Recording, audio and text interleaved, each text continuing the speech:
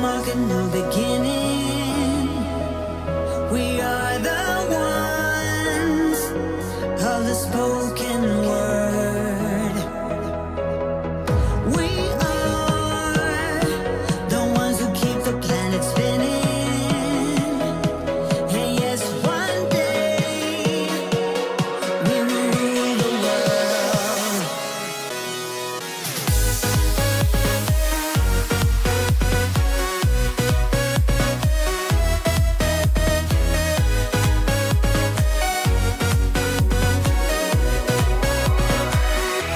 One day we're gonna rule this world.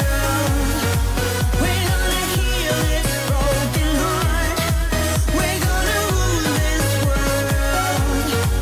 We're gonna make a brand new start. We're gonna rule this world.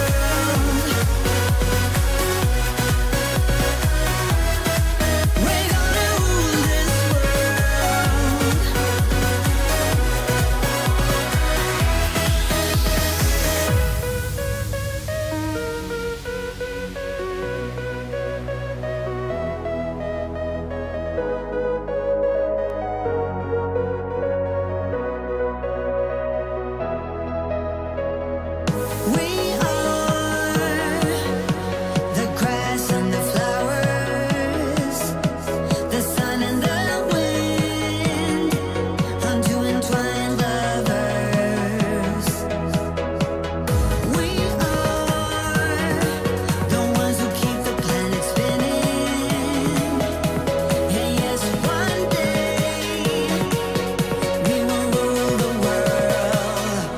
One day we're gonna rule this world. We're gonna heal its broken heart.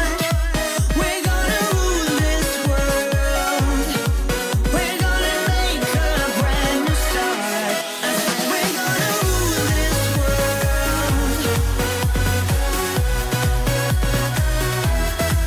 We're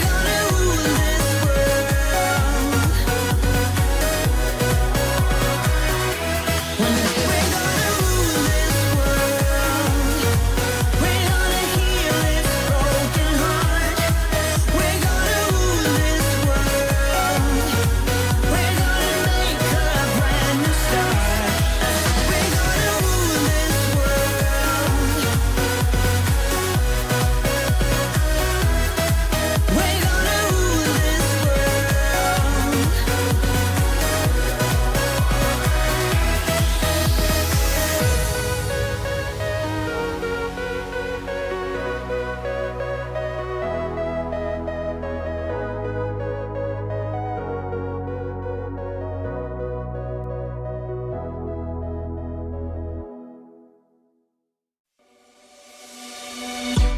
On the run from my given disaster, speed away from the holy mind, pride. I swear I never thought it would matter if I'm gone by now. All my weakness keep on linger on repeat like it will be my favorite song. Oh, I know I should be moving on, but you got me good, you got me good. I keep on driving till it bends, still it feels like I pretend. Keep on driving and driving along the road tonight. Lost my head over my back between the jars and bottle jack. Just me and all the red lights. Keep on driving and driving.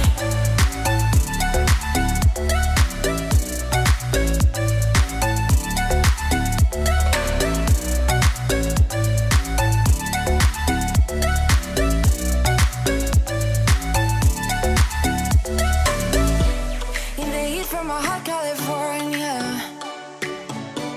I forgot how you look like in rain.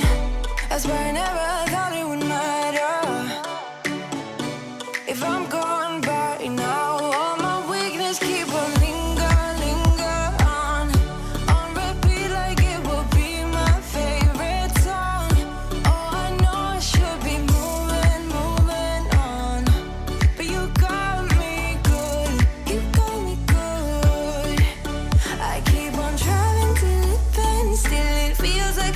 pretend. Keep on driving and driving along the road tonight. Lost my head over my back between the jars and bottle jack. Just me and all the red lights.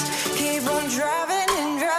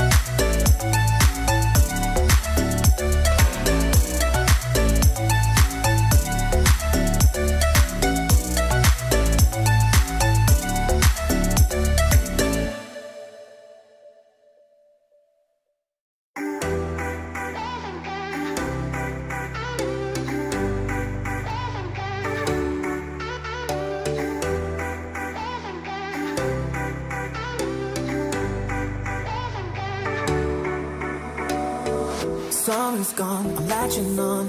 Don't even know your name, but you're still in my head. Underneath rays of gold, your body oh so close. No, I can't forget, no.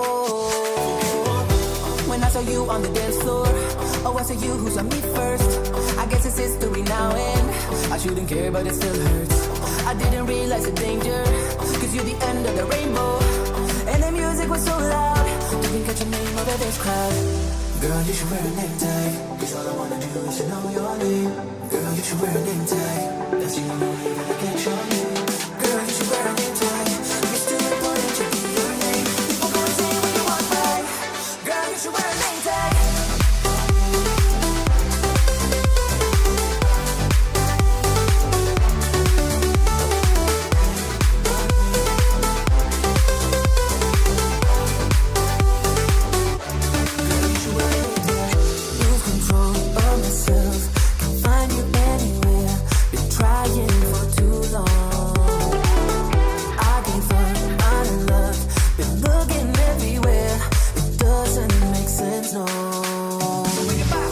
I need you on the dance floor, 4 a.m. and we go home. I guess it's history now and I shouldn't care, but it still hurts. I didn't realize the danger, cause you're the end of the rainbow. And the music was so loud, didn't catch your name over this crowd. Girl, you should wear a name tag, cause all I wanna do is to know your name. Girl, you should wear a name tag, that's the only way that I get your name. Girl, you should wear a name tag, it's too important to be your name. People go insane when you walk by. Girl, you should wear a name tag.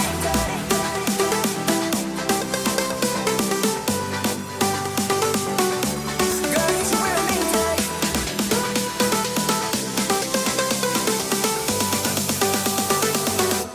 Girl, you should wear a name tag.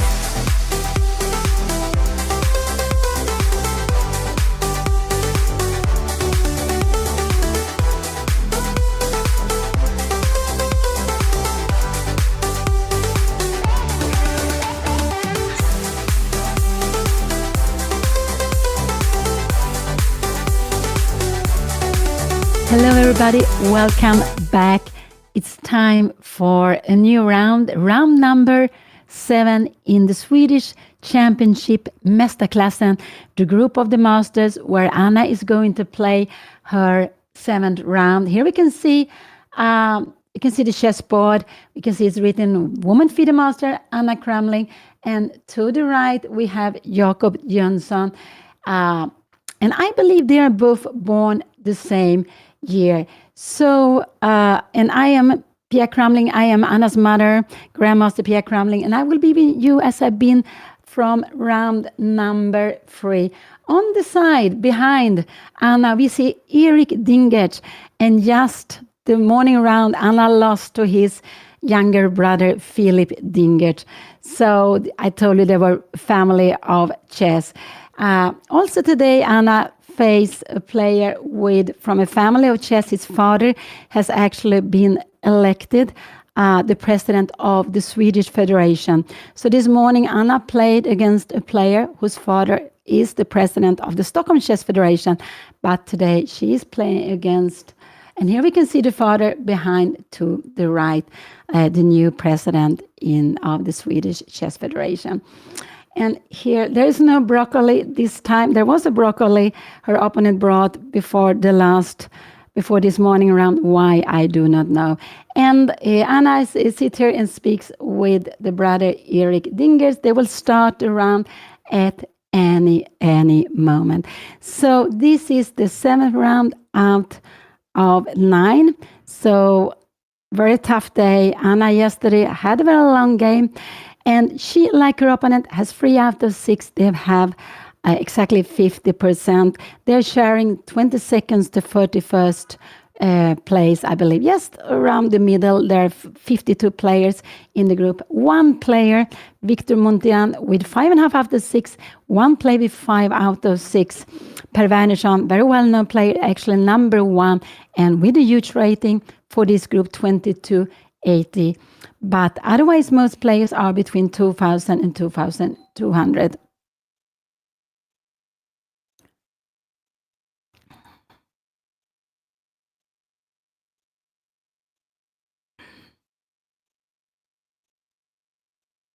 So the round is just a way to start at any moment. So Anna, she won. She lost the first round. She won the second round. She lost the third round. She won the round number 4 and round number 5. And she also lost the 6th round. Here we have Anna's first move. She started with d4.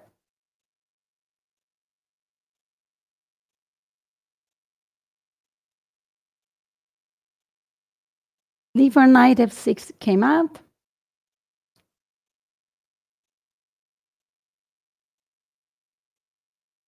Very quickly, c4, we have it on the board here now. And we can see that the pairing e6, this I would say is the most popular way of playing among the top players. You go this little bit, you are blocking the pawn. If you see the top elite player, this happens so often. These are blocked. Why? Black is now able to bring it up, depending what Anna does here now. And if Anna goes knight c3, this is the most popular move to be played, but you don't have to play it. You can go d5 and c5 also. But I would say Nimzo Indian is absolutely the most popular move to be played there. If you go knight f3, then black can choose with d5, b6, bishop b4, and c5. There are lots of different moves. Even a6 could be played here now. So after knight f3, I would say there are more things to choose from. So Anna this morning, she played 3 hours game. Yesterday evening was 5 hours. But between this round number 5 and 6, she also had played, like lots of other players, 3 hours of blitz. So that is quite a lot of chess the last 24 hours. And I believe Anna's game, this 5-hour games, was the last to finish yesterday, at least in her group Mästarklassen. So the first 2 players in Mästarklassen will, here we have knight c3. So let's see what her opponent will play. Will there be a Nimzo Indian, bishop b4? Will there be queen's gambit? Or will there be, and here we have it on the board, d5 came very, very quickly out. On the board, we have a queen's gambit. I think actually Anna exchanged on d5. I think actually they have played against each other before in the youth tournament because they are born the same year. And we can see bishop f6, pinning the knight. We saw lots of pins this morning. And now c6. and e3. All this is very, very well known to be played.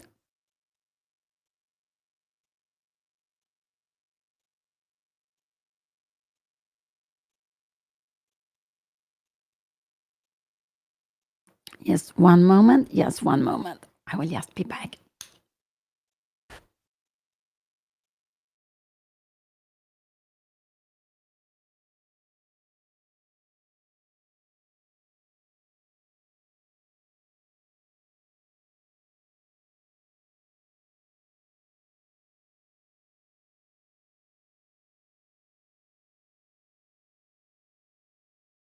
This is a very popular maneuver. They have been blitzing out the moves, both of them, and this is very popular.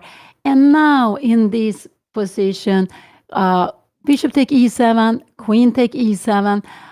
It's actually quite important what Anna play. This knight is on the rim. It's not so well here. And why did black play this? Because wanted to force it. Let's see what Anna will do. She go long castling very, very quickly. And because if she doesn't play, let's say we go knight f3, this would have been a very good move. You want to take the bishop, you're also attacking g2, and we see this pin. So Anna, she played queen e7, long castling. And in a position like this, her opponent could have this with the pawn on h6. It's actually better to play the way he has played, keeping the pawn on h7. It's not that Anna threatened to take here because the bishop would be trapped and the piece would be more worth than the three pawns in this position. So most normal here is to go knight b6, and then actually you want to develop the bishop and planning long castling also for black. This is the most popular way of playing this. This we actually have in the course d4, d5 in the Jezebel course. Anna came out with last year in part number 1. We have a lot of exchange variation in the Queen's Gambit decline, and white and black have lots of different plans, and this is one of those where so Anna, she went long castling. She's stopping knight from coming. He goes g6. Oh, that is actually a surprising move already now. What can she do? She can play differently here now, of course. One is actually to go g4, and then he's planning to go here. And can we go knight f3, knight h6, and h3? And to remember that h5 is not such a good move. Maybe we just go knight e5. Maybe knight e5, or maybe even king b5. I just want to show you that this would be losing, because we have a check here. And after that, we can even give another check. King c7, maybe even better, yes. Or just, sorry, we grab the rook, you need to take it, and we have knight e5, picking up the bishop. So going back, here we have the position. So g4 is one move, king b1 is one move, and moving out the knight is another move. I would say these are the moves you can play. But if you go, so g4, so g6 was played. It's not that Anna, if you go knight b6, she wouldn't have taken here, because g6, and in a position like this, queen take, I guess can we go queen f7? No, maybe the endgame is fine. This is actually better. It's not easy to know what is better or no. I'm not sure why it would be better.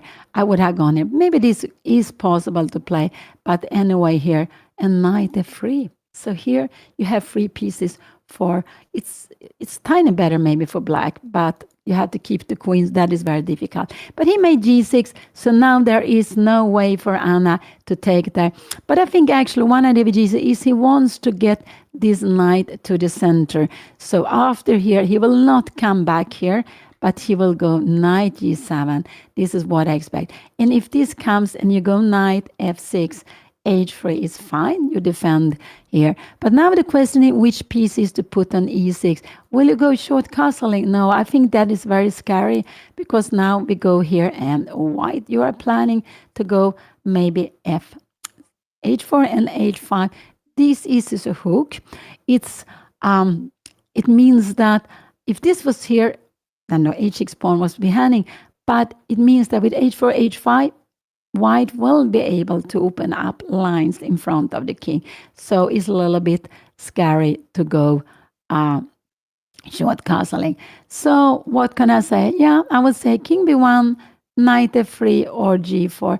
I'm not sure what would I do in here. I would probably just go maybe king b1 in this position.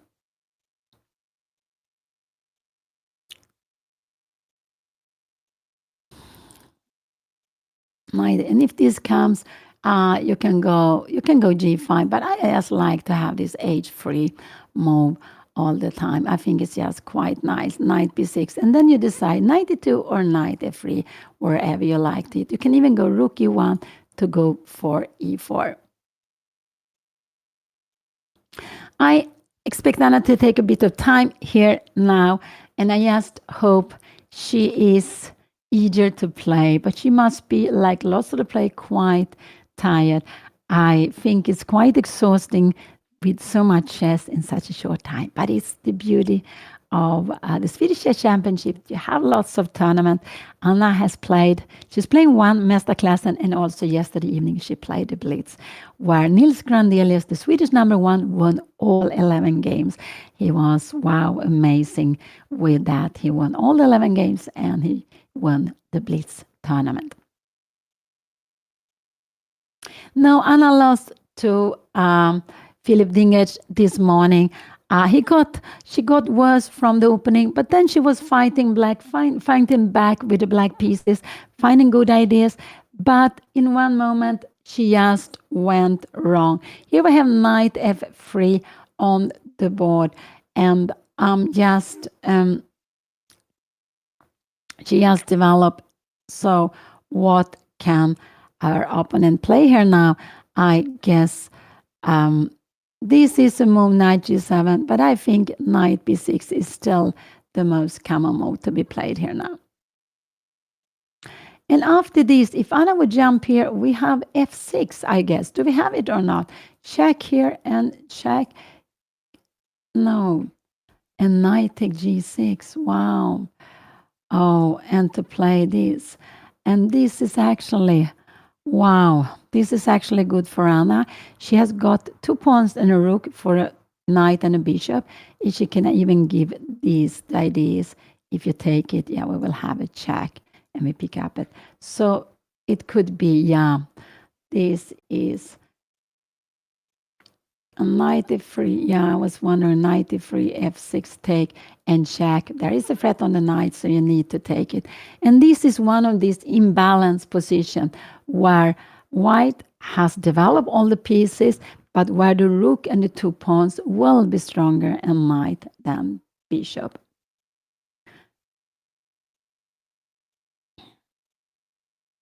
Knight b1, of course, you can also go king b1, you can go h3, you have different moves. So knight b6, thank you so much, thank you so much.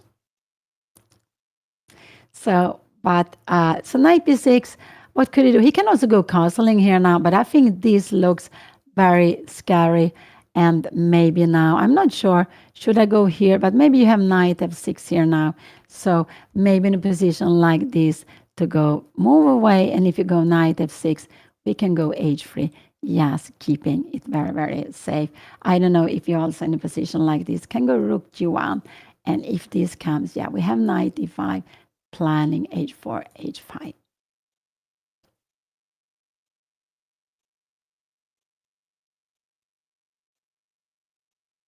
Yeah, f6 here. No, it would only be f6 with a knight on e5, yes, and that would be not good. So it would not at all be good.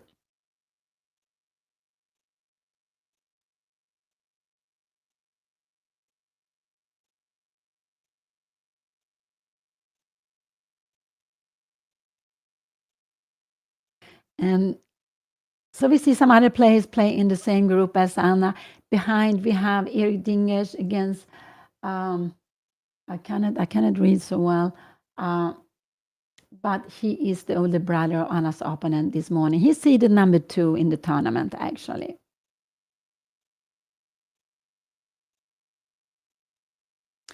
And yeah, Anna's opponent Jakob Jönsson, he's born the same year, and they have played against each other as junior. They have done that as junior. They have played against each other.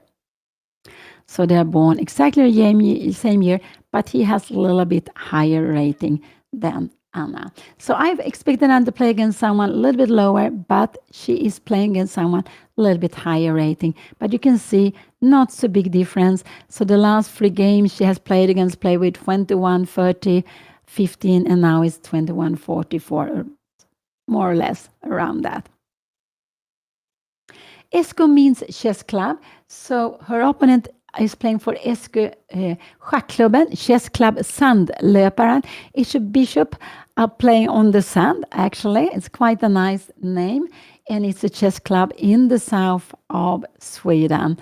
And Anna Esko also Vasa Chess Club. Sometimes chess club is before the name, sometimes it's after the name. It's a little bit how the clubs is named actually. But it means chess club. Schack is chess, and schack, the first letter is an S.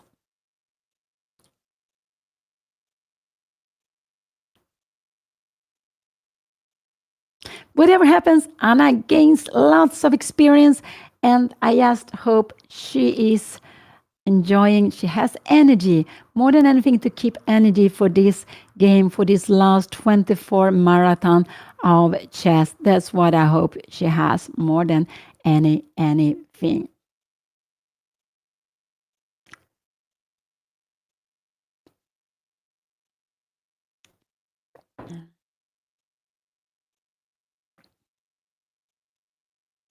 So they're playing a tournament with classical chess, the more slower way of playing this time.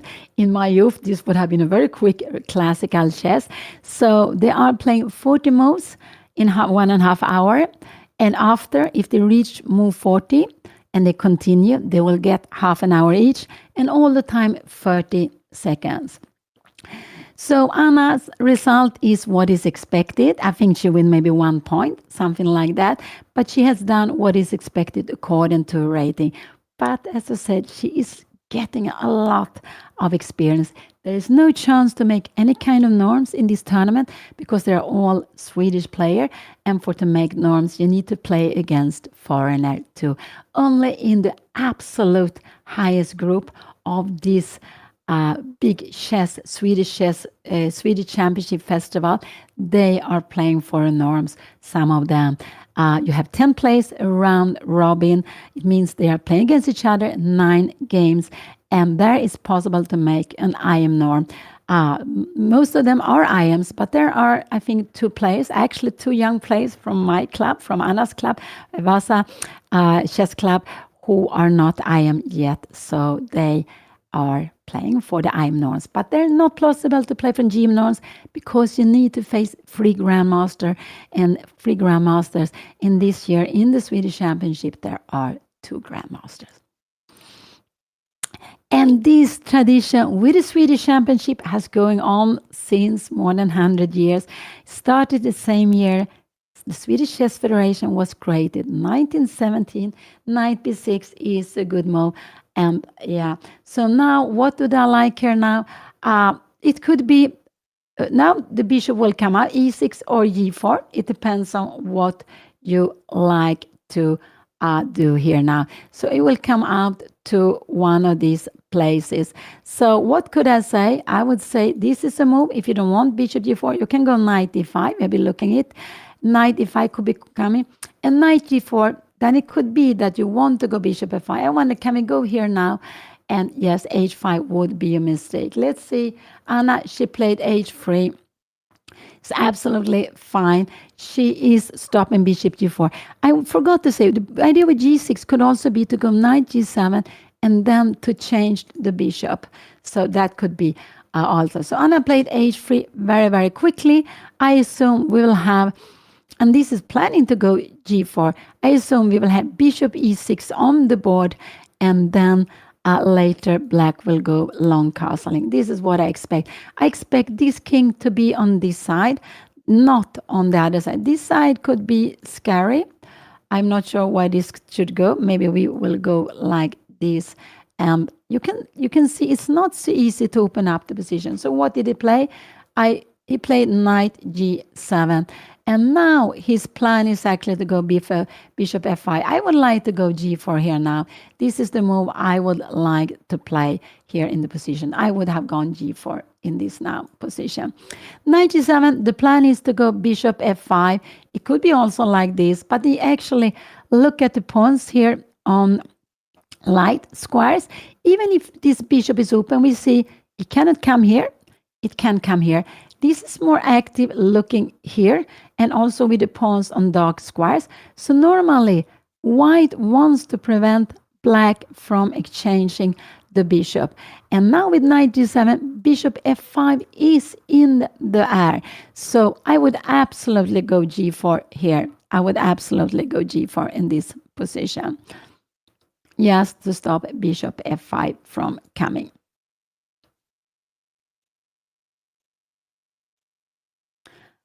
My favorite game of Anna from this tournament. Oh, I don't know. I don't know. It have been so different. The round number, let's see.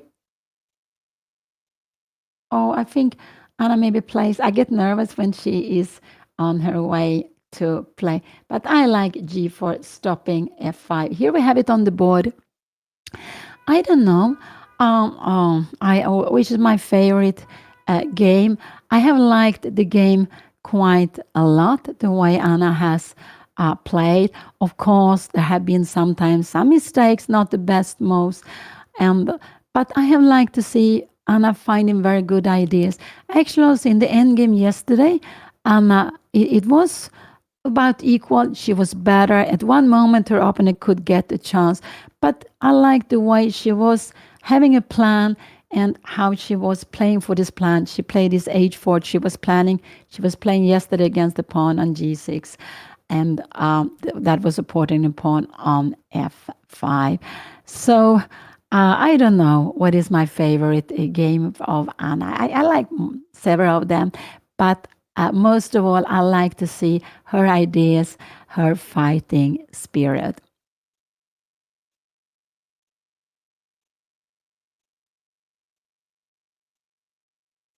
I was just wondering if bishop e6, this is a move to be played, but I think a5 is a good move. And now this is not so good because we have queen before, and we can see no, so I don't like that. But for me, bishop e6 is the most normal to go long castling. And we can see both of them has played very, very quickly. Both of them has been playing very, very quickly. And we see today now a queen's gambit declined, the exchange variation. The variation, which is a little bit of a pet line for Anna, and she also has in her course, chessable course that came out last year, d4, d5, and that is the recommendation to go for exchange variation. Well, black has lots of different setups, and this is one of those setups where Anna goes for long castling, and now she is preventing her opponent from getting a bishop to f5. The h5 would not be so good because after knight e5, this is weak. You can never take this away with a pawn, not for a long time because it's hanging on g6. So this should be here. So maybe now if it comes here, long castling, we do something king b1. Now actually we have f6 and we need to come back there and no bishop take g6 any longer. So this pawn is better here than it would have been on maybe h6 or h5.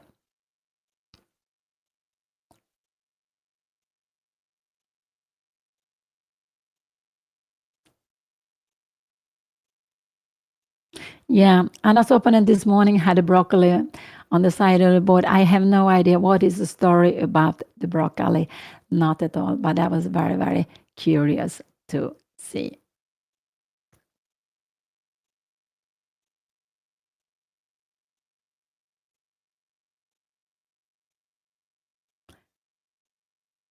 So this is round number 6. There will be a round tomorrow. Now, I'm sorry, round number 6 was played this morning. And So this is round number 7, and tomorrow at 2 o'clock p.m. will round number 8, and then the last round will be a morning round, this tough morning round at 10 o'clock on Saturday. But that is very typical when you have a huge number of players competing, or you have a big open tournament. Normally there is a morning round. Sometimes even in the Olympia there is a morning round, and it is to give the chance for those who want to go back quickly, maybe to save a night of staying in a hotel or wherever. It's very quite common that the last round is a morning round. Some people love it. I would say that it's very tough to play in the morning.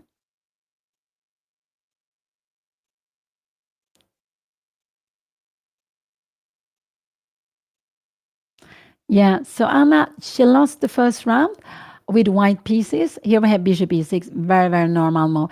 And now I would like Anna to go maybe king b1, or maybe even knight a4 could be also a possible. Is this a good move? I'm not sure. This, can we go? We cannot go long shot because we take the pawn here now, but then can we then in this position go maybe short shot castling? That would be possible. So I think now the move I like to play in this position is this little king b move. King b1, lots of time when we castle alongside the king. We can see also this is a half open file. So by going king b1, if this later on will be open up, the king will be better. And it's quite common when we go long castling, we need to make this extra move.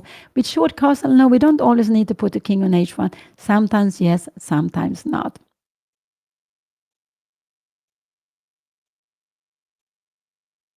So this is the move I like, king b1. I don't like a4. The idea is after long castling a5, if you're coming here, we have e6, oh, whoa, whoa. And after b5, we would even grab it. You can see, wow, wow, wow. This would be fantastic. So b6 would be better. But now the king side, now we even have what we have. We even have this tack, this e4. And if you go away, I just want to show this. I go to the end, and it's a checkmate. But so if Anna would go for a4, her opponent should not go long castling, but this is a good move to be played. And now maybe here and long castling, and as soon this comes queen b4, maybe we need to do something, and then queen b3 will be coming next. But it's not such a it's just blocks here. So I don't like a4 only because of a5. If black was not allowed to make a5, but maybe black now can go short castling because we are playing with the pawns in front of our king. No, I don't want to touch these pawns. So king b1 is a move I like. I don't like knight f1 so much because her opponent can even go f6. After a check, her opponent will not take the pawn, but just move away the king. If you take here, this would be fantastic, and I would take it, but you can move away the king. But I believe after 95 here, and it's possible to play this crazy, I don't king f8 sacrifice, but it looks, yeah, it's possible to play this. And now the plan is f4, f5. So you have 2 pawns, you have an attack, but very difficult to value. And it also depends on the taste.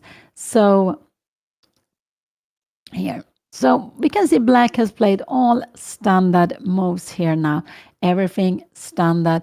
The knight is here on g7. It's a little bit out of the game, but black actually have this plan. Let's see. Anna makes something king b1, long castling. Then you have 98, 96. And we can see this knight started on f6, 1, 2, 3, and you will get it in the center. So there is actually a plan for black to go 98 and knight d6 to put it in the center. Yes, now this knight doesn't have any place to go to. It looks very passive. The bishop occupied the only square, but there is a knight maneuver to put it on d6.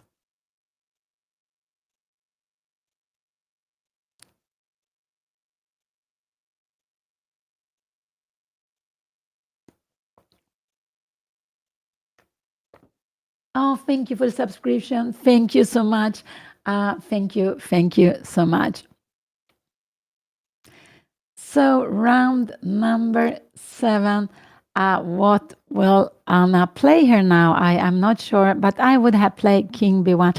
It's a little bit putting King safe and also a little bit asking, what are you going to do? I'm just wondering, A4, is A fine now? Fine. Rook C1, I think maybe King B8. I think this should also, could this be possible? Maybe this was a mistake. We can even go knight c4 here now. And now, be careful. This would absolutely be a terrible fork.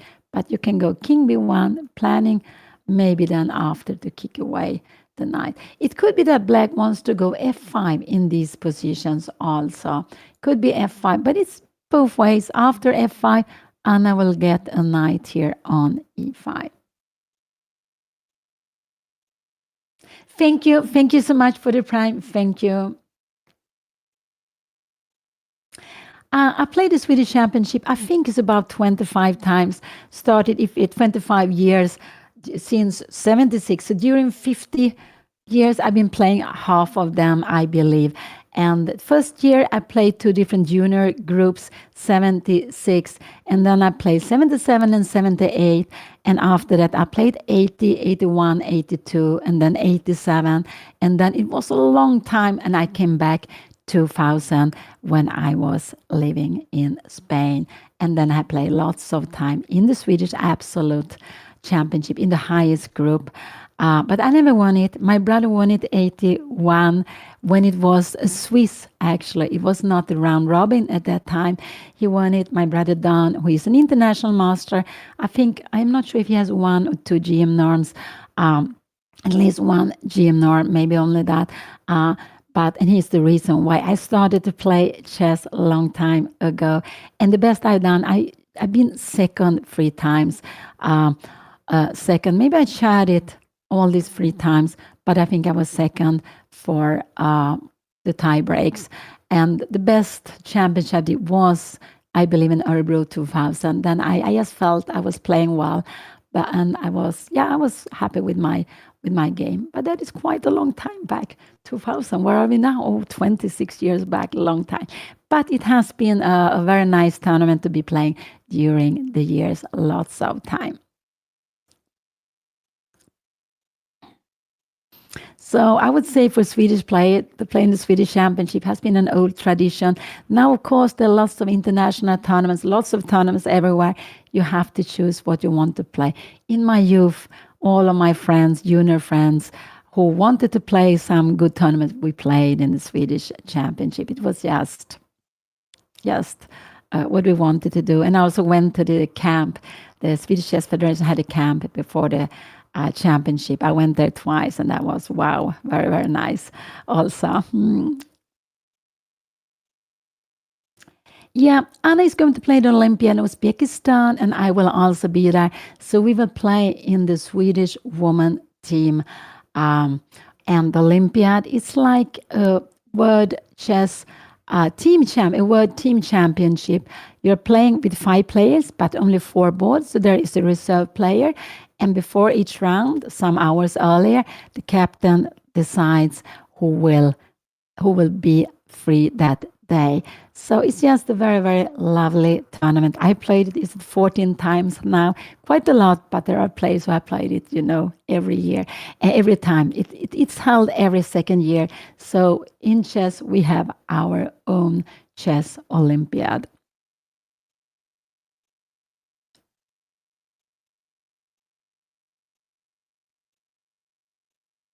And I will be board 1 for Sweden then. I am still the highest rated woman in Sweden. And the first year I played, it was 78 in Buenos Aires. We were 2 young girls playing, 15 years old, C. Bengtsson and me. And it was just, wow, a very, very fantastic experience to get.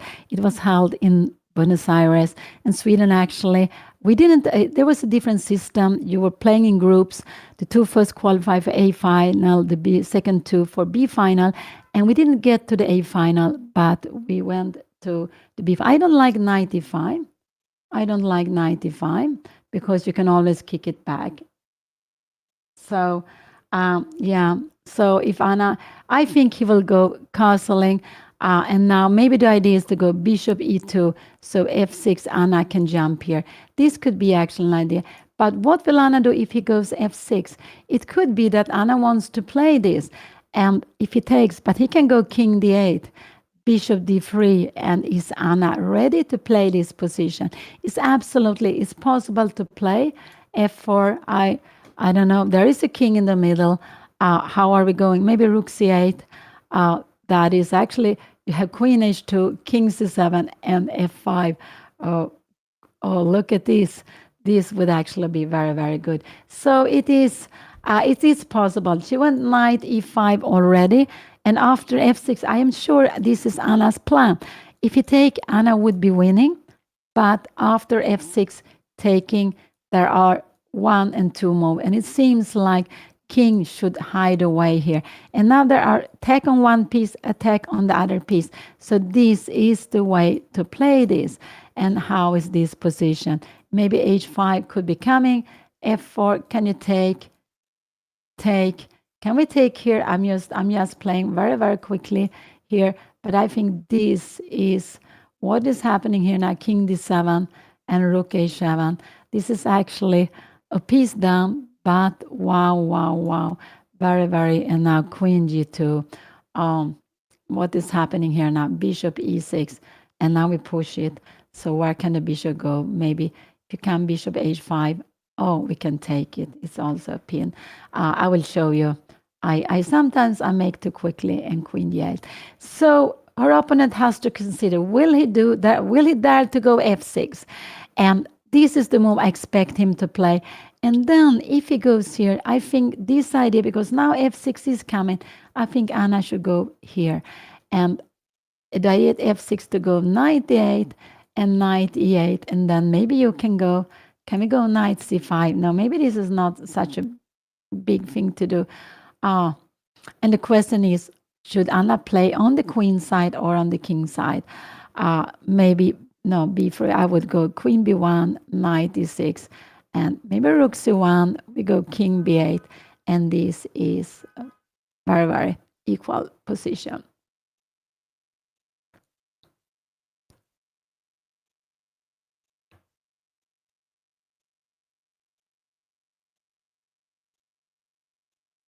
Yeah, there is no. So after f6 check, king d8, this is not possible because the bishop is defending it. So let's see. I think after f6, this is the move I'm most scared of, because after f6, if Anna takes, where will he put the king? This should be better. King f8, the king should be more worse. But it's not, it depends on taste here. Some people love to have a position like this. Other players love to be. Now, f5, f4, f6 is the plan. And this is actually better for white. And the idea with f4 is also that, let's see if you go bishop f7, f4, can we go some rook e8? And now we can start maneuvering here. And yeah, but this is very, very, it's not at all very clear how to play this. But I asked, this I think is a very difficult move. Take, and we have this, and we have a knight coming up. It's a piece, it's a mass of free passed with a double pawn, but it's just actually fine to play. But it's a matter of taste. You can go f6, knight f3, and then long castling. And now, now you can't never go h5 here. And now probably Anna should not play on king side. Maybe she should go here and go for h4, h5. Yeah, that is absolutely fine. King b8. I always want to have the king here, even if it's on a white square. Can we go knight a5? Can we go h4? But now we have queen d7. He went long castling. Yes, this was... And after long castling now, here we have it on the board, I would actually go bishop e2. Just a little bit. So I have this idea because f6 could be coming. So this is what I would have done here. I would go here. Knight a4, I think, can we take it? And can we maybe go f6 now? If you go king b8, we have to be careful. King here. Again, we have f6. And and g5, and we are having this plan of going h5, and this pawn is stuck on a white square. This is getting more pleasant for after rook g1. I believe if you make some slow move like this, we have time for h4, but you go h5. So attacking it, and it's on a light square. It means that this bishop can attack it. So yeah, I want Anna just to go bishop e2 here now, just to go knight d3, so she has a route for the knight. This is what I would like to do in the position. Because now he is probably planning to go f6, and then Anna needs to retreat. She can also make a move like king b8, f6, knight f3 to play this. She could absolutely do that.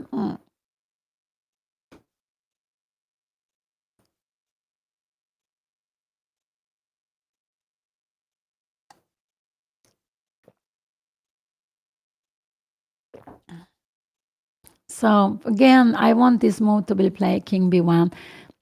Absolutely, I like it to be played, but I prefer this, and my idea is after f6, not to go back, but go here. Maybe we can come here or here. This knight d6, and can we go a5? If you're coming here now, we have, oh, wow. Queen b7. Exactly. This knight is fantastic because you can even go away. But actually, in this position, have an idea of going b4.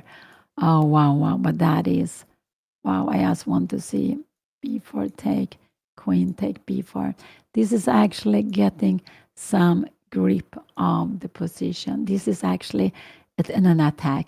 So, yeah, I like bishop e2, planning knight d3. d3 is often a very good square for the knight, and we can see how this one is heading also to d6, where it will be strong. So this is what I'm hoping Anna will play here now. If she goes here, you can go this, and you can go f5, but I'm not sure about it. This one is defended. Can Anna start a5? Coming here, can we go?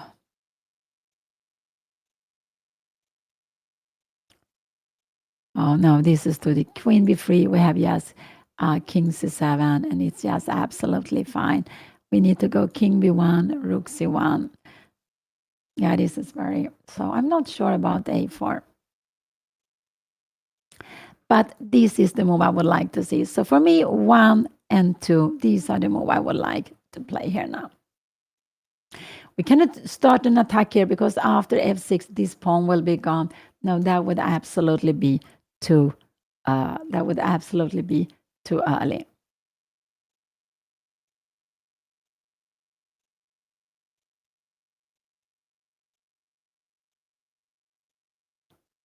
But if you go f5, let's see, we do some slow-mo. What will Anna play here now? She is going to, I just hope she doesn't go knight f3, that she doesn't go knight a4. She played knight a4 because now I'm just wondering why she went knight e5. So the idea is take king b8, and again I would go bishop e2 to have this route. After f6, I have bishop d3. I would like to play it, but after knight a4, her opponent can go here. Taking this would actually help Anna's opponent. So I would say that now, after knight a4, king f6 is a good move, forcing Anna to come back and just to play this position, king b8. And then we see how Anna lost time with this move. Can we go king b1 here now? And now we have this plan, g5, and we have this target.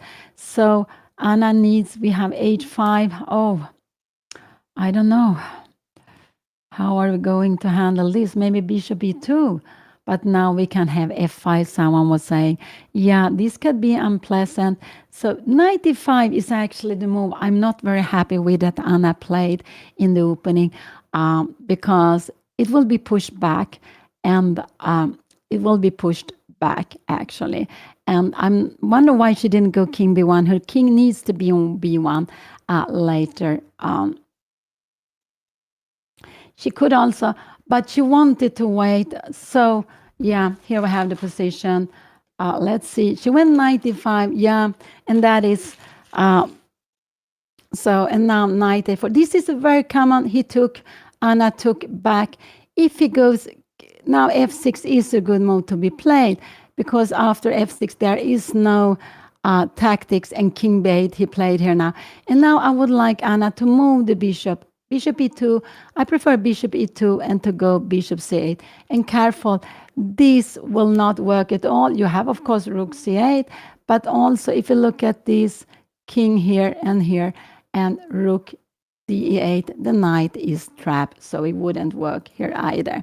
So what is the normal? For me, the normal move is to move away the bishop to have this position to retreat to. This is what I would like to play. Always remember with the knight, we want to see where's the future, and we want this knight to be in the center. I prefer bishop e2, f6, 94. Can we go g5? Now Anna has time for h4. Taking here, we can even take here f5, and we can even, oh, what is this, g5, and wow, this, look at this, knight f4, giving a pawn, but playing for the dark square. This is not possible. We're just coming here. So you need to go h5, and we will just go, I guess, knight f4, maybe queen b4, some, but there is absolutely some compensation here, and just jumping in. I'm doing, oh, now I have a fork also. I was just jumping in, but very, very difficult. So bishop e2 is the move I would like to see. And the idea is because I want the knight to come to d3. This is what I want. I want the knight to d3. Because here you can see knight d3, it can come up here, come to f4. I also keep a little bit the pawn on g4 under the defense. So he played king b8 very quickly, defending pawn on a7, but just allowing Anna still to have the knight to d3.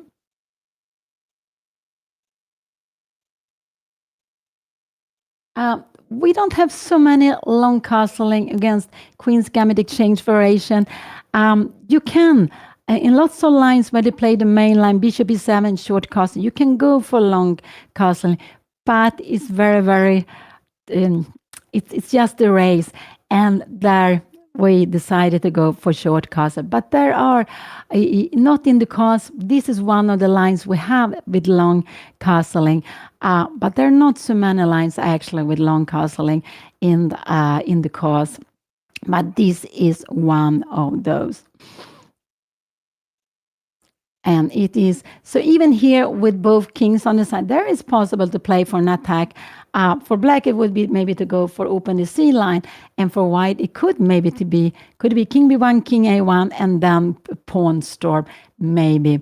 It could actually be. But I would say an attack could be king b1, and then trying something like this. But it takes lots of time. And I don't like king b1 now. I want this knight to d3.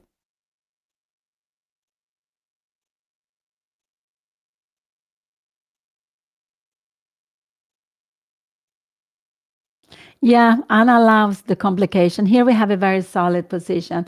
Her opponent seems to be very positional. I'm not sure how his style is. There is, if this was not here, Anna would take on c6 and a fork. So we have 3 pieces standing here, but Anna can't do anything against that. So let's see what she will do. But I told her I want her to move the bishop this or here. I prefer it here. Guarding here, having this idea, also having rook d3, rook h3, but maybe not. And if now, I don't know, bishop c3 comes.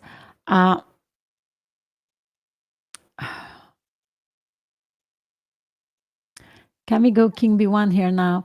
f6, knight d3, and h5. Why? And we go rook c. Maybe we go knight c5 or rook c1.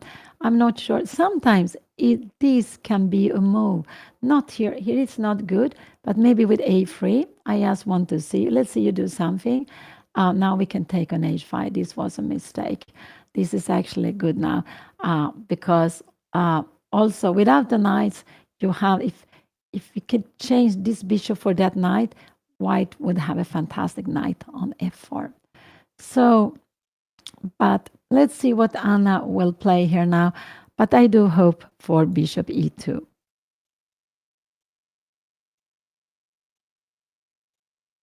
Yes, I believe so also. And I wanted to attack. Maybe this white she went knight d5, but it was a little bit hitting the r. Could it be now that c5 is coming? No, I don't think so. Because c5, bishop e2, could c5 be coming? No, this would be a mistake because you would leave king b1. Let's see what Anna will play here now. It could be that she will go king b1. This is very natural move, but I like bishop e2 for the knight to have a nice square to retreat to.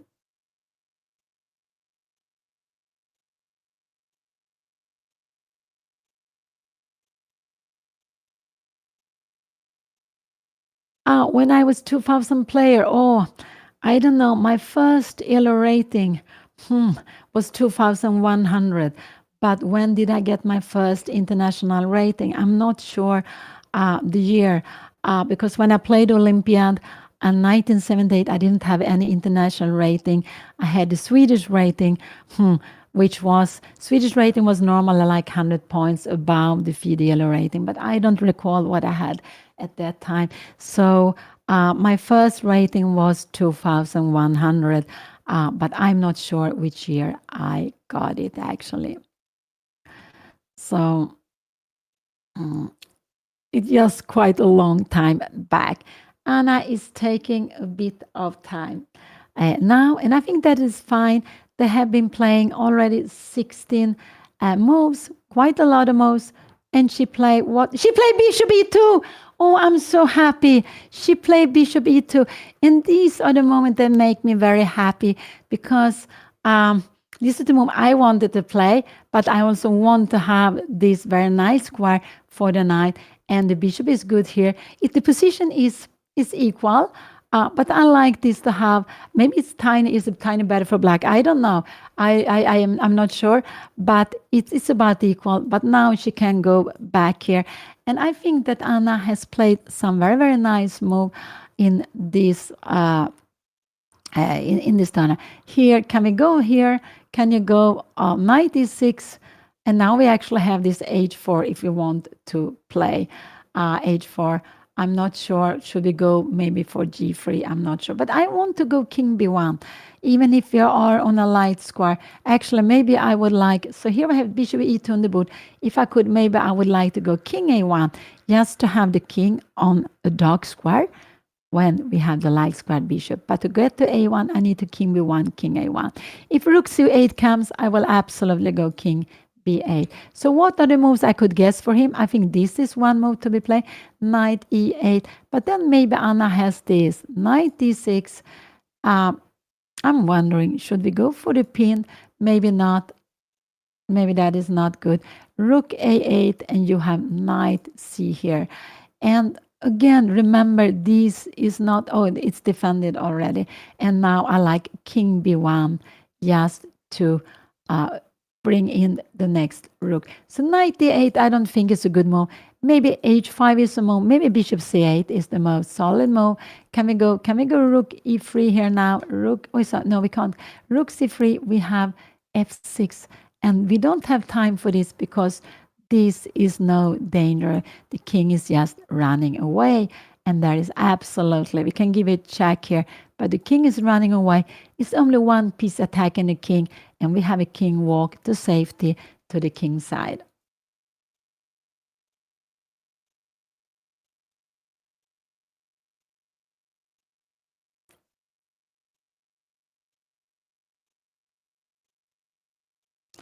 But I like this bishop e2 to put the knight on in the center. If f6 come now, Anna has bishop d3 and a knight d3.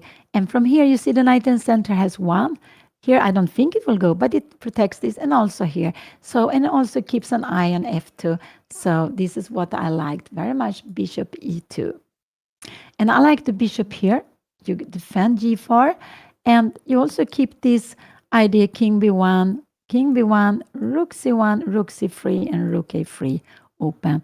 So you are keeping the c line open, or maybe you have to go king b1, rook c1, just to keep control of this half open file. It's open for white, but black has a pawn on c6. So it's a half open file. And this is another half open file. It's open for black, but white has a pawn on e3. So these pawns, are good with the bishop on light squares. This one was played to avoid a piece coming to f5, but it's on a white square. So black can go for maybe g5 and h5. But now, what is happening? f6. Oh, wow. What is this? And we have rook b3 check. Wow, wow, wow. This would be winning. Wow. Because here we have, and it will be mate. So this we could see. Bishop c8, this is not possible. I just want to show you, because after this move, we can go bishop b7 or king a8. This is no problem because bishop b7. So we can see in a position like this. But otherwise, white to move is planning rook d3. Maybe this was Anna's plan. I was more looking at knight d3, but this is a plan. If you make something like this, no, we don't. Can we go rook d3? I'm not sure what is happening. Yeah, now we have this. And rook b3. This is winning. I just want to show you why this is winning. You have a check here, need to defend it, and we have. So here the two pieces are enough to that. So white to move now want to go rook d8, d3, but it depends on after this move. We can also go rook d here, now here, knight c8, and we can play king b1.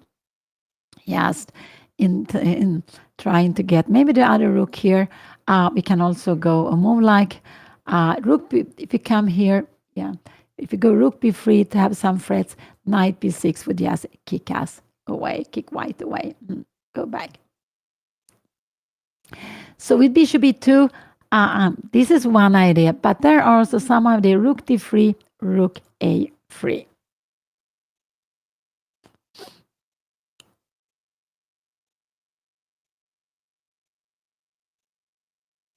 I believe Anna has played against player older than her all the rounds, except from the last this morning round. She played against a very young player, Philip Dingers. He's born 2009. And today, now in the afternoon, she's playing against a player that are born the same year, 2002. And I'm quite sure they have played in some junior tournaments in Sweden some years back when both of them were junior. So Anna, she's having 3 out of 6, exactly the same points as her opponent. This would probably not be so good. Here, king b1 is good to do. This rook d3, I don't like, because maybe now f6. Now this is not possible because, oh, you have b5. Wow, wow, wow. b5 and rook, this is defended, yes. So of course not. So rook c8 is a way of defending. And when you have the rook here, it defends c6, king b1 is a natural move to do. And we can go f6 and knight d3. This would not be so good to play here because now Anna's knight will remain. We can't go f6, she will take on g6. So it will take longer time to get rid of this very strong knight. And so here f6 is possible because g6, this she cannot take, it will take back. But if h5 will be played, then f6 will not be possible to be played during some time.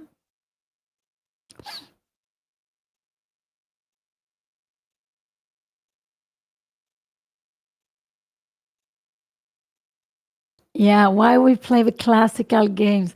Chess is a traditional sport.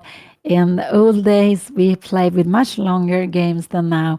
When I was young, we played with 40 moves in 2.5 hours, and after and needed to make 60 moves in 1 hour and got 1 hour for 16 moves. After that, kept on playing until there was a German. There was a very long game, and my record was with lots of German 16 hours. And now the classical games are shorter. They become shorter and shorter, but they are still taking some hours. Anna's longest game was, I believe, yesterday evening when she and her opponent, Tommy Lindén, they played a game for 5 hours. That's quite a long time. They have they get 90 minutes. In these 90 minutes, they need to make 40 moves. If they have made 40 moves and the game continue, they will get half an hour each. And all the time they have 30 seconds. So it's 90 minutes, 1 hour and 30, but 90 minutes for the first control. And we can see that Anna has spent like 20 minutes plus she made just her 70 move plus she has spent like 28, 29 minutes now. Close to half an hour.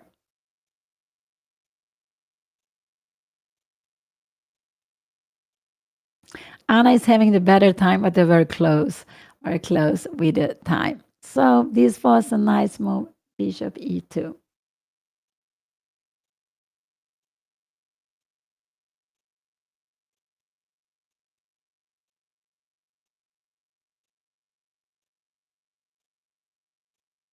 So there are 52 players playing in this group.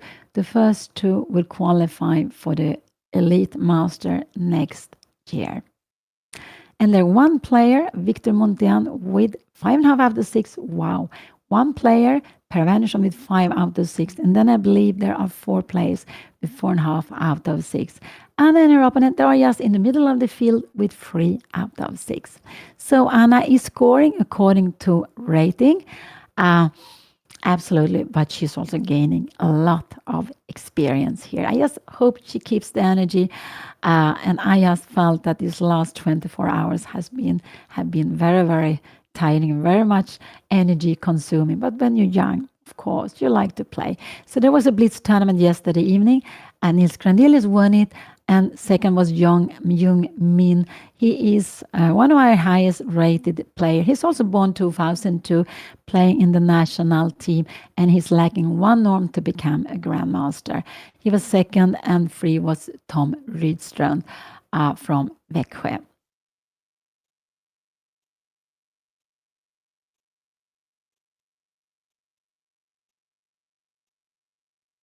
Yeah, it's very good always to try to think what will my opponent play to guess most.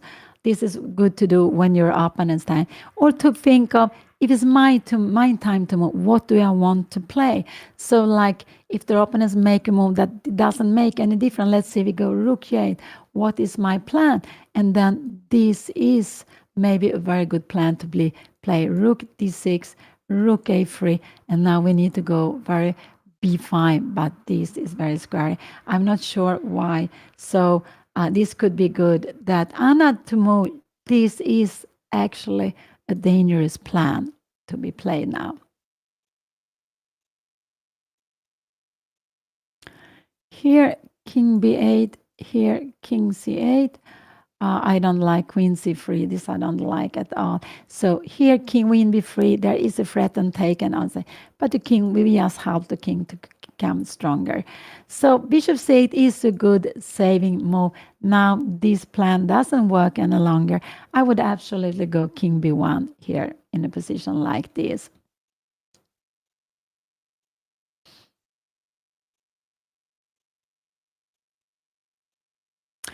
This position is not winning for white and not for black. It's equal. So the chances are equal in this position. So it's the one who will play better, who will win it, or if it will become a draw. But there are equal chances in this position.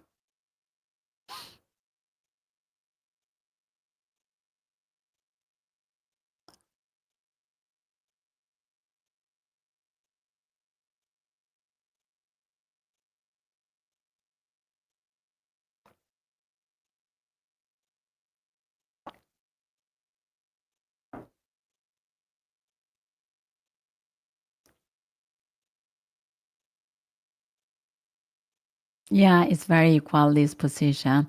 So, but lots of pieces on the board, lots of things can happen. It's not symmetrical. Both kings are on the queen side. Will there be an attack or will there be some endgames? We don't know yet. Anything can happen.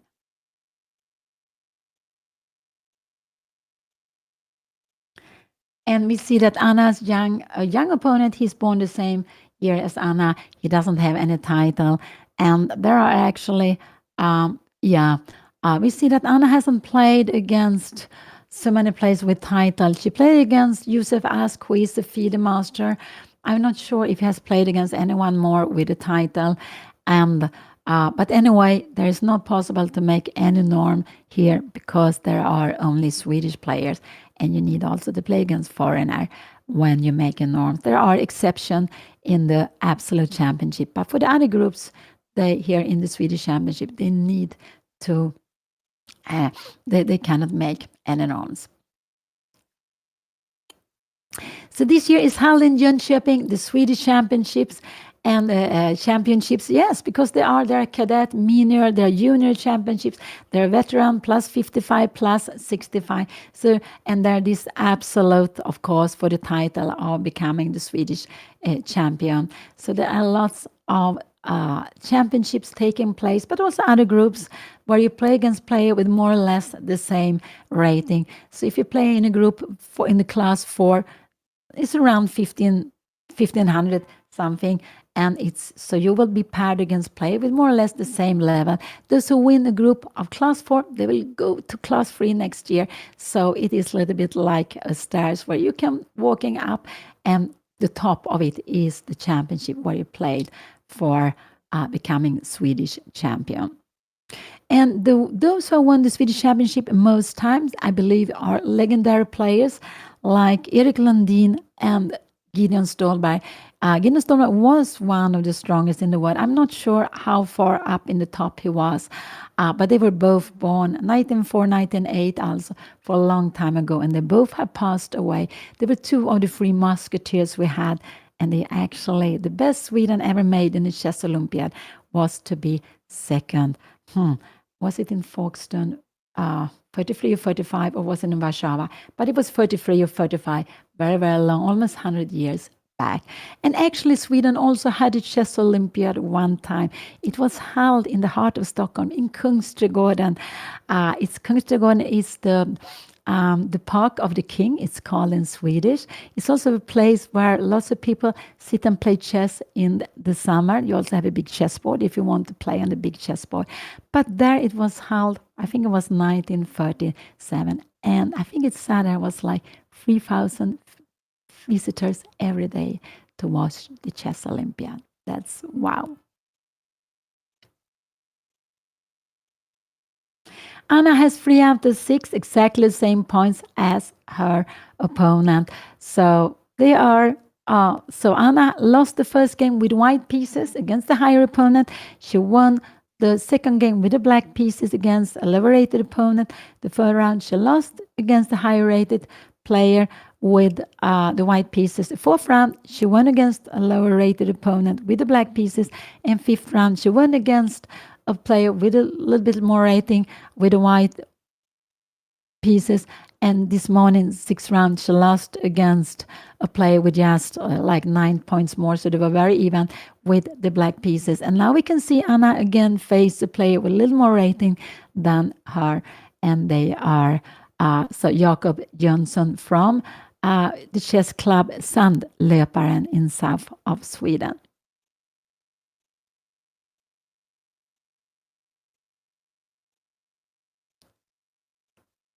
So yeah, it is. So this tournament had its tradition since 1917, and from 1939 they started to make it like a round robin. Some years it has been a Swiss tournament actually. So I actually played it when Rook C8 was a good move, and now with the rook here, he defends on C6. Now I like King B1 to be played. I think this is absolutely what you should do. You have it here, so the king should move away. I think this is absolutely what you should do here in this position. King b1, and I could also go knight d3. I don't like so much to go for free. I like king b1. This king need to move away, and her opponent, and then you can go again rook c1, and we have this idea. So this is what I want to do. Rook d3 would be a mistake. f6, and Anna would need to come back here now, and then we have this h5, rook a3, and we can even go b5. Now our pawn is hanging. So rook d3 would be a big mistake. This is very important. With the rook here, the king needs to go to b1. This is absolutely just a natural move to be played, just to avoid any kind of tactics. Put the king away from this half open file.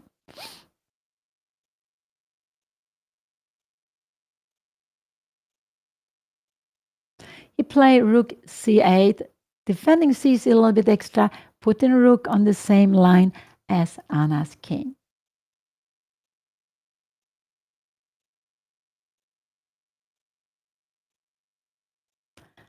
So also a little bit of a slow game with some maneuvering, but for me, king b8 now, king b1 is the absolutely natural way to play. I would have played it quite quickly, not allow some strange things here now. She needs to keep this square free for the knight. The king needs to come. It could be that Anna wants to come here, but I think that would be not necessary to play. Coming here now and to go, is queen b4 a good move to go for the end game? I'm not sure. I just think this is very, very equal. No, I wouldn't go for the end game like this. So here we have it on the board, rook c8. For me, king b1 is just the move I would play very, very quickly here now. I would absolutely play queen b1 very, very quickly.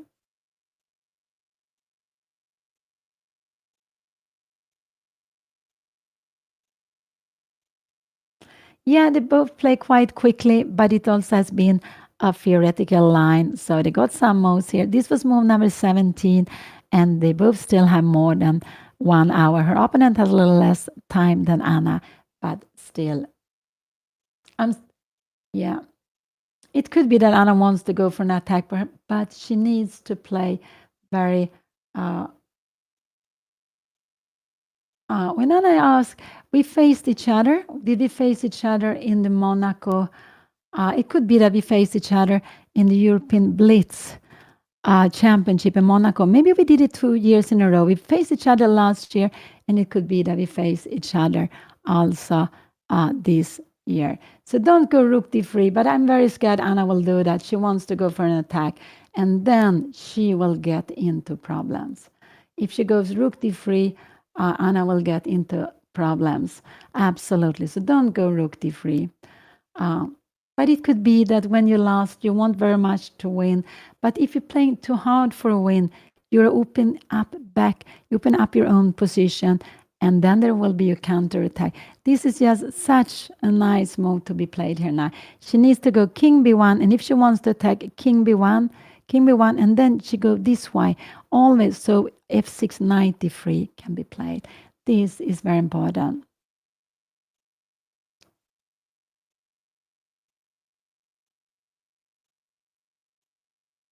Yeah, it has been very tough for me when I play with Anna in the Blitz, both this year and the last year. So yeah.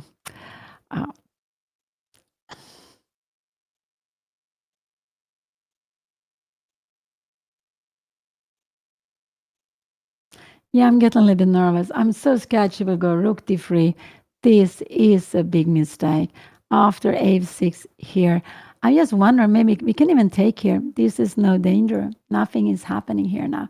The king is running away, so don't go rook d3. King b1 is such enough. But I do think Anna is planning knight d3, but just king b1. This is what I wanted to see. Knight d8. We can go rook c1, knight d6. And now, can we go rook c3? I'm not sure if this is so good move. Actually, the idea is to go rook a3.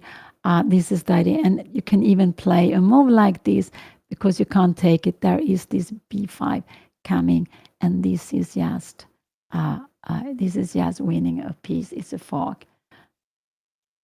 It's a fork, yeah. So, but king b1, a little bit, yeah, and I have only taken some 5-6 minutes, but for me, king b1 is just what would have done quite quickly.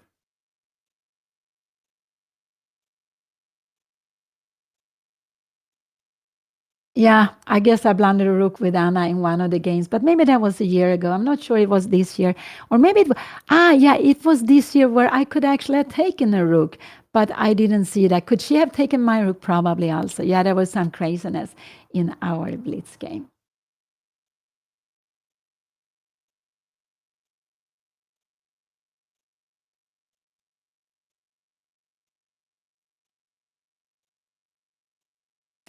Yeah. So king b1 is just the move you have to play with the rook on c8. Yes, such a net. Don't do anything else. That's what I hope. But let's see. It could be this or knight d3. I don't think Anna is planning something else. Could she do some f4? No, I don't like it because look at this pawn. The king would also be better on e3. No, you can't go here. If you want to go f4, we need to protect it first. Looks like she wants to grab. If she grabs the knight, knight d3, yeah, this is absolutely fine to play. But I like the knight to remain here. And this king needs to come to b1 anyway. So I just think this is such a natural move to be played here now.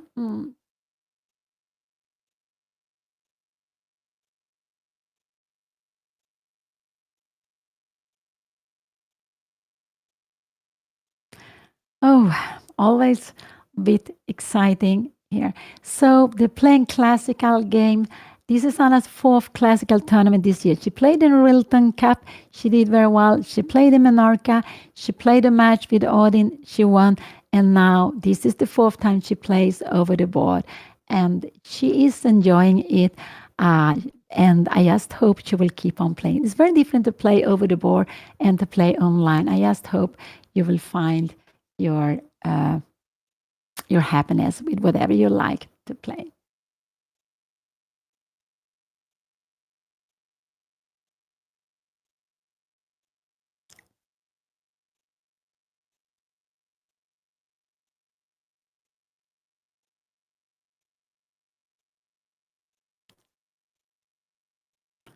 Oh, I'm getting nervous here because I don't think Anna will play king b1. She would have done it immediately, but it just something we have to play this small safe move, and the king is just putting king away a little bit. See what is her opponent going to?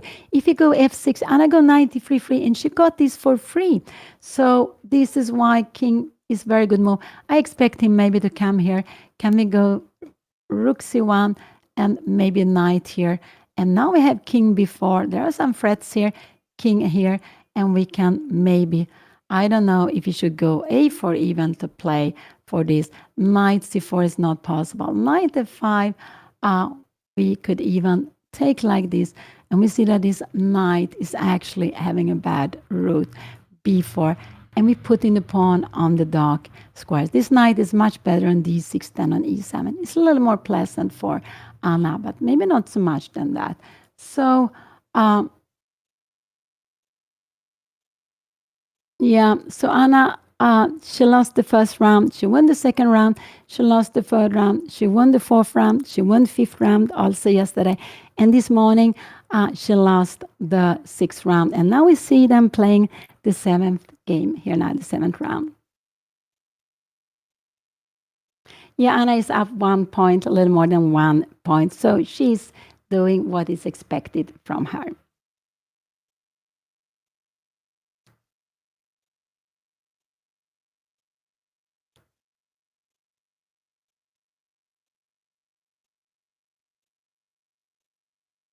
So the next round, this is round number 7. Next round will be tomorrow.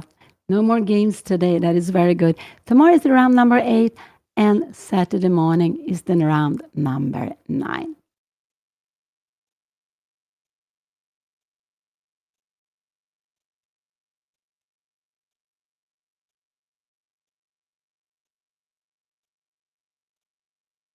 So when you play in the morning, it's always very good to have energy to eat and drink so you keep energy up for all the games. But I would say for the morning game even more because but this is not the morning game. I'm sorry. This is the afternoon game. So I do hope Anna had time for a good lunch.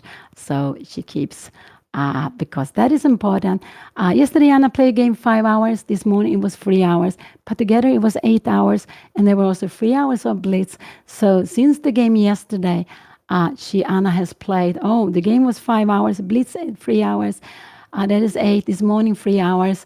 That is 11. And they have been playing now for an hour. So it's about 12 hours of chess in like 24 hours, a little more than 24 hours.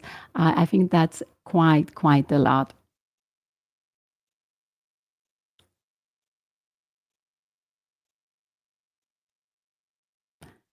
Oh,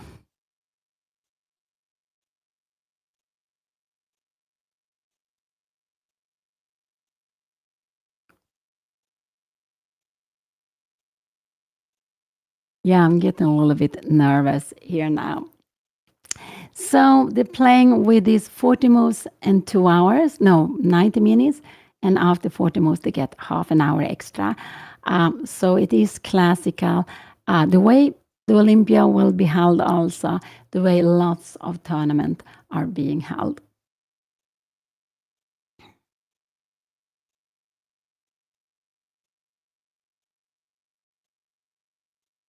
Yeah, no, C5 is double H. You're taking an isolated pawn. So this is why, let's see, Anna make a little boot. Can we go A3? Maybe now. Is C5 good? No, I don't think this is so good. Keeping one. Can we go D4? E take D4. Queen D5. Oh, A3 was a mistake to be played. Bishop C4. And we have, oh, what is happening here now? Take, oh, yeah, of course, you can't go bishop c4. I am not. So c5 can be coming. So that's why king b1 should be the natural move to be played. It can be coming, but it's not sure it will be. But I just think, yeah, I said that. For me, this is just what I would play very, very quickly, c5. Putting away the king from the danger here on this c5.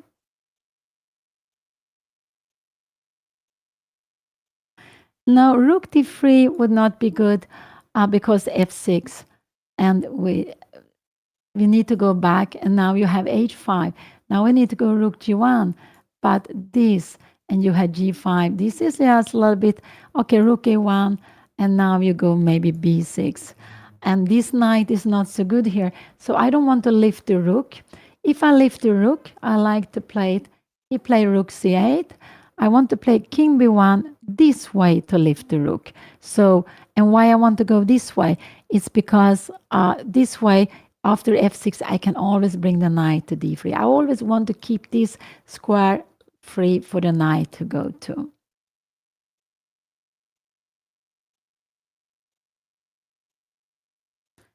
So this morning, Anna lost against Philip Dingich in an endgame. Where it was Anna was under pressure, but then it was about equal, but Anna went wrong, and then he just put on pressure, and finally Anna lost that game. And actually, behind Anna, we could see Erik Dingers. It's Anna's opponents this morning. Philip Dingers, his older brother, who is sitting just behind Anna, playing also with the white pieces, and he's one of the highest, one of the two few players who has more than 2,200 playing in Mästarklassen.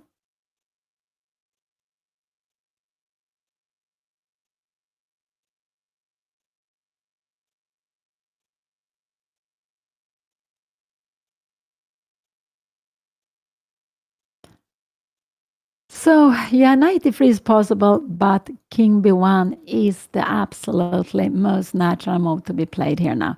I don't know, a3, c5 would be very scary. Take king b1, d4, and now, oh, this is a little bit scary to be played because we want to come here. We have this move, and after there is knight b4. That could be possible. Knight d3 actually is a good move to be played, and if a move like this, if you take with a rook, I guess we have knight b4 and grabbing the pawn. So it is not A3 could be played, but could be a little bit scary. A3, her opponent should just maybe go something like this. I'm just wondering, queen b5, is c5 something to be scared of? Rook takes c5, king b1, and actually in a position like this, there is a huge threat. Let's see, we do f6. We have this beautiful, I want to show you the tactics. It's a fork, you can take it, but behind the queen is not defended. So you can see there are always these tactical things to be thinking of, to be calculating on. Yeah, this is the natural move. When you go long castle, normally you have to go king b1. And with the rook here, this is absolutely the most natural move to be played. And I spent 15 minutes for this move, and that is a little bit, I'm not so happy with that because I think it's just the most natural thing to play in this position.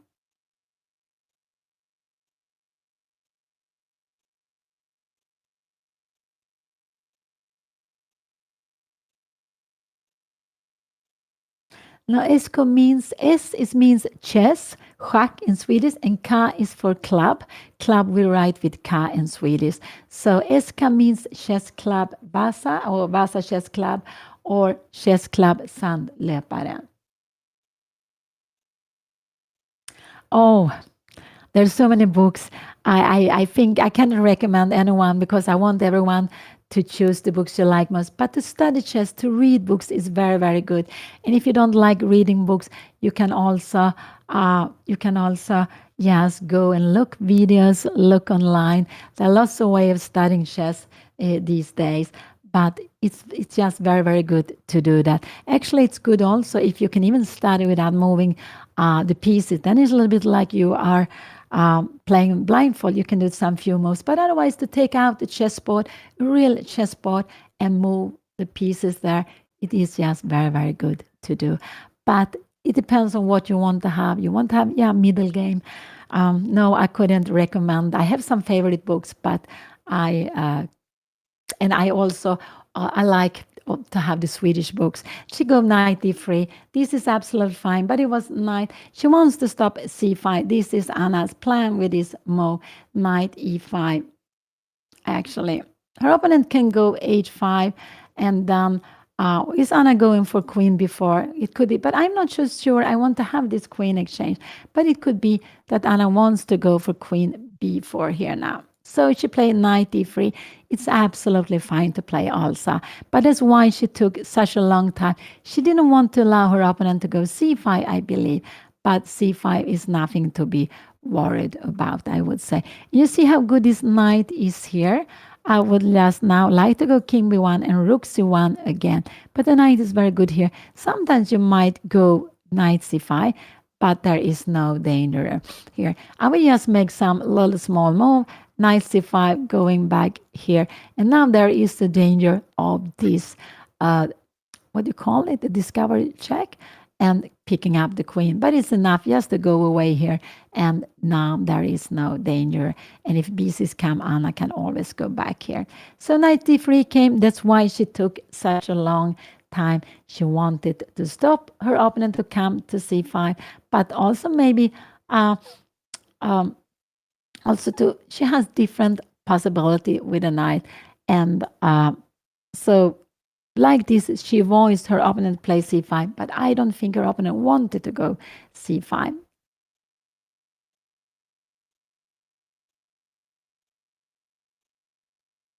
But the knight, it's true. This knight started on g1, knight f3, 1, 2, and 3. But here the knight is very good. You keep control of c5, keep control of e5, you keep control of f5. So it is of f4, sorry. So it is very good. And you also keep f2 pawn defended. This f pawn should remain here for a long time. And now what do I like? Now I like king b1, rook c1 here now. These are the two moves I would play now here. So this could be played. What will Anna play? King b1 and maybe knight d6 could be played. But then we have queen b4 and we have this. So let's see. So She played knight d3, but now I want next move king b1 to be played. And then let's see, if her opponent go here h5, I would also like to go king b1. And he can come, take like this, but this is absolutely no danger. Look here, queen b4, and white is getting in with the queen, maybe to d6. This is absolutely getting fine for Anna. I think she will have some activity here now. So let's go back. This is very far away. But knight d3 was absolutely one fine move to be played. What can her opponent do here? I don't know. Knight d8 is to move the knight to d6, and it could be h5 is a way to try to open up the line. But whatever he makes, I want Anna to go king b1 next. I just want the king to be away from here, and then actually after that, maybe Anna can go rook c1 afterwards.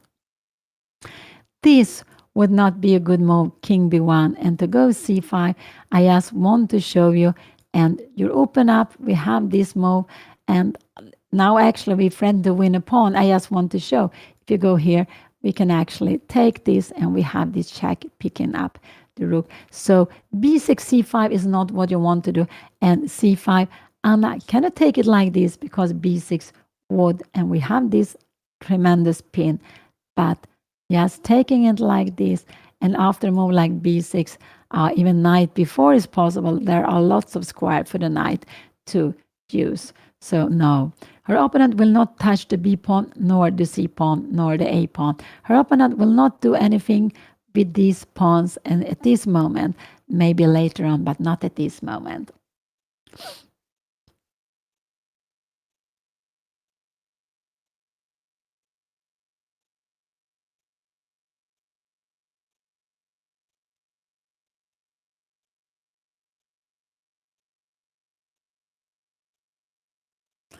So it's a lot. This is a bit of a slow game, like when Anna played yesterday. Then we had an end game here. We still have the queens on the board. We have a middle game with maneuvering. We see it's quite a close position. There is a half open C line, a half open E line, but not so much more. And it's about it's equal. It's about equal chances here.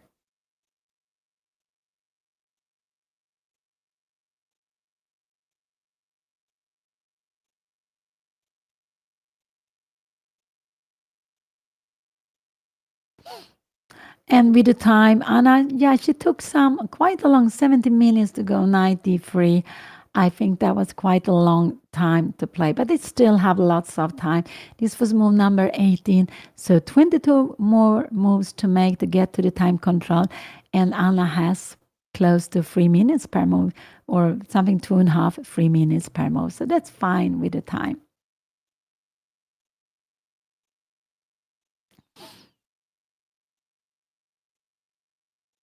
So what can I guess? I can guess one move, two moves. This bishop d7 looks very strange to me. Could be Anna will go knight c5, but this is it looks strange. No, now we have knight e6, and this I wonder how we will take. We will not. Oh, there are c5. Wow, coming. Wow, c5, and we have the king here. Oh, whoa, whoa. So here we need to play a position like this, and maybe Anna will go rook d3, trying to get the rook here to a3. So here we have it. But I don't think her opponent. Bishop d7, the plan is to go knight d6. Then I guess Anna will go queen b4 here now, and we will have a position like this, knight b4. c5 is nothing, anything. You will just look here, you leave this weak, maybe bishop c6, and you can't take it like this. Yesterday, I was scared that Anna would get a rook trapped. Now we have a black rook trapped here. See how well you have rook c3 and king b2. See how well the bishop on light square and the pawn on dark square, how good they are making a team, taking control of lots of squares. So this is Mästerklassen and the Swedish Championship, where Anna and her opponent Jakob Jakob Jönsson, both of them are having 3 out of 6. They are in the middle. Our opponent has like 38 points more, a little bit more rating than Anna. But the last rounds, Anna has played with a little more rating than her. Also yesterday and this morning was just a tiny difference between Anna and her opponent.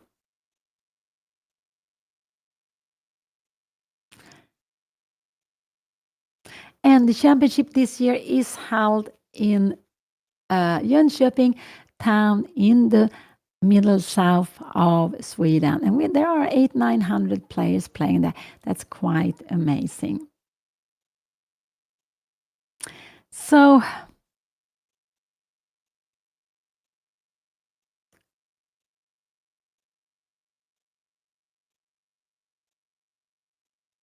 wow. Yeah. What will he play? I was guessing 1 and 2 moves. These are the moves I can guess. Could this become in 3 moves? Could Anna come queen b3 if she wanted? But then knight e6 is coming, and then king b1 is what I would like to play. Again, c5 is nothing. And I can even take here, yeah, because after bishop c6, we have a check. And we even have the pawn pushing. Wow, not possible. So go back. Bishop d7, the idea is to bring in the knight to e6. So if black wants to bring in the knight, this is one maneuver. Another is knight e2, knight e8, and knight d6.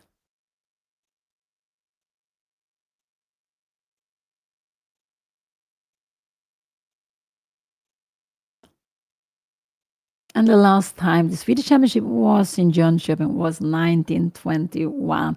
Very, very long time back. I don't know how many players there were, but I guess there were about, in the first years, I think there were about 60 players, but I have no idea. And I don't know also if they only had one class or if they have several classes, several tournaments like they have these days. Yeah, it looks like it will be a long game. But we will see, making a mistake can change the character of the game from one move to another. So we don't know. But by now, it looks like a long, slow game with lots of maneuvering.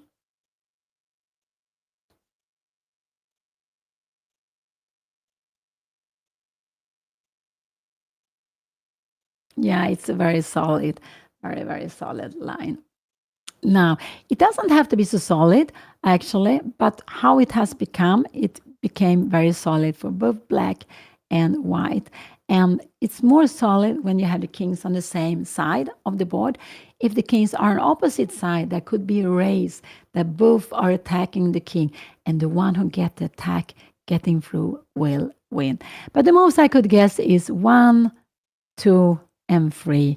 These are the moves I am guessing. What else can we be doing?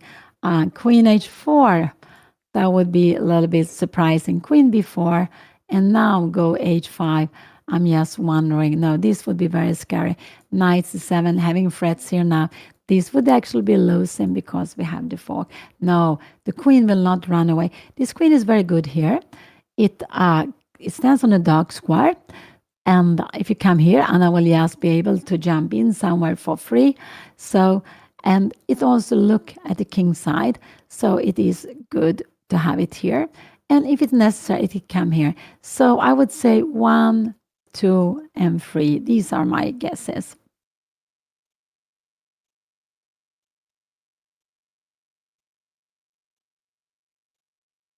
Yeah, Anna was spending some 17 minutes. Now he spends some 10 minutes, I believe, for this move. And I believe he will, yeah, I think he will probably play quite soon. It actually has happened in some chess games that the one player fall asleep. It has happened, but we should never underestimate a play, even if the opponent falls asleep. It's not, of course, very common.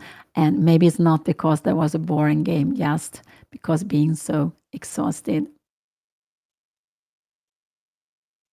Yeah, but it's very nice that you have classical, you have rapid and blitz, you have also Fisher random, you have or freestyle, whatever you call it. There are lots of different ways of playing chess. You had the bug house also. There was the Swedish Championship in bug house, not yesterday but the day before, and lots of different tournaments to play. You can play also hand and brain. So it's just so amazing how many different ways you can play, use the chessboard to play with. I'm still playing tournaments. I'm not as active as I used to be. So I would say the last 2 years, I'm playing less than before. So now 2024, I still play quite a lot, but last year and this year, I'm playing less. But I just recently played the French Women League, the top 12, and I was very happy that the club I played for, Monaco, that we won the league. But it's true, I'm not playing that much. So that's what happened with age. Energy is not the same. Also, when Anna plays, lots of time I am here with you commenting on her games. Now, this is a score sheet. This is a book with score sheets. It could be that Anna is checking if she has written down the right moves. I'm not sure. So this is also a tradition we have, that the organizer give a book with the score sheets for those who want to have it, and there you can write down your game because there are classical games. You can write it down. So Anna was just checking, and it is actually. You can make a copy of the score sheet, so you give the original to the organizer, and then you can keep a copy for yourself.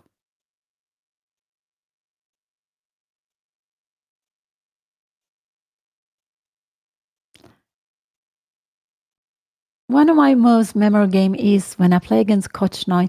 I think it was 1982 in Lloyds Bank.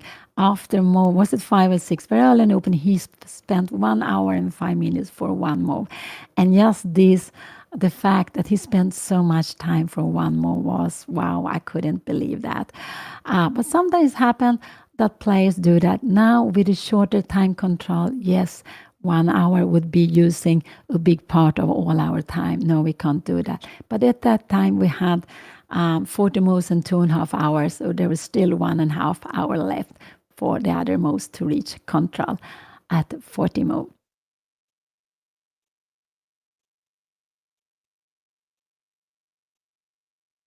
So now Anna's opponent takes a bit of time. He hasn't made up. He wanted to keep the opponent c6 well defended, so he hasn't made up. But h5, it could be h5, but I expect, did he go here? No, that was me doing the move. That was me doing it. So it could absolutely be that he wants to go. And with this idea, one is that this is a threat, actually. It's a very big threat, actually. Very careful. I would like to come here, knight e6, and maybe rook c1. c5, Anna always have queen a3, and we can see there is a pin. So normally you don't want to play like this. He played bishop d7. We have it on the board. And now I like king b1. This is the move, because this is a threat now. c5 is an enormous threat. Anna can go knight e5, but knight e5 not to go back. I think this is very tempting. But now knight e6, this c5 will actually get her. What will happen? Take here now. We have king b1. What is happening here? Take and take. Take here with check. I'm not sure. Maybe just taking like this would be a little more pleasant, because Anna can't take here because of her king. So bishop d7 is a little bit scary. The idea is to go knight e6. So I like king b1 again. c5, no problem. We have king a3, and there is a pin. Queen a4. But we just take it. I think it's about equal. Actually, knight e6. But I think this is very scary. Can we go rook c1 here now? No, bishop b5 is coming. We have to be a little bit careful. So it's here. Bishop d7 come. I think Anna will go knight c5, but it's not such a good move because of knight e6. And if Anna go queen b4, I'm just wondering, how is this position? This will be absolutely fine to be played, but in this position, how can she take like this? Um, yeah. Now actually, f5. This pawn is king b1. Can we go queen e4 check? I'm just wondering. This will be more pleasant for black because of this pawn. We need to save this pawn. This pawn is just quite weak. Here it would be fantastic for black, for white, but with a pawn on f2, we have this. It's a backward pawn. So knight c5 is very tempting, but I want to go king b1. c5 is a big threat here now. It is absolutely a big threat. So Anna can go. She can move away the queen if she wants to. Queen b3, knight e6, and king b1. This she could absolutely do. This is one of the most I would like to see the board. But or king b1 or queen b3. It could also be that she wants to go queen b4 here. Yes, to go for an endgame, to play the endgame.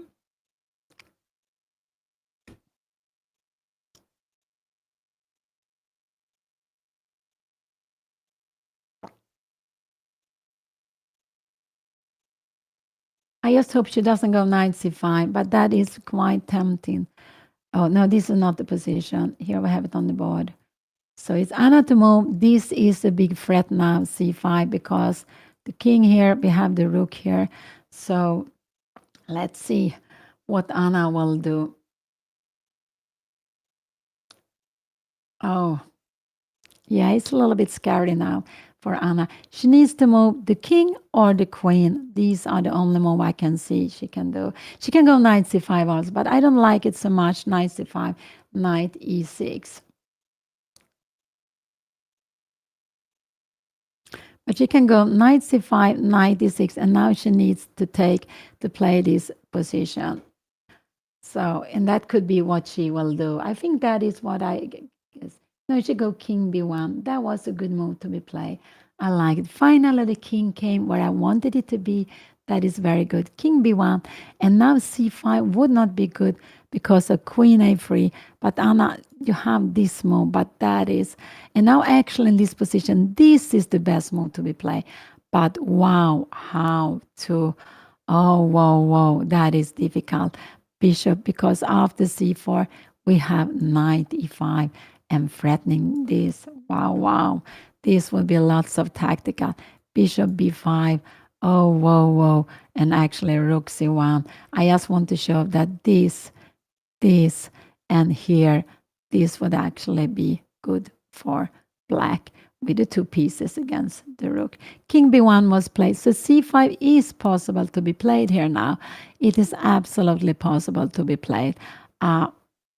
Here we have a fork here. Queen b4, queen e4, and we have a check. I'm not really sure what is happening. And oh, we can take queen, take d7. So we need to go rook c7. And then we have, oh, queen f6. Oh, he played knight e6. That was very natural move to be played. Now again, is he planning this? Not really. Anna can go rook c1 is a good move. She can also go queen b3, both of them. I would have gone rook c1 in a position like this.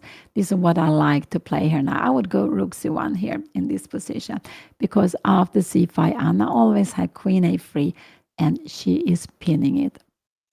So he played knight e6. He brought the knight into the center. And which knight is stronger, this one or that one? I don't know. Yes, but I like this move. And that is after c5, there is a threat on the queen. We have queen a3, and this is on. So I would absolutely go rook c1 in a position like this.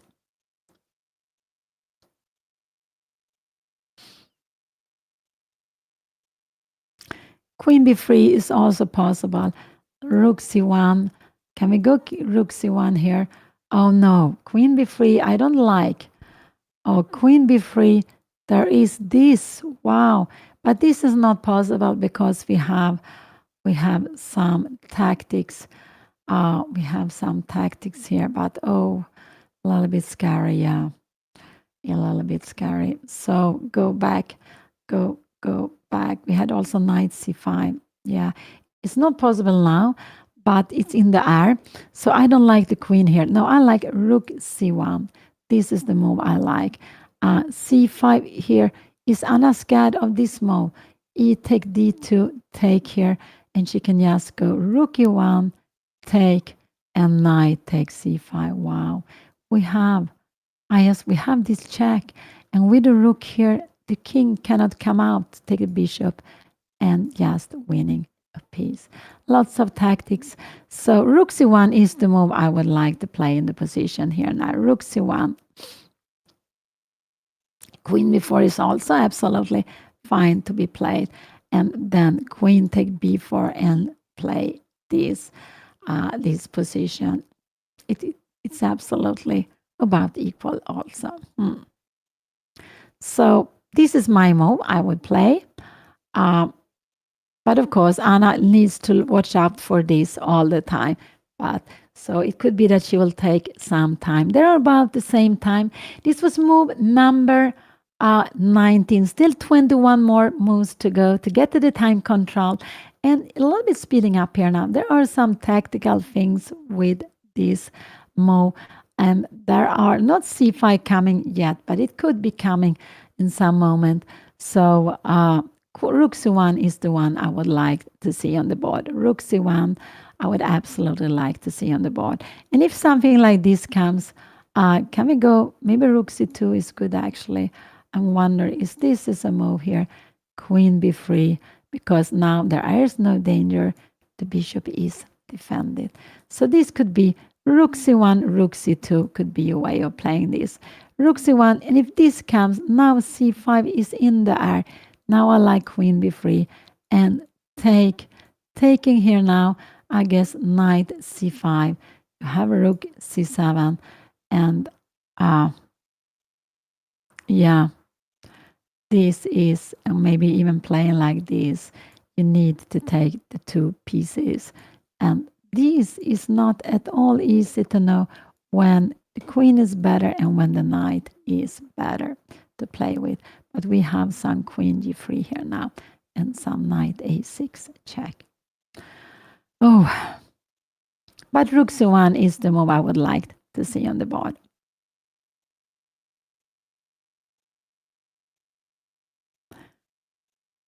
And now rook c2, could we play this? I'm a little bit scared of, it could be that her opponent, rook c1, wants to go knight g5 and knight e4. But just now, Anna would have time c5. We have still queen a3 here now. Oh, knight a4 and rook c2. Oh, it's a little bit, it's still absolutely fine because we have this pin. So, but rook c1 is the move I would absolutely play here now. I would do it. Queen b3. I'm a little bit scared of this threat. Rook c7. Maybe now rook d2 could be played here now. Can rook d2 be played? We go in knight g5, rook c2, and h5. And we need actually maybe to go back with the rook. This could actually be always a pawn hanging here now. Oops. Yeah, I'm just playing this a little bit too quickly. But rook c1 is one move, or to move the queen is another move. This is what also rook a c1 could be played, c5 and queen a3. But I am not sure Anna wants to go here. Could she be annoyed by a move like if she comes here? Now this is, well, could knight g5 be annoying? h4, knight e4, and f3, knight d6, and we starting to get some activity. All these pawns are hanging, but the plan is maybe, I don't know if the plans go e4.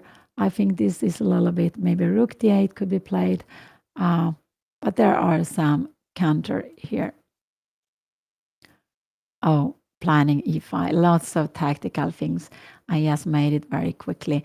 So for me, rook c1 is the most natural move to be played. Queen b4, going for the endgame is also absolutely fine to be played.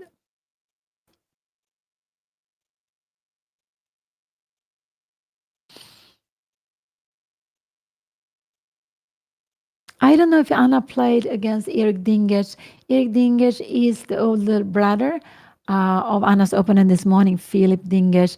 I do not know if they have played, and I'm not sure what year he is born either, but he's also younger than Anna is. Today, Anna is facing opponent. She has played before, Jakob Jönsson, but I think it's like more than 10 years back when they played, when they both were very young. So they haven't played for a long time.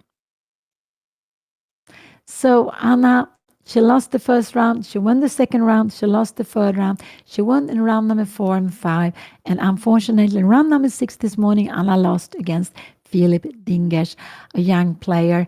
And so that is what has happened. She has 3 out of 6, exactly the same points as her opponent. And this is how the pairing system works. It looks for opponent with the same points and who needs to have another color. Yeah, Vasa Chess Club, SK means chess club, schack club in Swedish, and it's a very old, well-known chess club. Created 2017. Anna takes time. She's down to the same time as her opponent. And we can all see that in all games there are always some tactics coming. C5 is not really coming yet, but it is in the air. So Anna needs a little bit to be careful with it. It is a little bit in the air, C5.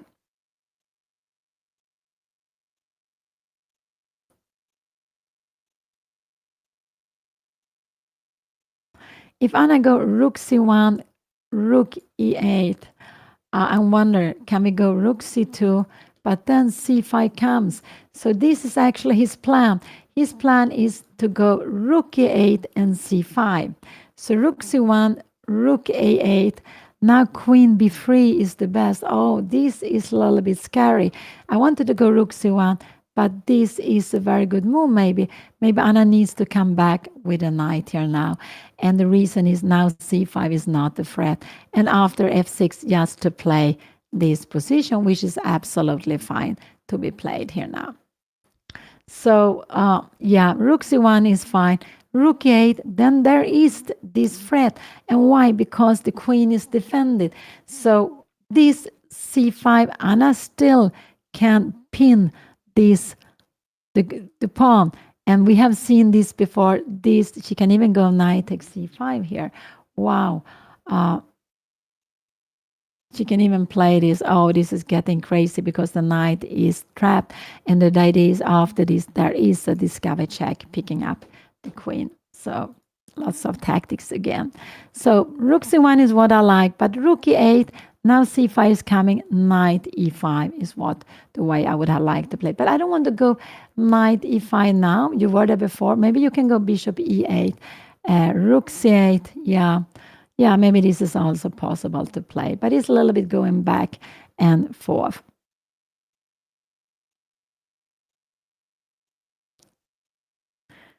Like a World Cup match, yeah, maybe.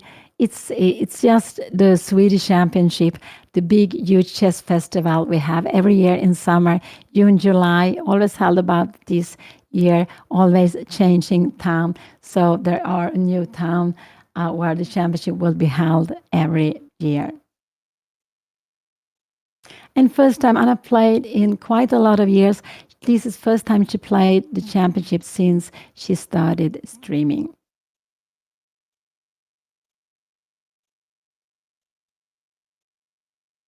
Yeah, Sverigemästarklassen is the group, the highest group. It's like a pyramid. It's the highest group where they're playing for the title to become Swedish champion. Anna plays in the Masters, and so between the Masters and where they play for the become the Swedish champion, Sverigemästargruppen, we have also the Master Elite. So the average rating in Anna's tournaments is 2110, about Anna's rating. The average rating in the Master Elite, where 10 players play round robin, all play all, is 2330. It's just a huge lap up. And the average rating with the 10 players who play Sverigemästargruppen, they play for the title to be Swedish champion, is 24-20, and that is more than 300 points above the Mästerklassen where Anna plays.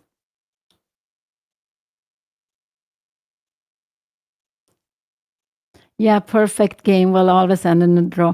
But even, the strongest play, even everyone at some moments make a mistake. Not always. There are sometimes these perfect games, but we are also human and can make mistake. And this is actually a very good training tournament. It's also very nice to play the Swedish Championship. I played it, as I said, 25 times during 50 years. So every second year I played it since the start, which was 76. Very, very long time ago when I played two. The first week, it was a little bit longer than it was 2 weeks long. The first week I played one junior group, and the second week I played actually a junior girl tournament. The junior girl tournament is not held any longer, so there are no special separate woman girl event during the Swedish Championship. All tournaments are mixed, open for everyone. So if you can play in a group or not depends on your age. If you are a youth, you can play some of the junior championship. If you're a veteran, you can play in plus 50, plus 65. And then the other groups depends on your rating, on your skill, or if you have qualified to play, for example, in the Swedish Sverigemästargruppen.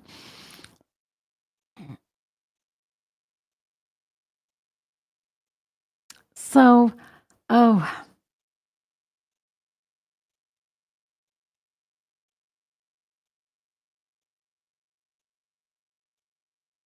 Anna, take her time.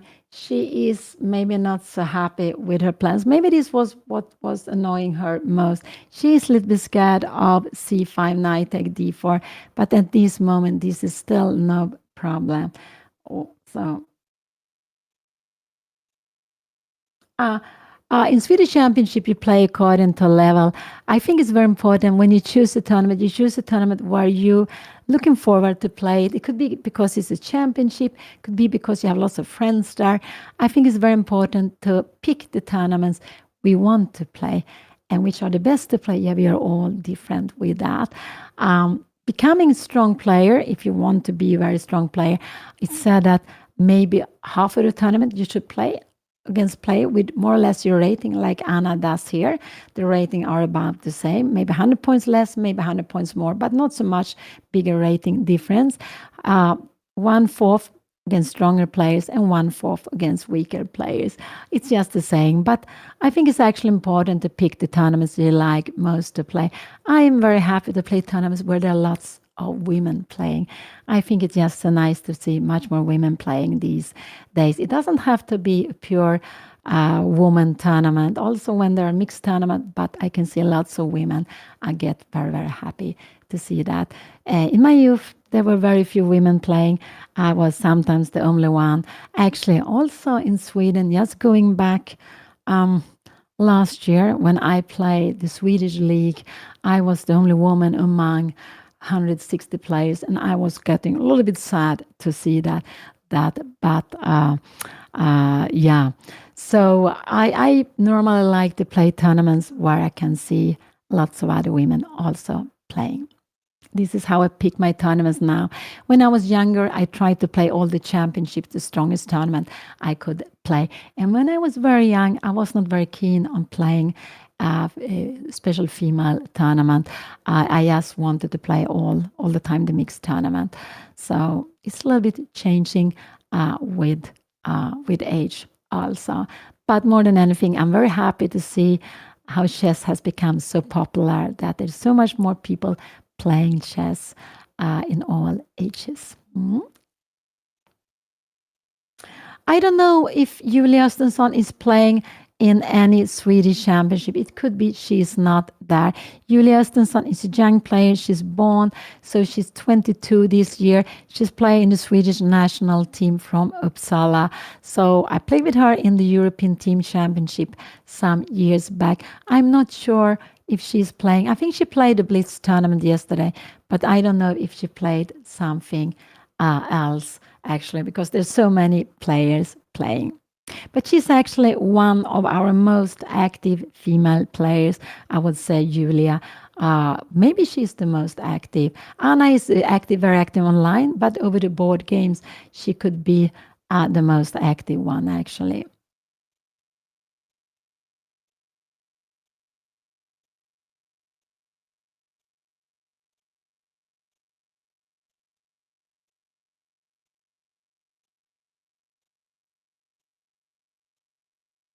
Ulf Andersson celebrated his 75th birthday just last Saturday. He's a legend player. At the best, he was rated number 4. I think it was 83. He still plays, but not so much any longer. But when he starts analyzing, I believe he's still one of the strongest player in the world. And he's just a very, very good endgame player. He's playing these small, small moves. And yeah, he's just such an amazing player.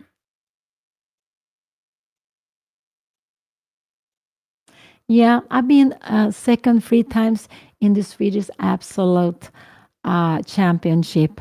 And the best tournament I did was, I think it was Örebro. It was 2000. I think it was Örebro. We played it. I just felt that my way of playing worked well there. But finally, I was second with the same points as the winner and the same points as the third. I think the third one was Jonas Berghagen. We were free chairing, but Tom Weber, he won according to, was it Sonnenberg Berger. But when who has the best points beside the game, the match, the points for the games. So Tom Weber won that year. Tomorrow there will only be one game, and there will be one game on Saturday. So this is the only double round. Not so happy that Anna has a double round today.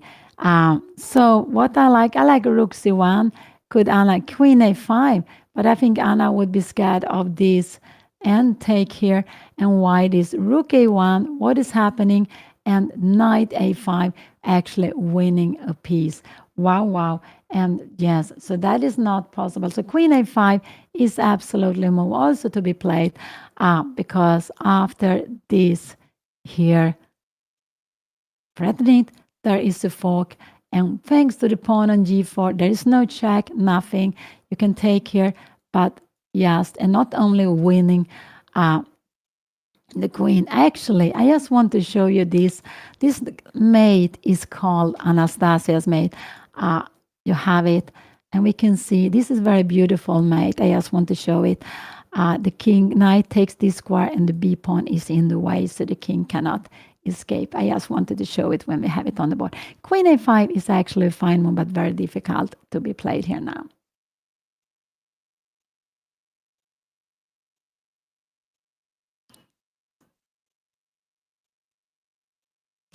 My first tournament abroad was actually in Holland. I played in Vacancy 77 long time ago, and that was first time I played outside Sweden. I played in one that was Tata Steel tournament, and I played in one of these small groups. I didn't do so well, but it was a fantastic experience to go in there. I was 13, becoming 14 that year. And yeah, so that was my first tournament abroad in Holland. And yeah, I also played a lots of times in different places. Last time I played is quite a long time ago. We played in Amsterdam when there was also Fredrik Olafsson playing, who actually passed away not a long time ago. Very legendary, played the first grandmaster from Iceland. He was also the FIDE president during 4 years. I believe it was 78 to 82, but during 4 years he was the FIDE president too. Who is stronger, Anna or me? I have a higher rating, so I believe I'm stronger than Anna, but not in all parts of the game. With Blitz, I think it becomes less and less. We are becoming more and more equal. Anna is, I think so. She is a quicker player than I am. So I still believe I'm stronger than Anna, but we will see with time what will happen.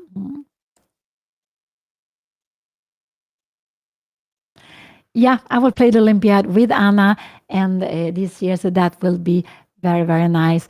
And Thessaloniki, yes, I have so many nice memories from Thessaloniki. I played Olympiad 84 and 88 there, but I also played for a team in Thessaloniki. Was it two? I think it was even 3 times. That was very, very nice. Really, really very nice. And it takes a lot of time. And this is because she sees some ghosts. She see that these are some problems. Oh no, she didn't. She doesn't play this, but she is looking for c5. It's not in the air yet. But Queen a5 is a very good way to defend against this. But she has to see that this is winning on the spot. Queen a5, and if her opponent go rook a8, Anna can go, she can even go queen c3. This is nothing to be scared of. So let's see, she's on her way to move here now. It looks like she's on her way to move.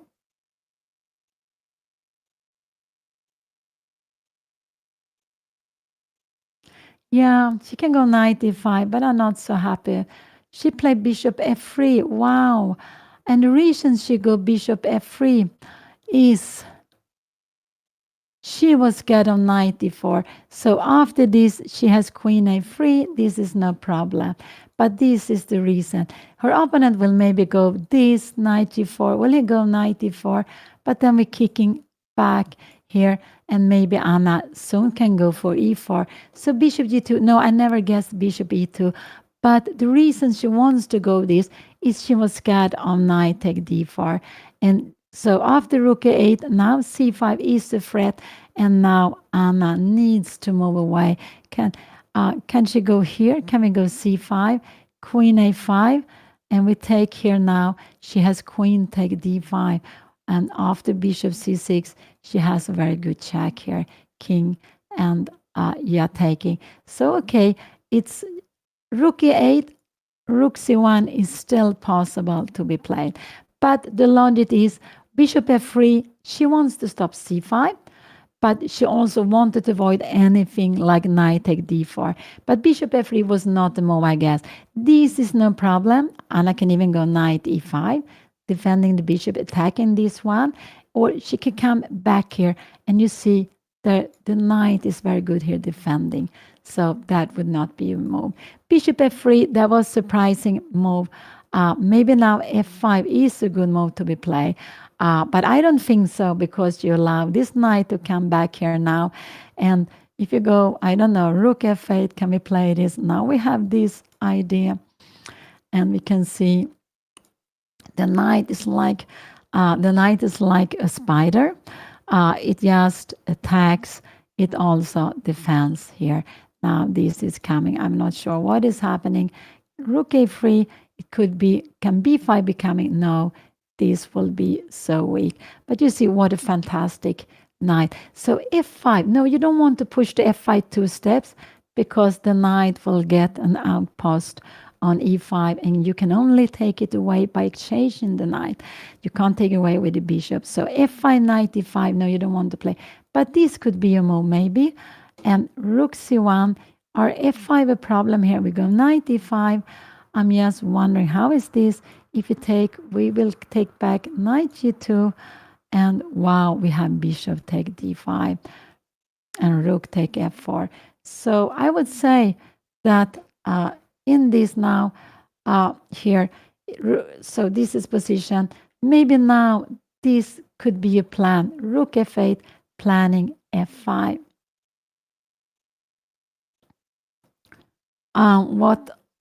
But rook f5, rook c1, f5.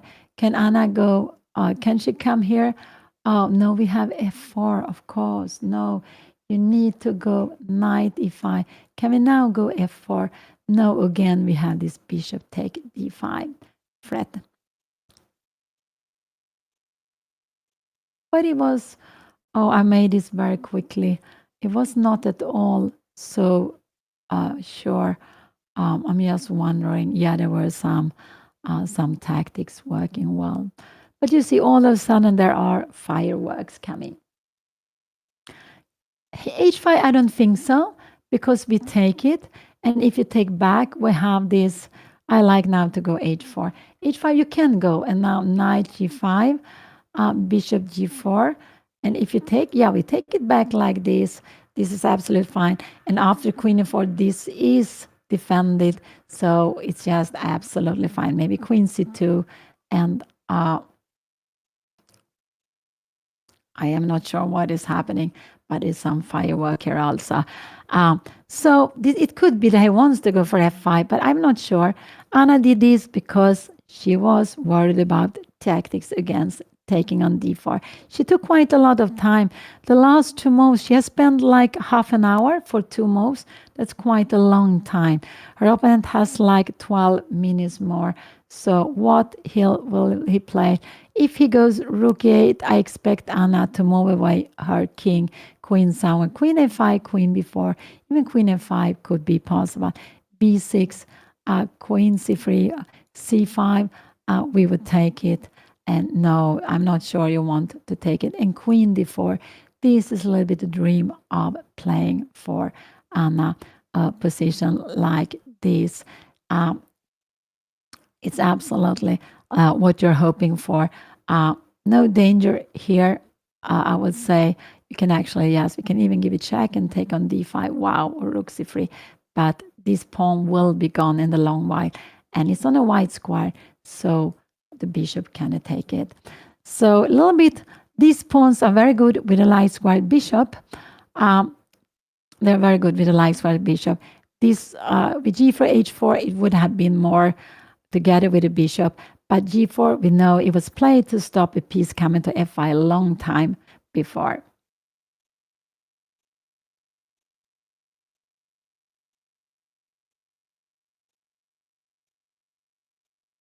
It's about equal the position. I would say it's about equal here now. It's so the chances are they have both chances. It depends who will play this position better. They're both born 2002. They played, I believe, like more than 10 years ago in some youth tournament. And Anna's opponent is actually his father. Just became the president of the Swedish Chess Federation. And very important is that after c5, Anna can go queen e3, and there is a pin, so you can't take here because Anna would take the queen, and then she would actually go and take this pawn. So no, you don't want to play c5. c5 would be losing a pawn. I just hope her opponent takes a bit of time. He still has 10 more minutes. Anna took quite a long time before playing this, but she wanted to avoid any kind of tactics. This is an idea to play. Could you go with this rook? It looks a little bit funny to go with that now. And now f5, knight e1. And this would not be so good because we have a rook take c6. Always be careful for this one. If you're coming here, I guess we just go here. Just more fireworks. And the idea is, of course, to give a fork and to win the queen.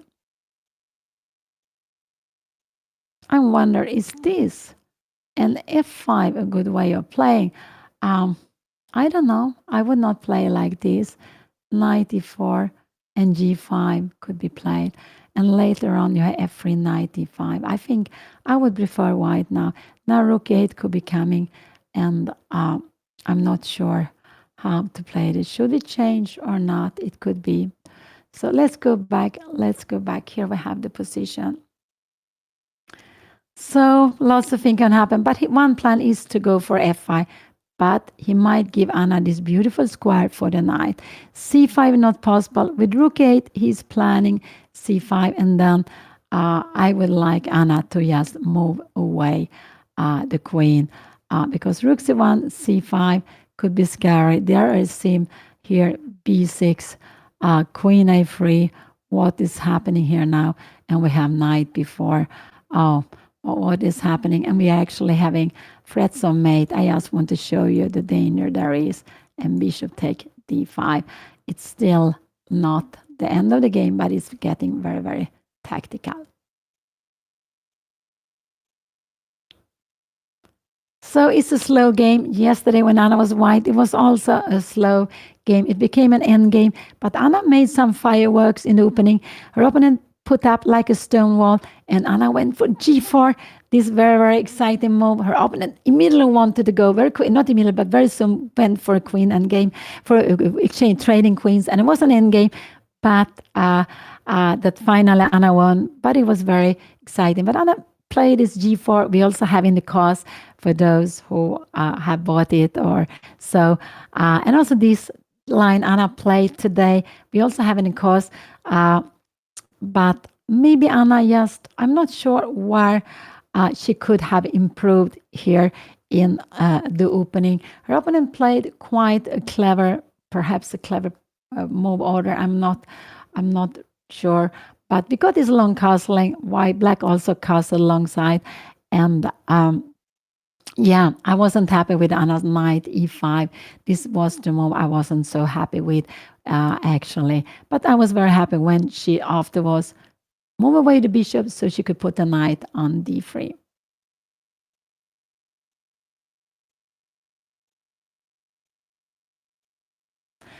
I read some chess books as a kid, but I wish I would have read much more.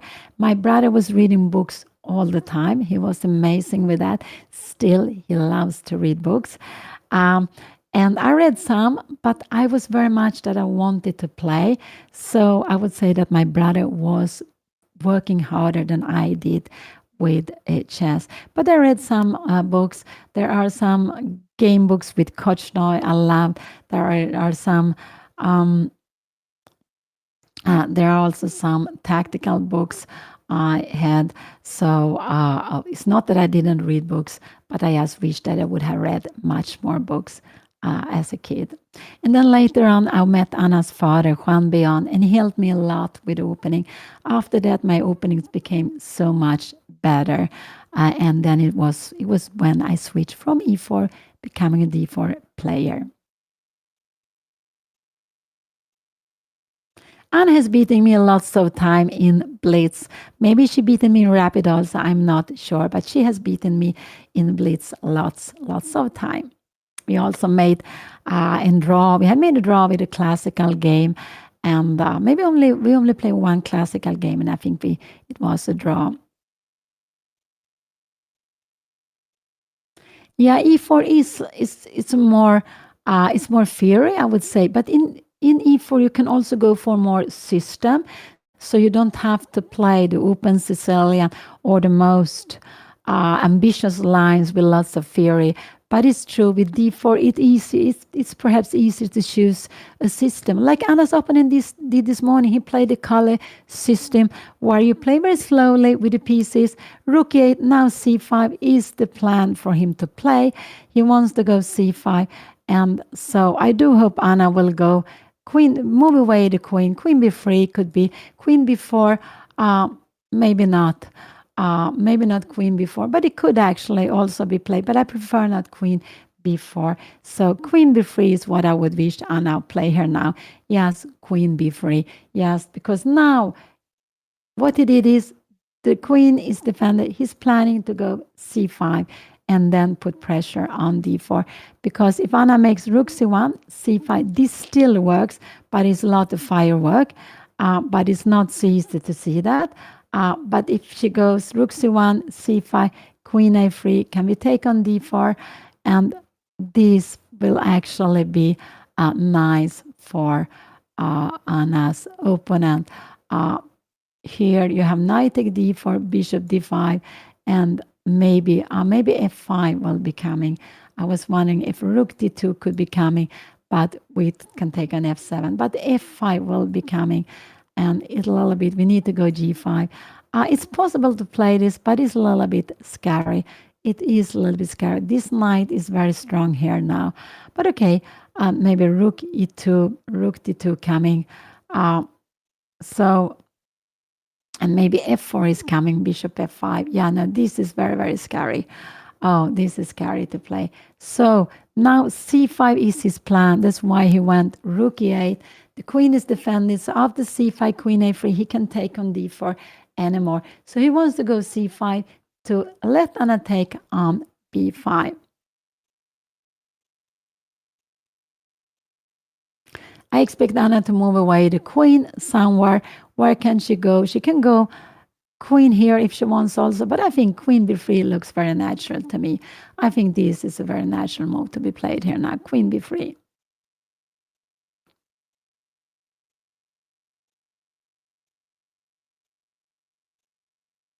This is the move I would like to see in the board. So now c5 is coming with a threat on the queen, and with the queen defended. This is his plan.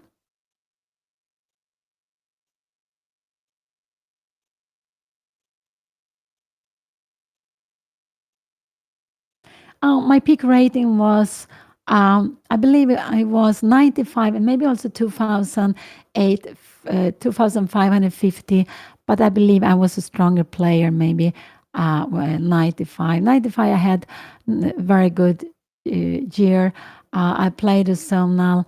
I played a match veteran with women against veterans. Face all these legendary players, and I did very well. So I would say my peak was when I was a little more than 30 years old. I was 32 then.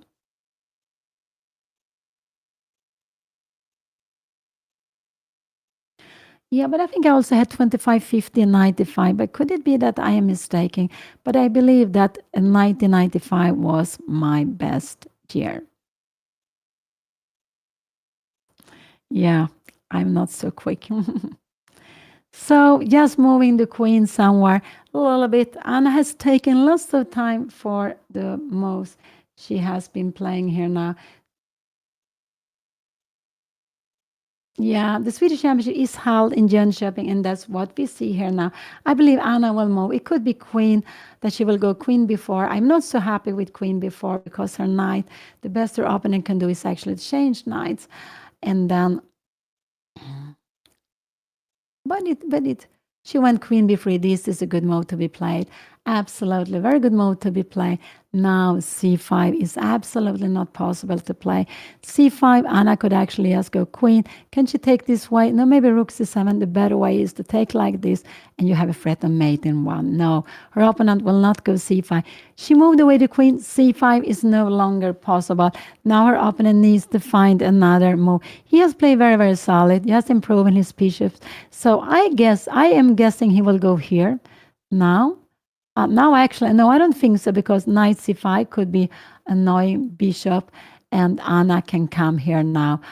This could actually be annoying, and f5. So, no, I don't think so. Bishop here, but I think bishop g2 is better to play, because f5, this, we can kick it. What is happening? We can actually, what is happening? Can we come here now? And, oh, king a1, looking for this double threat. Threatening queen, but also threatening mate in one. So, queen b3, she played it quite quickly. Very happy for that. They have made 21 moves. Anna has 24 minutes, but still 19 more moves to make to get to the control.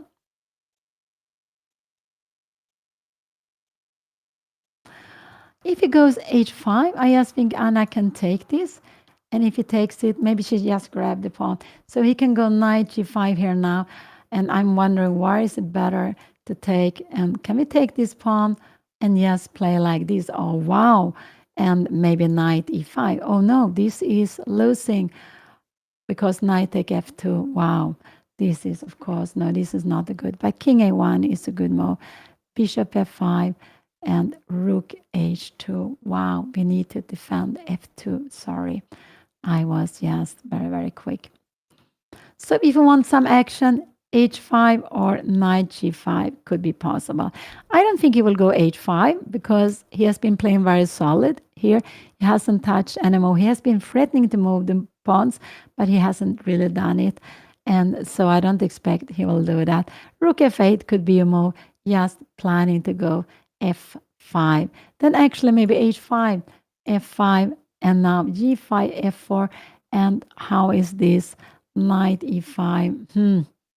A little bit. How is a position like this?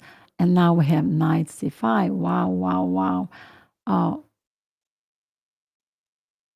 I'm not. This is too difficult for me. And if, yeah, you have rook c e8. Yeah, this is. and it's actually a little bit better for black. If you take on c5, the knight and e5 will hang. Oh, wow. Always these tactics. What do you expect him to play? I'm not sure. Maybe king a8, actually, if he thinks this is annoying. I don't think he will go knight g5. I don't think so. But it would be a way of improving, but I'm not sure he wants to allow this. So it could be that he will go king a8, planning knight g5. But with the king on a8, it will be more far away. Then maybe bishop g2 is a good move. A little bit asking, what are you going to h5? We can actually take it. We can also go knight d5. Remember, when the h5 is played, there is no way to kicking away the knight because this pawn will be hanging. So you don't really want to play that too easily.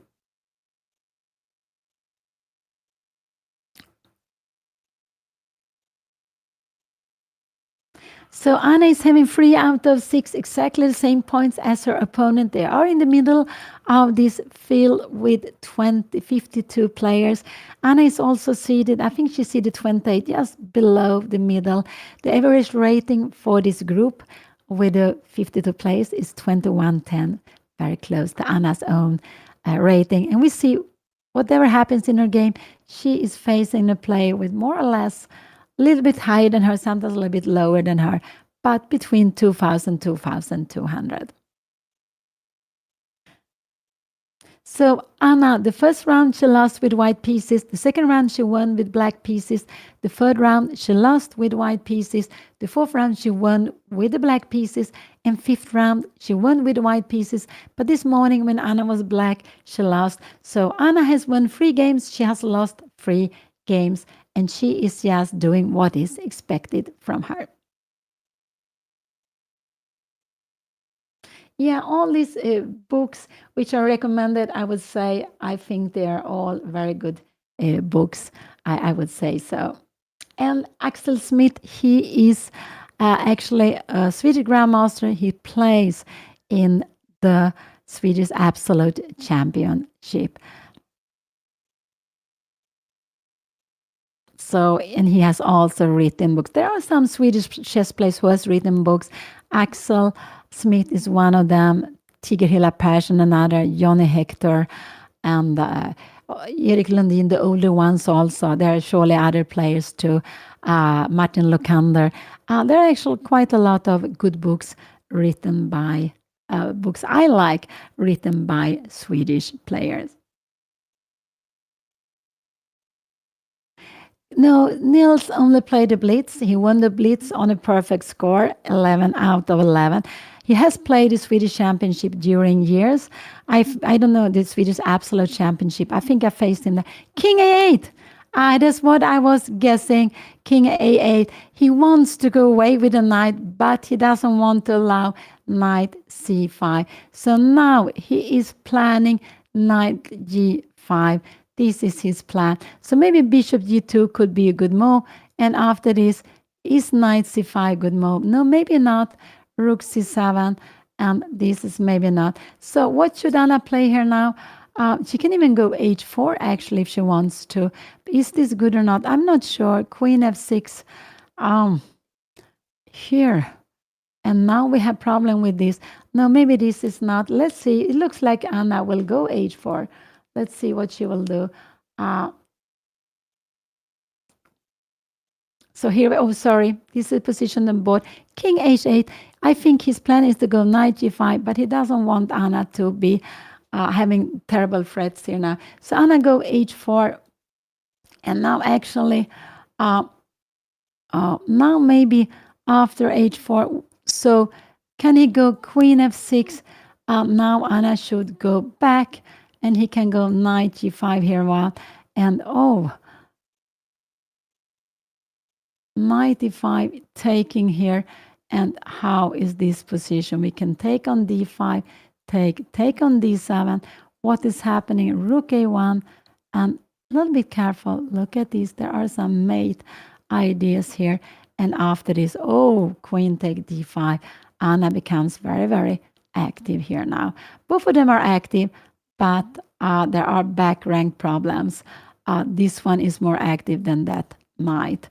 I would say. So, oh, let's go back. So she went h4, just wanting to stop knight g5. I think that is the idea with h4, not going. Uh, I'm just wondering, let's see, we make go back. Can I go this? But I think this could be, can we go knight e5? Yeah. Uh, we get this square bishop here, king a1. It's about equal. So I just wonder if g5 is a plan, but I'm not sure if it's a plan. h5, I don't want to be because we keep this pawn on g4. So, but maybe knight g7 could be possible. Uh, yeah, I'm not sure. I'm not sure. But I don't think he will go away with the knight now. He wanted to go knight g5 because there was a direct threat. Anna now stopped this. And I'm not sure if he wants to go and allow Anna to join in here. But this is not sure it's the best. Now the best is not to go b6 because look at this, could be scary. No, after a move like this, if he goes away, he will always go rook c7. He will not push his b pawn. He wants this to be a solid wall against the bishop. Yeah, I also heard about that with Giulio Granda. I played with him several times back. He's one of these fantastic talents. And still, for not many years ago, wasn't he very close to 2,700 grandmaster from Peru? He was living in Spain lots of years. I'm not sure whether he lives in Spain or Peru now, but just a legendary player. I think I played some rapid with him, and also maybe in the maybe also in the Spanish league sometimes. Not sure. Or maybe in Canary Island we played also.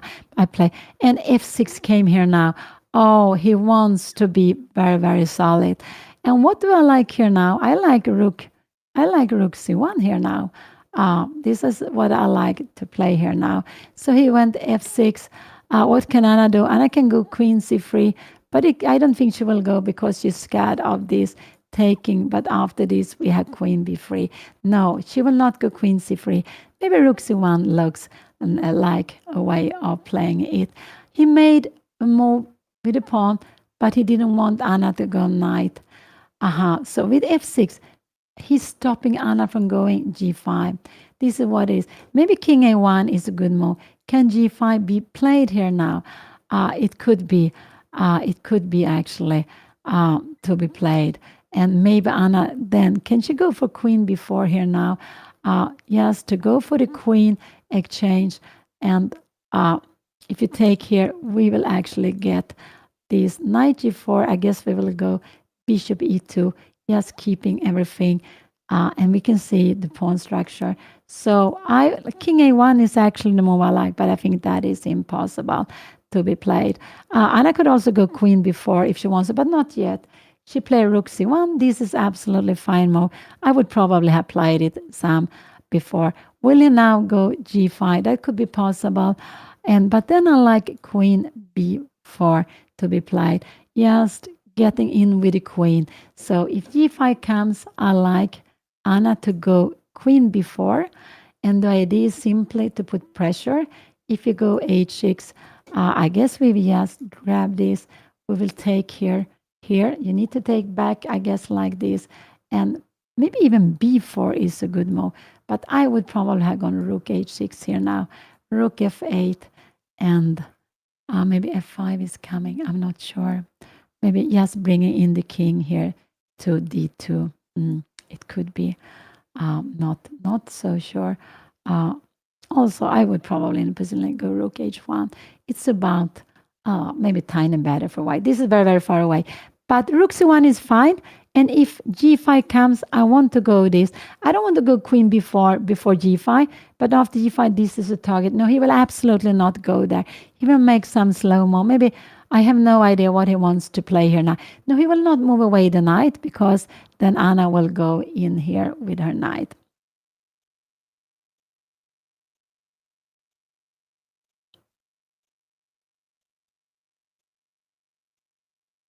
So Anna now is down. They have the same time. This was no move number 23. There are 17 more moves to reach the time control, and they are having like 1 hour 40 seconds, I believe, for the moves to reach there. Her opponent is a very, very solid player. I would say very, very solid. Yeah, he could go f5, but I don't think he will go f5 when he didn't do it before. Take, and now knight e5 and f4. He can absolutely play this. And now maybe this is a good way of playing. But now we have queen b4. I'm just wondering what this will be here now. We need to defend this somehow. And now a bishop take d5. That was a bad way of defending. And if we go here, we have probably a pin, bishop g4. And it's just getting very good. No, this is very far. But this is, a3 is a good move to have. To maybe sometimes be able to run away with the king. But sometimes to go queen before, in even taking with the pawn. Even sometimes, even if you're damaging it. But a3 queen before could sometimes be a way of playing. He has moved. Oh, sorry. What did he play? He played rook c7. Wow. Very, very slowly. Rook c7. He's going to go bishop c8 now. Anna should not go for knight c5, I believe. I think this would be a big mistake. Yes. Because bishop take g4. You see, having this is a big blunder. Don't go knight c5. So I like a3 and queen before. You can also go queen before if you want to. And we have this position. There is now, and he will probably come back with a king. Queen before is a good move, I would say. If you want to change it, also start with a3. I think we'll see bishop c8 here now. And just keep on playing this. Maybe rook c3 and yes, coming up here. So queen before, but not knight c5 would actually lose a pawn. So not c5. Remember the king. There is the queen e4 coming. Very, very scary. He's a very positional player, I would say. He is playing all these very, very small positional moves. So there is danger. I would like Anna to go queen before here now. This is actually what I would like to do. And if he goes queen before, I expect him to come here now. And we will have a position like this. And Anna can even go b4. Playing for b5 here now. Knight c7. And we can even go a4 like this. And just play this. I think this is absolutely fine to be played. So queen before is the move I would like to. Also because I don't want to have these terrible tactics. So knight c5. Oh, don't go knight c5. Oh, that would be so sad if you did.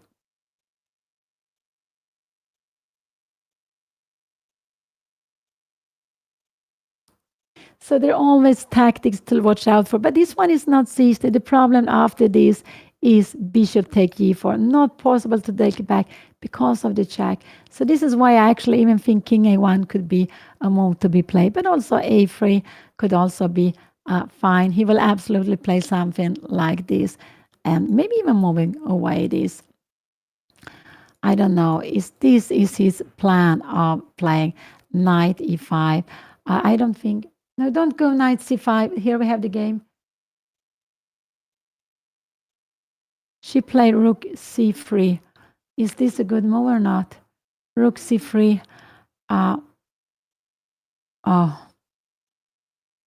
He will absolutely go bishop here. And what will Anna do? Will she go rook c8 here now? I don't know. f5. And Anna will go g5.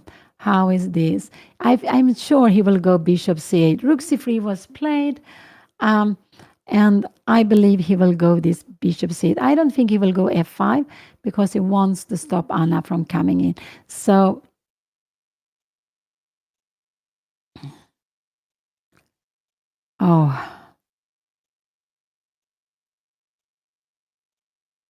wow. So, yeah, so she wants to go. But there's no attack here, actually. What could Anna be? Here we have bishop c8 on the board. Bishop c8. What will Anna do now? Queen c2 could maybe be a move. Don't know. Maybe a4 is a good move. He has to go a4 and a5. Could this be a good move to be played? Yeah, I think so. a4 is actually what I like. And I want to go a5 later on. Yeah, a4 could be a good move to be played. So he played extremely solid, her opponent. Rook hc1 is also very fine to be played. Let's see if Anna will go for rook hc1. She played it also quickly.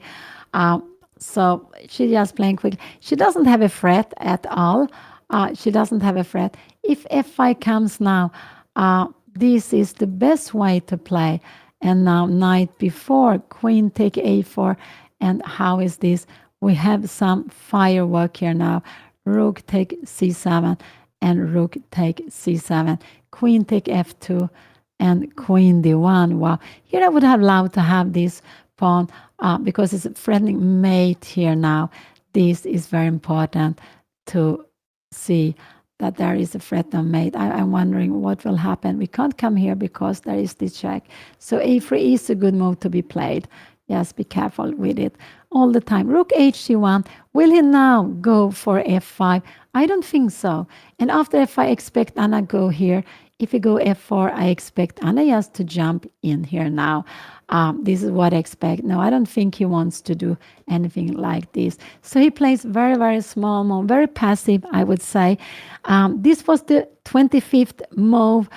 Just a little bit overweighting, but at some moment he needs to go for some activity. What is Anna's plan here? I think Anna's plan should be a4, not knight c5. Remember, we have these terrible, terrible threats. Yeah, that would be not good. So not knight c5, but maybe slowly, maybe a4, a5 could be a plan to be playing. Actually, yes, bringing the pawn to a5 and then a6. I'm not sure if it should go to a6, but it could be that Anna can even go it all the way down.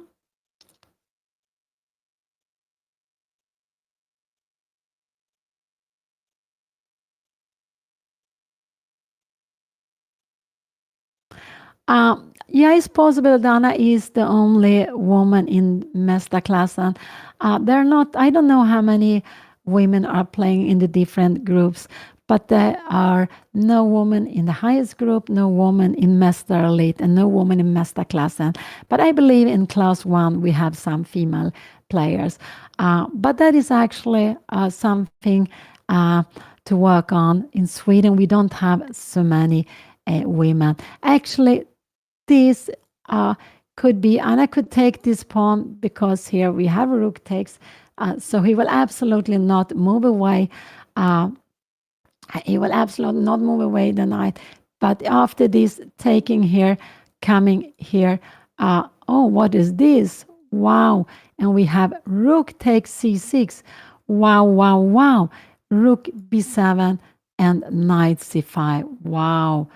This is, I just want to show you the mate. It's a double check from the bishop and from the rook, and the king cannot escape. It's a mate. I think we will see a small waiting move here now. This is what I expect her opponent to do. I don't think he will go f5. And after f5, actually, I believe Anna will go here and she will get knight e4, f4. You will have this. No, you can't go c5 because you will take here all the time. And also this is a pin. No, he doesn't want to touch the pawn. He doesn't want to move any pawns. He put d5 in opening and he made f6, g6, but he hasn't moved any other pawns. So he plays very, very solid with his pawn, with the pawns. There's still 15 more moves to reach the control of 40 moves. Anna doesn't threaten to take here. This rook is defended by the knight, but if the knight goes away, Anna will be able to take on d5. It's not threat now, but it could be maybe later on.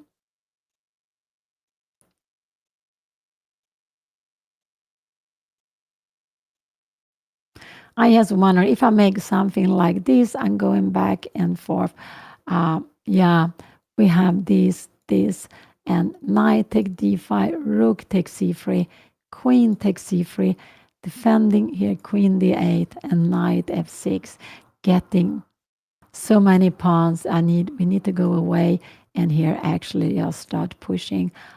Yeah, this would be a dream to be playing this. The pawns would be more important than the piece.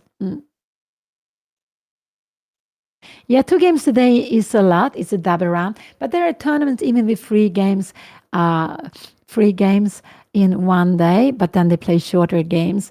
With this time schedule, you have 40 moves in 90 minutes, and after 40 moves, you have half an hour. You can only play 2 games a day. I don't think it's possible to play 3 games. There will be chess all. It will be too much chess. But 2 games for me is a lot, but it becomes much more popular. When I was a kid, it was unusual with double rounds.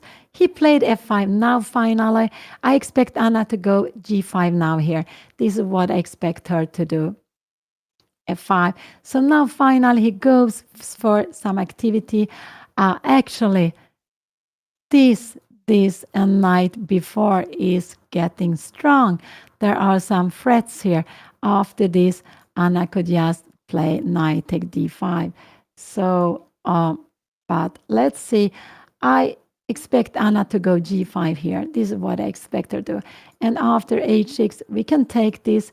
You take here now, and we have bishop take d5. So, whoa. He made f5. I didn't expect him to do that.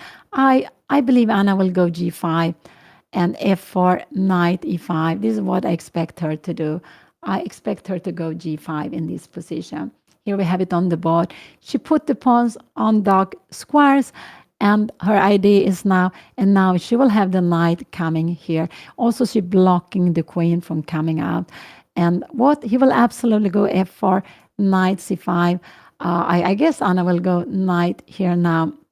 This is maybe not the best move, but very tempting because they're getting some threats here now.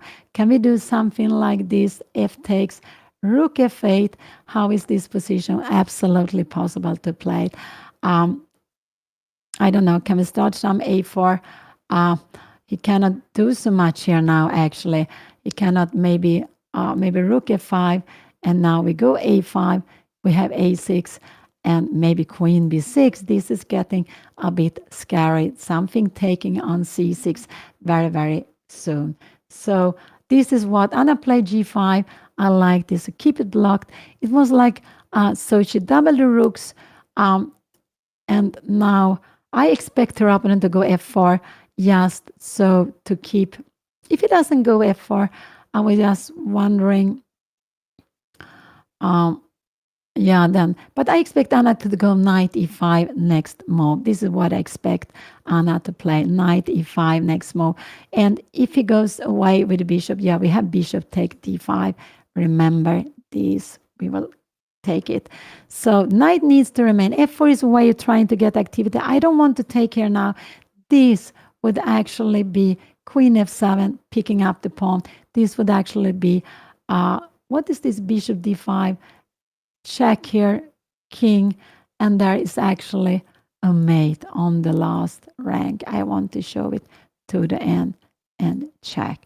Have to be careful all the time. So f4 came, and now I hope Anna goes knight e5. I do hope she goes knight e5. Yes, blocking. Don't take on f4. That is a huge, huge mistake. Keep your strong knight. For me, knight e5 is just the most fantastic move to be played.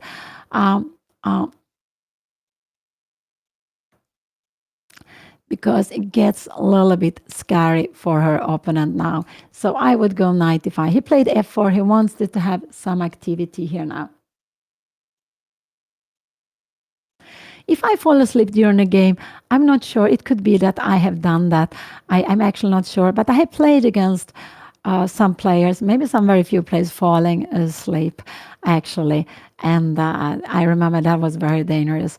I started to underestimate my opponent. But that was, I had a good position, but I made a mistake. He woke up and he just won the game. So always be careful. I like knight e5 now. This, I think, is very good move. Yes, to defend this, to defend everything. So this is the move I want to take. Don't take on f4. This will actually be a losing for Anna if she takes on f4. So don't play this. Taking on f4. It could be that Anna wants to try some tactics, but it doesn't really work.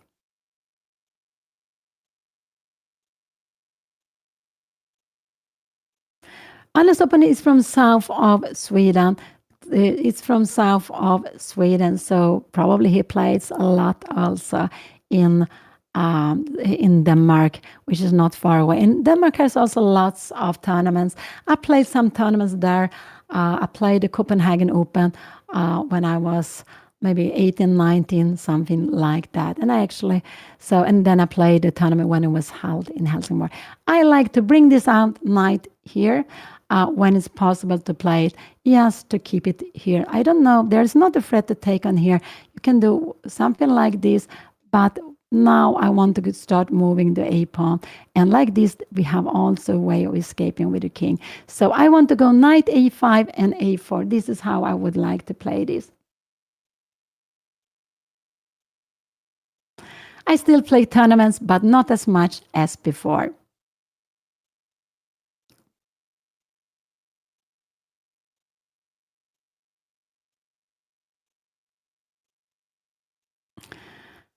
So knight e5 is what I really would like Anna to play here now.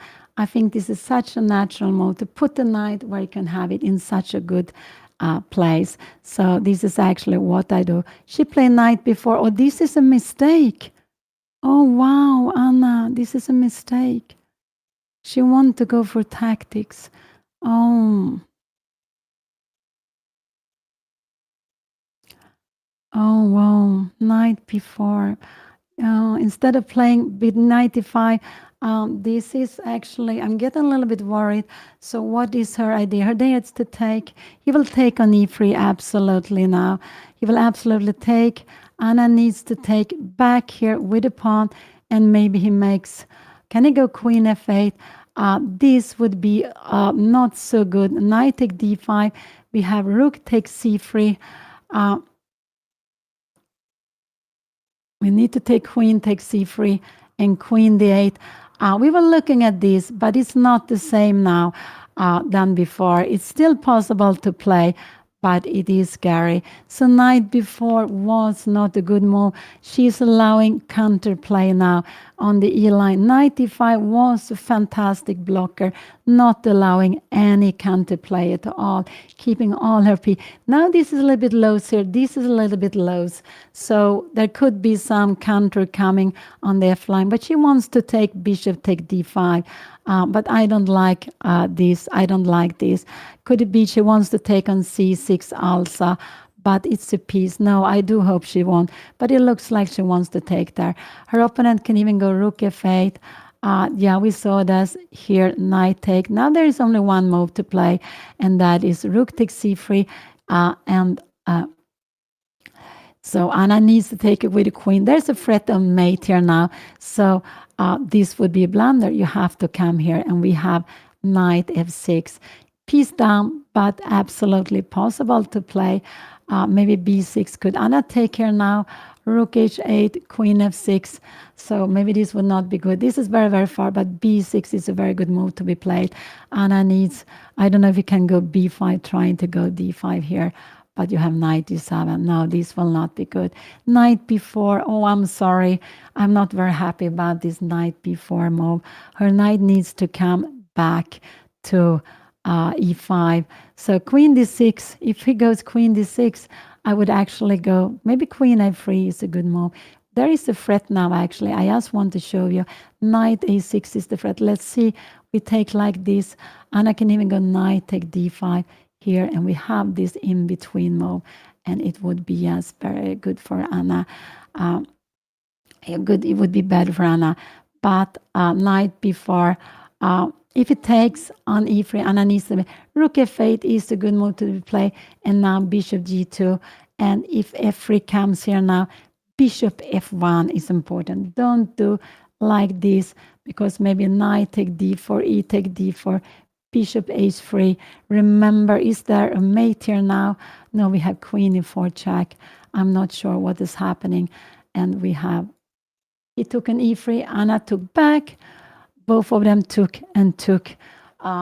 So what is the now rook f8 is move to be played. Don't play. I think Anna will go for bishop take d5, but that is not a good move. So if rook f8, maybe Anna should go bishop h1 here now. Maybe this is the best way to play the position. Bishop d7 and maybe some a4 just to try to go a4 and a6.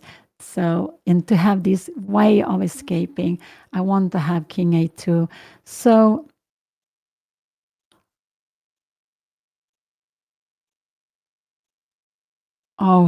knight b4. I would allow to have this knight on e5, not allowing counterplay, but the knight is actually not well placed. You see, it doesn't have a future more than to sacrifice. So knight b4 was rook f8. I think rook f8 will come, and I'm very scared Anna will take here. This, can we go knight take d4, e take? No, we can't go here now. Knight take d5. We have a check here now. King a1. And if you go, queen takes here now. This is not. He played queen f7. He played queen f7. Now actually bishop d1 is the best move to be played. But bishop h1 is also good. So this you can take on d4. Bishop d1 is the best move to be played. Will Anna play this? I'm not sure. Will she play this? I'm not sure. I don't know. Bishop d1. Yeah. So this we have knight take d4 and bishop take g4. Queen e7 was a good move. You can see the difference with the knight on b4 and the knight on e5. Queen f7 would not have been possible. I just feel, can Anna go queen d1 here now? But then we might have, do we have rook f8 here and bishop g4? This is maybe how I would like to play it. I would absolutely go queen d1 in this position. Is the check anything to be worried about? No, we go away. So I like Anna to go queen d1 here now. And rook f8, maybe bishop g4, and just to play it like this. This is how I would like Anna to play the position. But we have knight g5, rook takes, take back with maybe one of the rook. This is actually a bad rook to take it back like this. And you will have this knight coming to f3. Anna, I'm not sure. Yeah. So queen f7. This night before, I was very unhappy to see because there's no future for the knight here. Queen e1 is the move I do hope Anna will play. Just keeping the pieces, keeping everything well defended. Anna will play tomorrow at 2 o'clock p.m. This will be round number 9, 2 o'clock p.m. So that is the round number 9 to go. This is round number 8 to go. This is round number 7. So they have played 6 games, and I believe Anna will move away the bishop, but I'm a little bit worried she will do something strange. There are absolutely no tactics. You can take on f3, you can take on d5, everything is fine. She went only here just to take somewhere, but it's just not good. So I'm a little bit sad. I would, because after knight d5, Anna had such a nice position. After this, it's about equal, but Anna can easily go wrong. Maybe bishop h1 is the best move, but I would say this is very difficult to play. And queen f5 to go away with the king. But after this, could it be her opponent will go queen f2 here now? I'm not sure what is happening. Can we play this? I'm not sure. C take, take and take. Now we have bishop f5 coming. Anna's king is not good. Queen d1 is what I'm hoping. But I think after this, here, Anna will need to go a4. Will she see that? Queen take h4. And now finally she can take on d5. So Yeah, but I prefer Anna to go queen d1, not allowing this. And after here we have bishop g4, queen f2, and now we have some knight d5 with some rook takes c7. What is happening here? We can even come here, and this is an equal position. Take and take. This is absolutely equal. So she will move the bishop, but I like, don't go bishop g4. She played bishop g2. Oh my. After queen f2, Anna wants to go rook c2, but you had queen g3. Wow. Oh, whoa, whoa. Yes, bishop g2, yeah. I'm not. Queen c2 is the best move to be played here. Will Anna play this? I'm not sure. Will she play the rook f8? We have some. Can we take on d5? Maybe, maybe not. I'm not sure. So many tactics. Oh, bishop g2. I think queen f2. The idea is queen f2, rook c2, queen take h4. But now this doesn't work. We have seen this, always this check coming. Anna has big problem here on the first rank. We have queen e1 winning on spot. So bishop g2, this is very, queen f2. Anna needs to find queen c2, otherwise she will get into problems. But I think she will go rook c2. Queen f2 is the only move to be played. So this was move number 29, but I'm worried about Anna's position. Queen f2, will she find this fantastic move? And if you take, I'm not sure. Maybe we should take here now. No, we have, this is mistake. We need to take like this, but this, to keep this defended, yes. Oh, yeah. Oh, so it is very scary.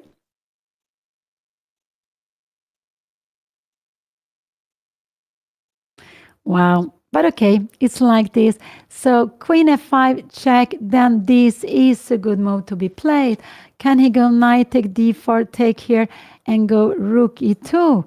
Oh, wow. No, this is too much. And after this, check here, king a1, and bishop take 2. He is just so much better. Is he in this position?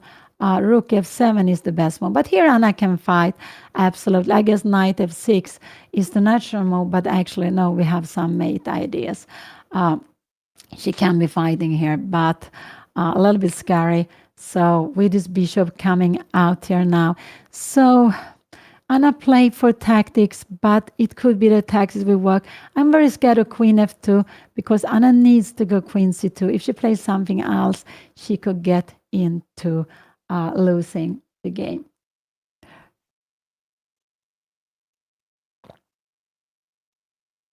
This is the second game. He gave a check here now. Now Anna can make both king a1 and king f2. King a1 is a good move to put it away.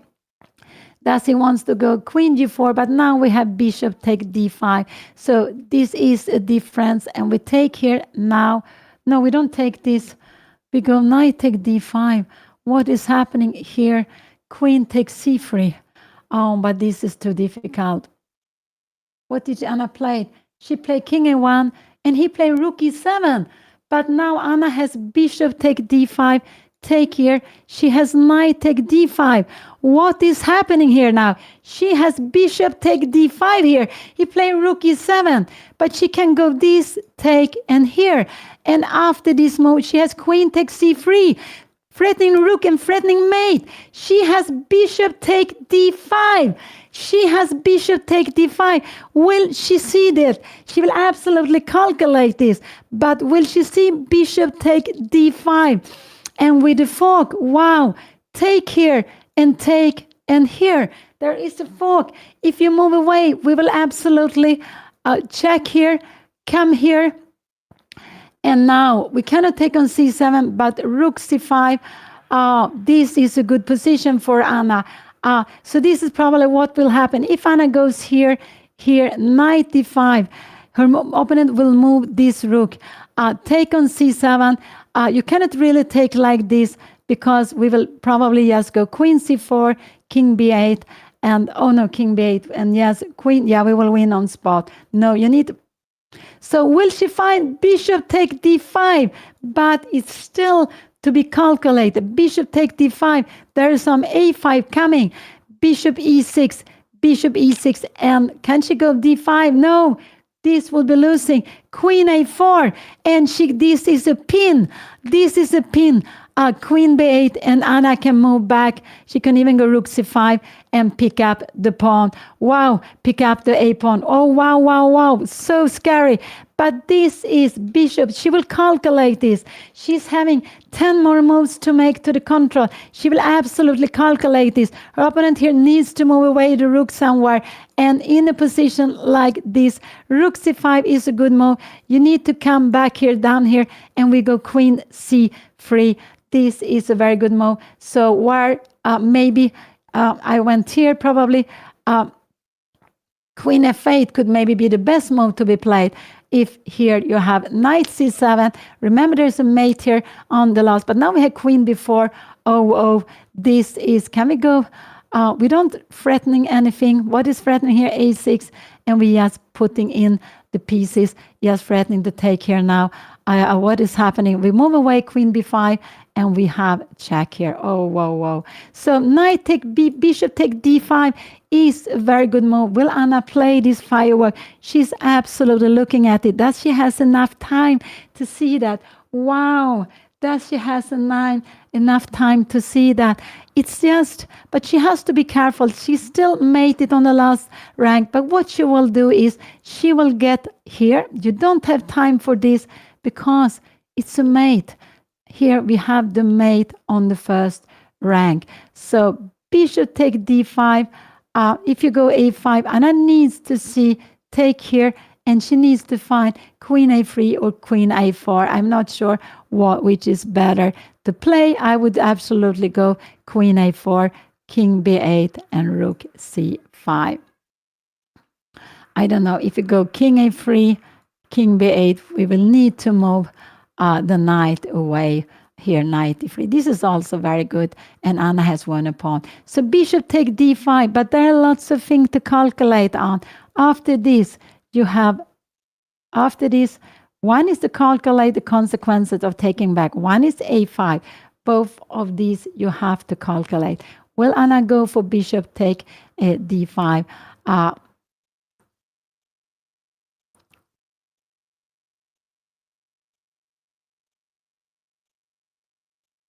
What is happening after a move like this? d5, knight takes, and knight take d5. This would be very good also. So e4. But your opponent can go something like this. Can we go knight f3? No, this is not clear. And you have this. It's not clear at all. You see, it could change. e4 is not so good, but bishop d5. I do hope she will play it, but there are so many things to think of. She has down to 11 minutes, but she gets 2 pawns. And after this, she gets 2 pawns and a rook for 2 pieces, and she's controlling the c line. So rook here, taking here. This is the best way. And actually now rook c5. Yes, putting pressure. I don't know, queen f7. And now we would change it. That is not possible. Queen f8. And yes, now queen c2, queen c3, whatever. And no way to defend this. It would absolutely be winning. So will she find bishop take d5? I do hope so. I'm sure she's calculating this. Oh, wow. You see, always there are some moments of danger, some moments of tactics. Her opponent just wanted to keep the second rank very, very safe. Oh, getting so nervous. You see, there is so much excitement in chess. It's not every move, but there are normal, always coming moments where there are some tactics. And here, this is one of the moments. And let's see if Anna will play it or not.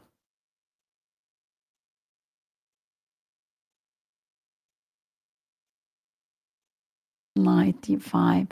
Wow, what a fantastic move to be played. Can you go, so knight take b5, yeah. Oh,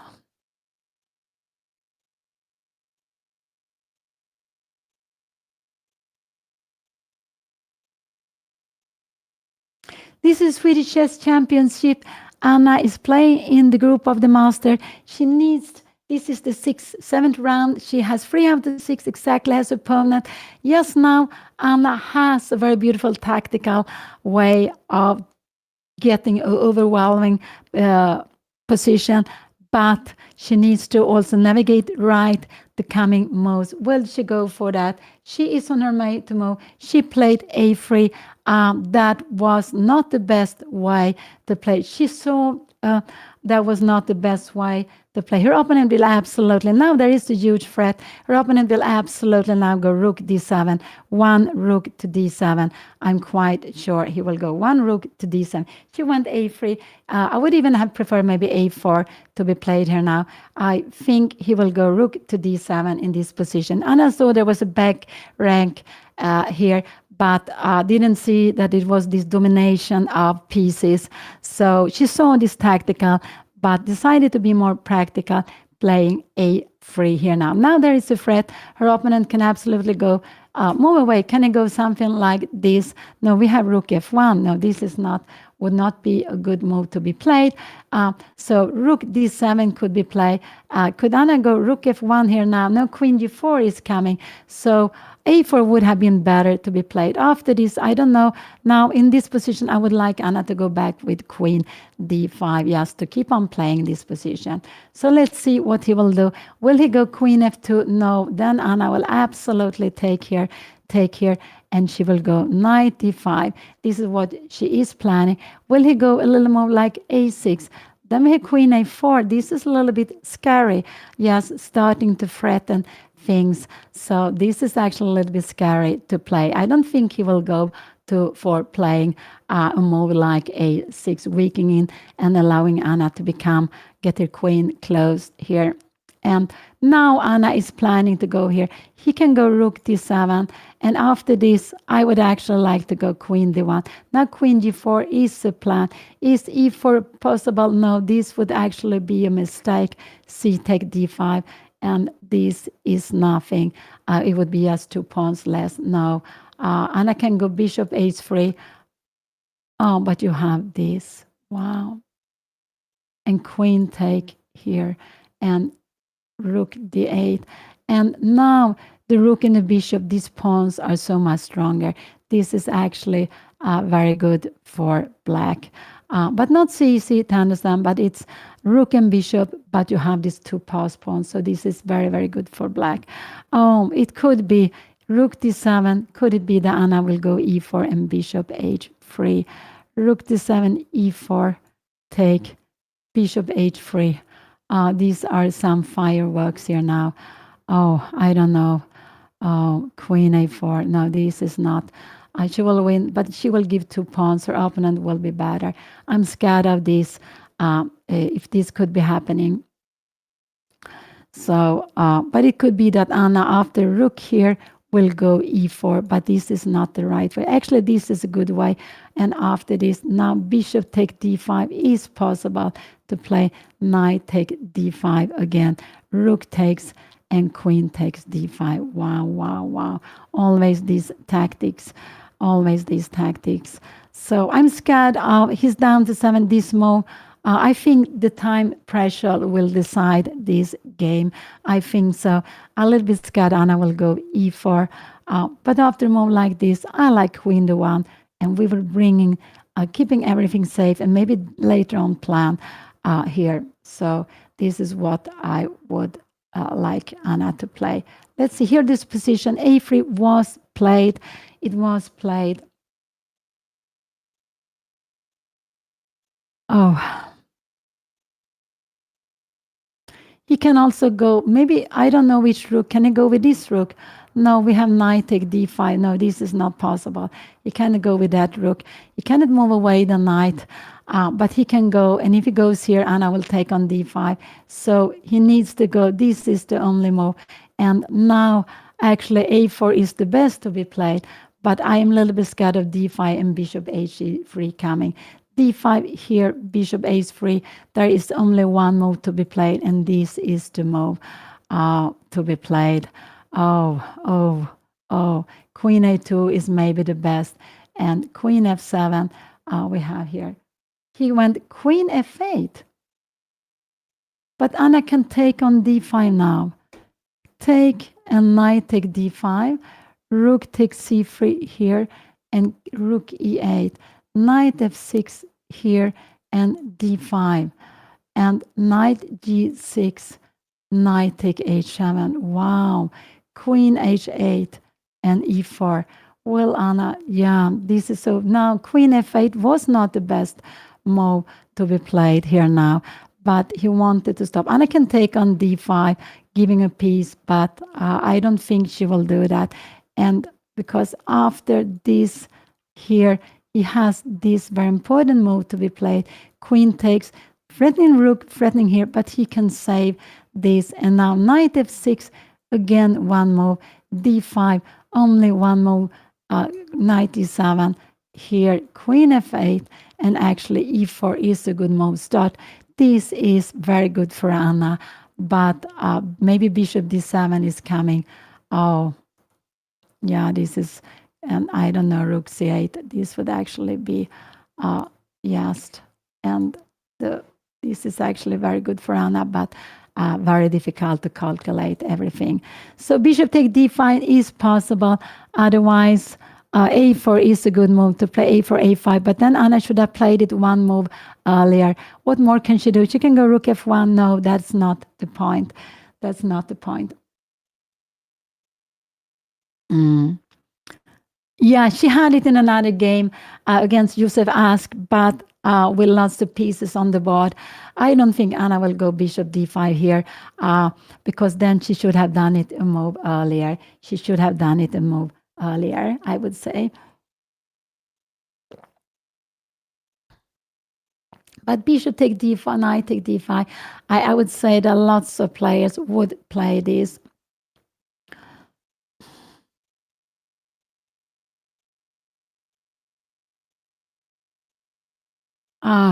But it depends your style.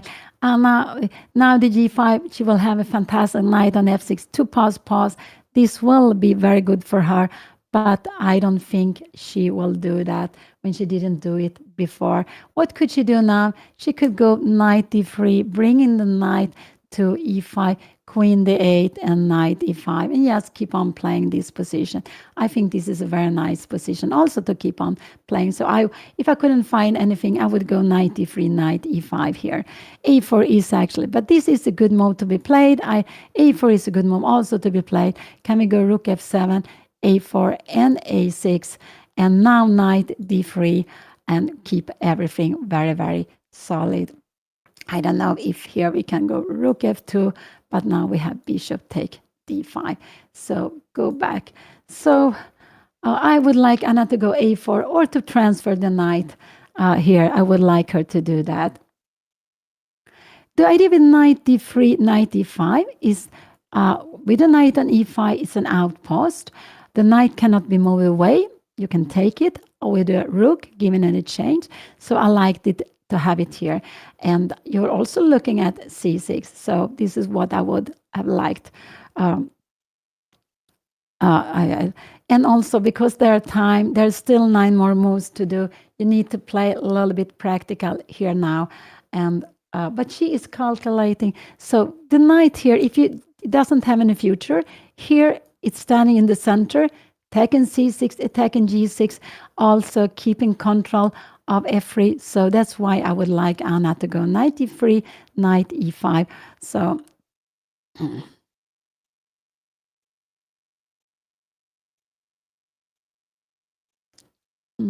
thank you. But it's not Anna's style to give a piece for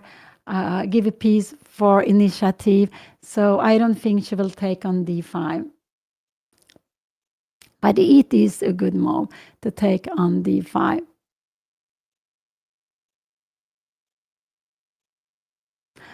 Anna has won against her father in blitz, but I think it's more friendly blitz. And they have played some classical game, but I think all of them have been rapid. Now Anna takes time. Time is very important here. So just, I would say, just go back with the knight to e5. This is what I would like Anna to do. Play knight e3, knight e5. This is what.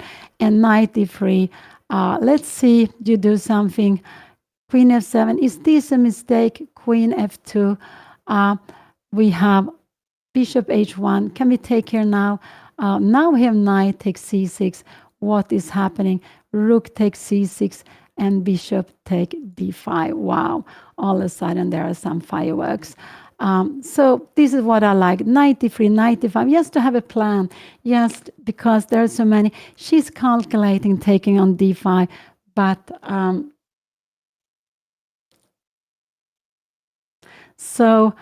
but she has very little time now, and it would be better just to play practically, move the knight to e5.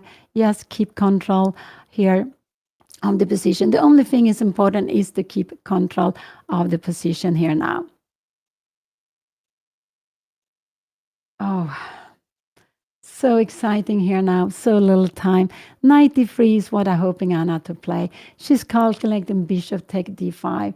This is what she is. And she's down to very little time. But I have been exactly the same.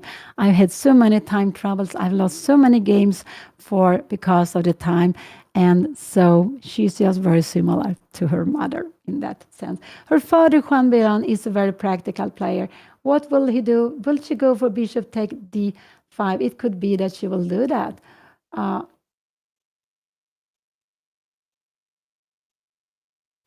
Down to 2 minutes. She was on her way to move. Knight take d5.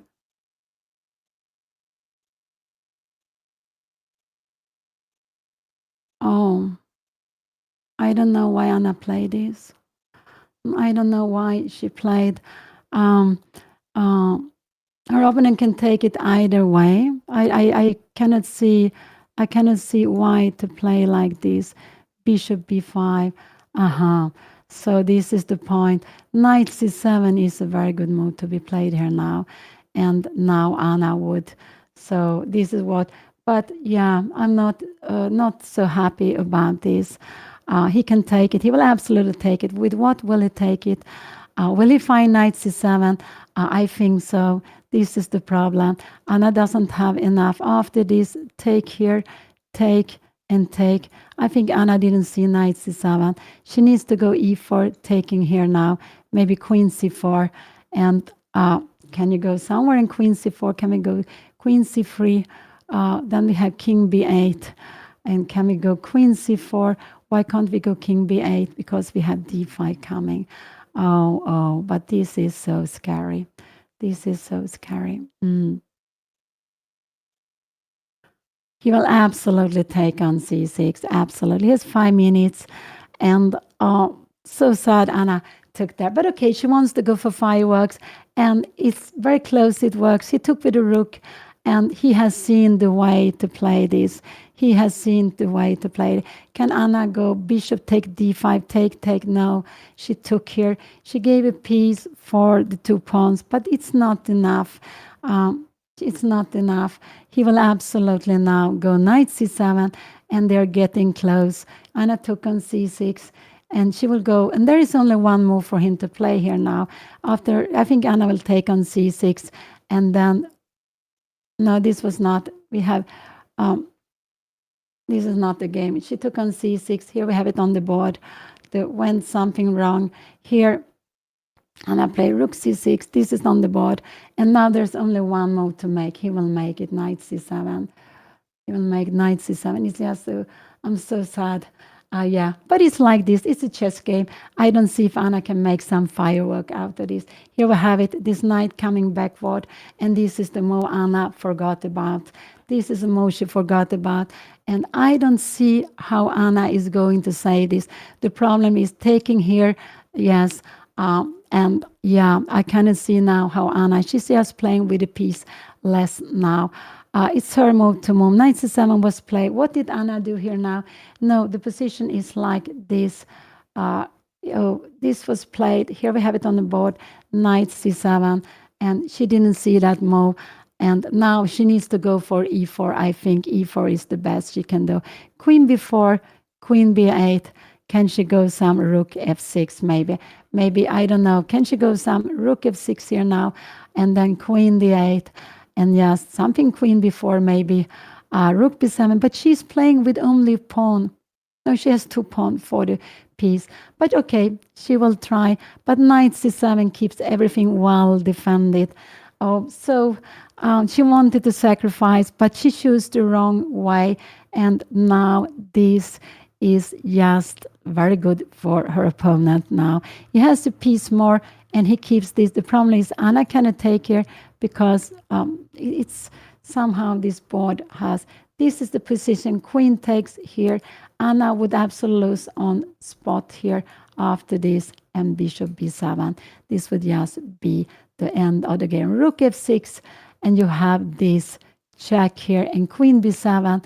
And there is absolutely no way for Anna to keep this position. Actually, if we could change this pawn for this pawn, but she cannot change them. Maybe some rook h8, but oh, queen b3. Oh, no. It is just hopeless, this position. So what did she play? What did she do? She hasn't played. No, she is thinking. Here we have the bishop. Rook takes and knight c7. And knight is the best defender of the king. It is the best defender of the king. I expect Anna to maybe go queen c3, but queen d8. We can have queen c3. Can you go king b7? No, maybe we have some e4. So queen c3, but he will absolutely go queen d8. Can we try to go some e4 now? Taking, and we have bishop b7. And that is just very, very good. So it's Anna to move. The position is like the take here and knight c7. Very, very common, easy move to play. Here, can she go and now to go e4? But he can even take bishop, take check. Oh, he can take it. You see, I'm so tired. It doesn't really work. So here we have it.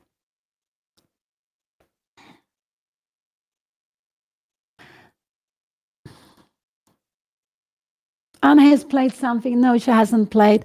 She hasn't played here now, but I cannot see how she will survive this. She has 2 pawns, but they're not very useful. This is very good, this d5 pawn.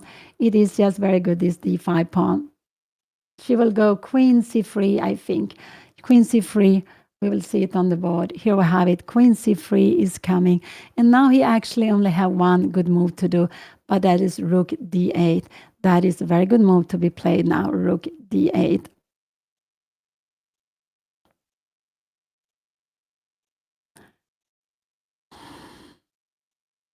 He can also go king b8, but he will absolutely go queen d8.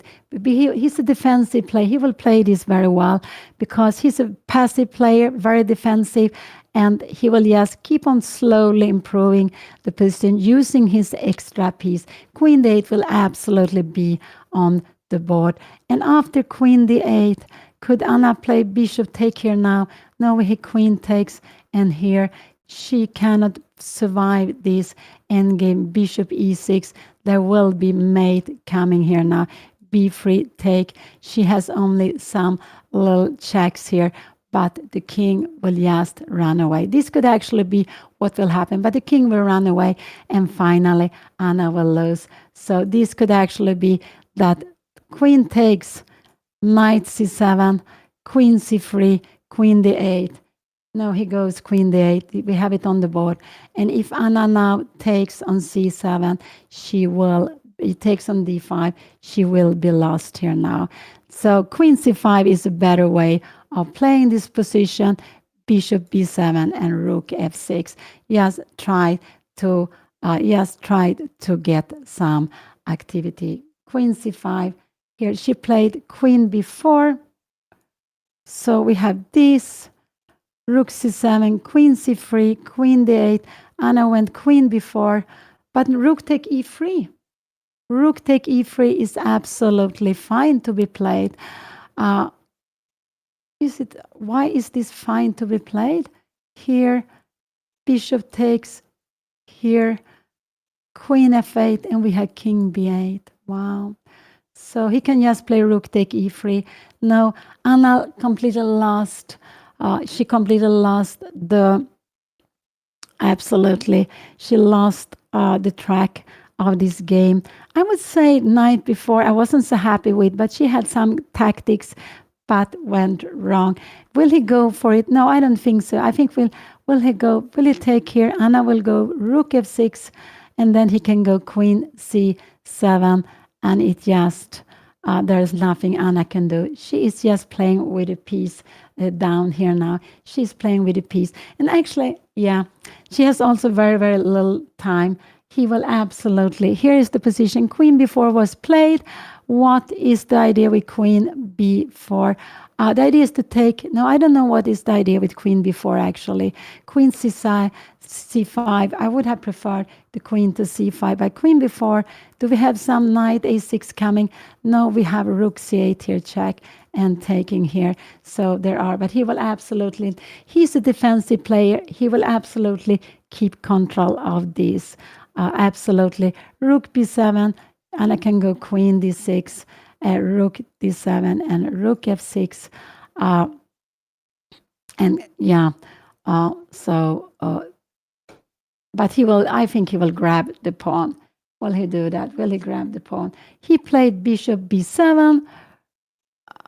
Queen a5 was played, and bishop b7. And Anna will go rook c5.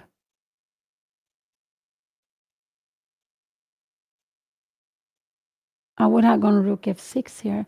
I would have preferred rook c5, rook c3. Rook f6 is what I would have preferred to play. But then, so she went rook c5, yes. But now knight e6. She has bishop take d5. Oh, what is happening?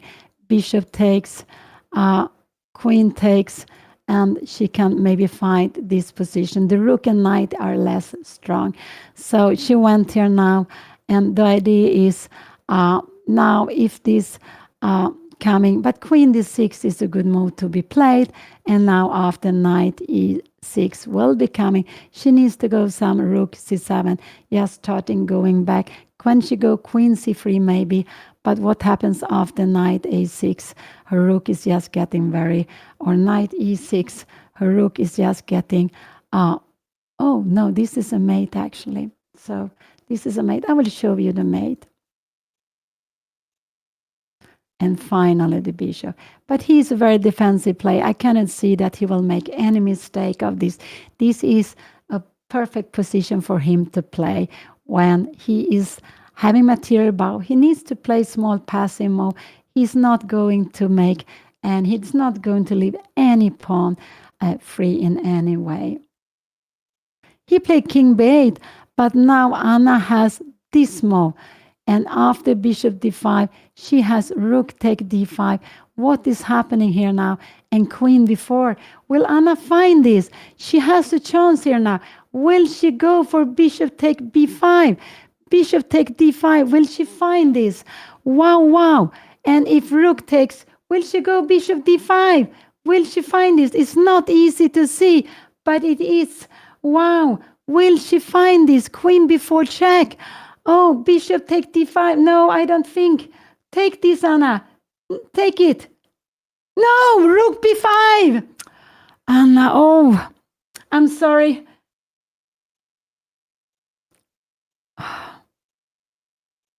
What is the bishop? What is it doing here now? Oh, this is, I cannot. Oh, I'm so sorry. I'm so sorry. I'm so sorry. I think your opponent can play almost everything. Yeah, can't we just go rook take e3? No, now we have bishop take d5.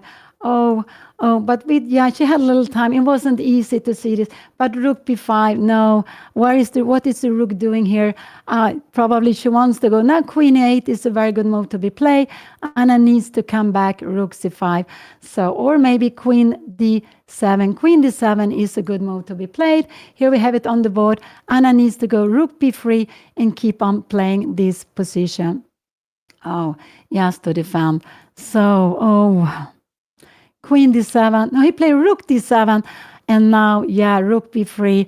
Anna needs to move away the rook somewhere. Rook b3 would be, because now this is a threat to taking here. She played rook b4. Actually now, what is the best he can do here now? Can he go knight e6? and Anna needs to keep it. Actually, this is a very good move to be played, and queen b5, and we have this blocking here. And what is Anna's piece is doing here now? I don't know. So let's see. She played queen b4. Maybe queen b3 would have been better. Queen b4, you have at least. Can I go knight a6 here now? No, we have queen take a6. Oh, that is good.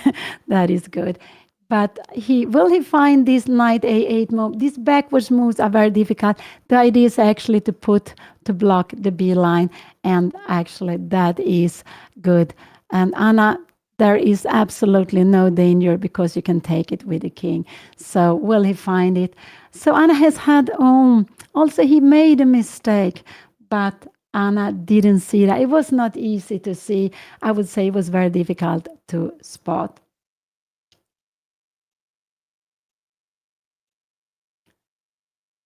The clock is very low for both of them, but there are not many moves, only one more move to reach the control. So what can he do? Knight e6 looks very normal to me to be played. Queen b5, and now maybe we threaten take on d5, king a8, and wow, this is absolutely fine to be played. So knight e6 looks very normal to me. Queen b1, and maybe Anna could try something. So queen a5, can you do something like this? Queen b7, yeah, this is also absolutely fine to be played. Yeah, and I would wish that it kept on with the time pressure. Will he find his knight? Oh, he find it. You see, he's a very good defensive playing. And Anna is knight b6. This is just no way Anna can defend this. No way. But she will have to keep the pieces on the board. So she will need to go maybe queen a4. No, knight, no, queen a4. I have no idea what to do. Maybe queen c5, knight b6. And I wonder what the rook is doing here. Yeah, I don't know. So she needs to move away the queen somewhere. Queen b5, knight b6. And you can see these pieces are very badly placed. She needs to come rook b3 and come back here now. This is what she needs to do to play. So she has only queen b5 has to be played. Queen b5 has to be played. And she played queen b5. And now there is the threat of bishop take d5, but her opponent is just in time to go knight b6. Does Anna have time for a4? No, I don't think so. If you go knight c4, yes, we have bishop take d5. Can she go a4? Queen e7. Can Anna go a5? Knight c4. And can we go, why a6? Why is this not possible? Knight take e3, and the bishop is hanging. So it could be, I think we will have knight b6 will happening now, and I think Anna will go a4 here. This is what I think. Rook d6. Can Anna go a5 in this position? And there is a6. Wow. So rook d6 is a good move to be played here now. He go knight b6. Now to reach the control of 40th move, and I'm sorry, I cannot see how Anna would survive this. What would be the best? Maybe try to get the rook into the game with rook b3 and rook c3, king a8 and rook c3. Then we have rook f7. And yeah, just starting going down with the pieces.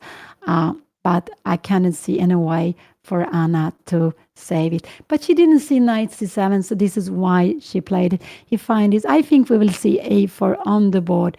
Well, he can play lots of different, not lots of different moves. Is rook c7 a good move? If we go a5, knight c4. Oh, what is happening here now? After this, we have a6 losing on the spot is not possible. And after a6, knight take e3. Oh, there is a fork and the bishop is going. So it is just no way for Anna to save it. Yeah, he has been playing very good. He played very passively. And Anna, I wasn't happy. She sacrificed a piece. It was right to sacrifice on d5. It was wrong to sacrifice on c6. But when I sacrificed a piece, with little time, I would have just play practically moved over the knight instead of going for this. So I was not so happy with how she played this. I cannot see any way for Anna to defend it. She got a chance. He actually made a little bit of a blunder at one moment, but this position we have at board is like having, she will go a4. She will absolutely go a4 here now, but there are different ways for him. And after a4, can he go knight c4? No, we have bishop take d5 and knight d6 and just bringing it home. So she will absolutely go a4 now here now. We will see it on the board. No, she's not. Yeah, we have a4. And so what will he do? Will he find this beautiful... Actually, Anna's rook would have been so much better on b3 than on b4. I didn't understand why she went with the rook to b4. On b4 it was easier to get into play than on b4. So, but he can go rook d6, a5, and a6. This is the easier way to play a knight c4. And now Anna needs to play this, and queen takes c7. Queen a5, king b1, queen a1, and king a2. And how is this position here? Probably maybe queen b5. And she will need to play here. It's equal pawns, so it's just very good for opponent. But what did he do? He played rook d6. But I like this a5 now. a5, I like a6, queen d3. And now the best is for him to go knight c8 and play this position. So I do hope Anna will go a5, a6, a5. The idea is if he moves away the knight, we have mate in 9. And you could see with a rook on b3, this would have been working for Anna. With a rook on b3, this rook was very bad on b4. She should have had it on b3. We could go back. I will not go back to it. But she could have put the rook on b3. Then these things would have been working better. She would have more escape. I didn't understand why she played the rook to b4 and not b3. She had rook b5.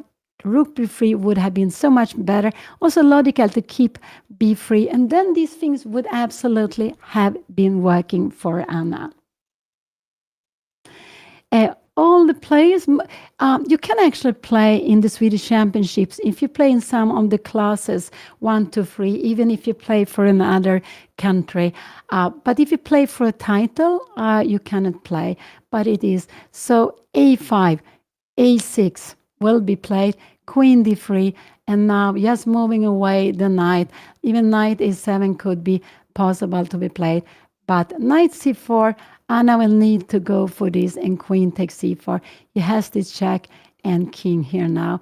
And maybe rook d7 is a good move. And yes, it's very difficult for Anna to try to defend this. But this is what she has to do. She has to keep on playing this, and somehow queen b5. I am not sure how we shall try to defend this. If rook c7, yeah, queen e6. This is getting in here now. Rook d7. And what are we doing? We are having some counterplay. I play this very, very quickly now. So, so I want Anna to go a5 now here. But you see, with the rook on b3, she would have had queen b4 also. So she would have had more flexibility.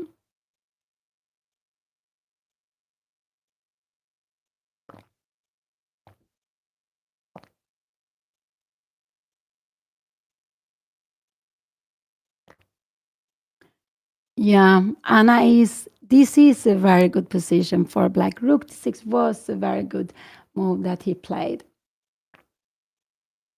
Yeah, there were very few players left. We could see there are someone sitting to the left, but not many players are left. They have been playing for, they started at 4 o'clock, almost 4 hours. This morning, 3 hours. There are very much chess.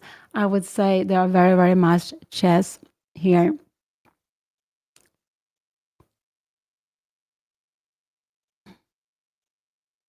Yeah, I would go a5 here now, a6, and then queen d3, only move just to bring it out.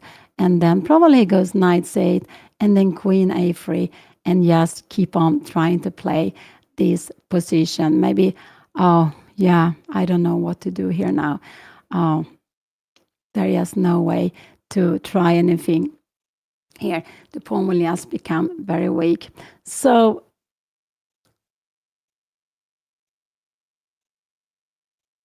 A5. No, you can't come here. We go here, and there's still a pin. Anna will be much better now. So vänta, escape. So escape. I did something strange. So, but he just need to go A6, and after Queen D3, he can go 1, 2, and 3 more. Could he go Queen D7? Also, this would be, but then maybe. There is some tactics, Knight F8 and Rook B3. The pieces are becoming more passive. Can you come some here now? And I'm getting some activities, but no, not that. So A5, I just think Anna should go for A5, A6, Queen D3. He will go down somewhere, and now Queen A3. And now he has Knight C7. We can see, but maybe now Bishop F1. And Anna is still fighting. So A5, yes, keep on going here now.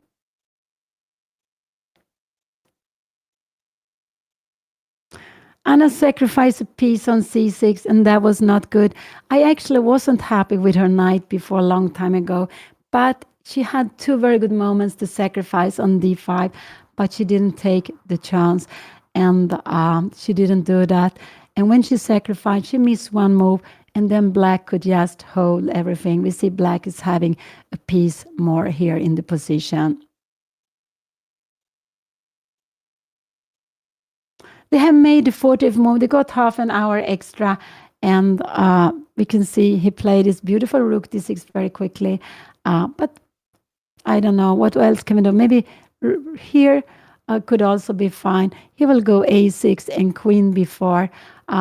And now A5 is a big threat, and he will go maybe Queen D7, but then A5 he will go Knight C4, and wow, there are lots of tactics here. King B1, I don't know, even Queen B5 could be held here now, taking, and we can go Rook take B5. I forgot this. Knight take E3. There's always this piece. These pawns will in the end decide the game. So very far away. So maybe Rook B3. I think Anna will go A5, but it doesn't really matter. Rook D6 was one of the good moves he has in the position.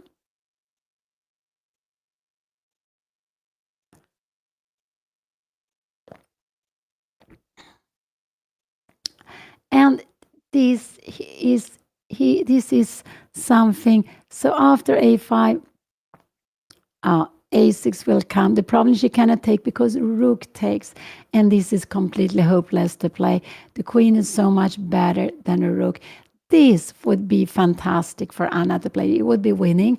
Look at all the pawns on dogs, squares, but not with the Queen. So this is the problem. So if Anna go A4 here, we go Queen C4. No, now we have Rook C6, even trapping the Queen. No, this is not possible. Take here and check, and there is only one move to do. Yeah, you can even go here. We don't have this because Queen take D5. I forgot about this. No, so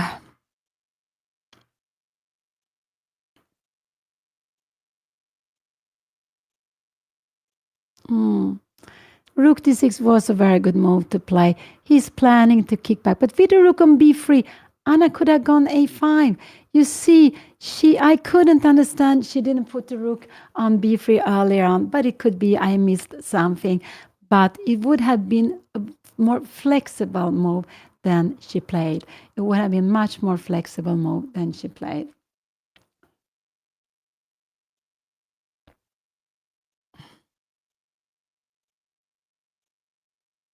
Yeah. But there are 2 more games to go. Is this one still? We still have to have some hope. But Black is very positional player, slow player. he will slowly use his piece, and he find this very, very beautiful rook d7. It was not the only move, but it was one of the best moves. Maybe he will go, maybe Anna will go rook b1 now. I think rook b3 is a better way of playing, actually, but I think she will go for a5. She played e4. Wow. I don't understand e4 here now. What is happening if we take on e4? Aisha wants to go queen a5. So e4, a6, queen a5, knight take a4, queen c5. What is happening here? Can we not give it check? Oh, no, it's not a check. You see, I'm a little bit. Can we go rook c6 here now? No, we can take it. So let's see. She went e4. She's going for some tactics. Maybe this is good, actually. Queen takes. What is the best? Is the best to take it or queen c5? I don't know. We have knight e3. What is happening? Bishop h1 and queen c7. Can you go here? Queen here. Can this be a good move to be played? e5, you take. We are taking. Why is this not such a good? Oh, this is actually all of a sudden winning. So there are. So she played e4. Maybe this is good just to get some fireworks. a6. Anna will absolutely go queen a5. And I think we will see queen c4. Will Anna take on d8 and take and actually go take on d5? But her opponent can just play this and now go like this. We have changed a pawn, but remember there are still these pawns to be changed. The only hope we have in a position like this to change these pawns, and then you see this with the a pawn is the wrong color bishop. That is the hope to play in this position. Of course, that is the king c7 and maybe rook f3, something like that. Rook d7. Could we try to go some h5 here? I'm not sure. Maybe to get somewhere here. No, we have knight f4. I don't know really. But she go for e4, some fireworks. Can he take? He can absolutely take on e4. Anna wants to go queen e5. I do think so. And what her plan is to go a5 here now. She's planning. Let's see. Can you go king a6? We take bishop, take e4. So what will he play? e4 was putting some. I think we will see a6 on the board. I think so. a6, queen c5. No, here, and queen e5 and king a7. This would absolutely be fine. Queen c5 take here. And yeah, so a6 is a good move to be played. As this was his plan, he played it also immediately. What will Anna do here now? I think Anna wants to go queen a5 here and taking here queen e5, king a7. And can Anna go bishop take b4 here now, playing with a piece down, queen d7, and just is a knight. But okay, she will keep on fighting here. But it is a5 is not coming. But how can she try anything here? I cannot see any way for her here. Because we have 1, 2, 3, 4, 5, 2 pawns, but they are not enough. So he played a6, queen c5, queen a5. One of them we will see on the board. I don't know, queen c5, could he go rook c6, queen a5? Yeah, it could be here, rook c1, taking here, and yes, king a8. So let's see. Queen a5 or queen c5, I don't know where she will go. She will go to one of them. I think she will go queen c5 here. You know, when you play for draws, it's a good question. When you play for draws, sometimes you start play passively. I would be happy with a draw, but I would try to play it actively. So that's the way I would like to do. I would try to play it actively.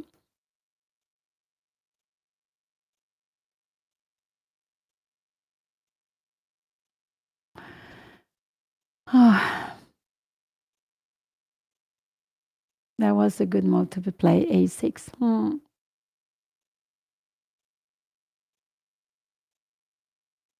As long as she has a queen, there hope. So queen a5 or queen, there are the only move I could see here now. She needs also to keep it, yeah.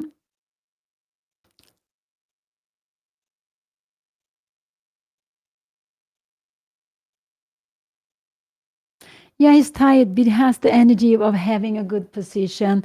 So he has the energy of having a good position.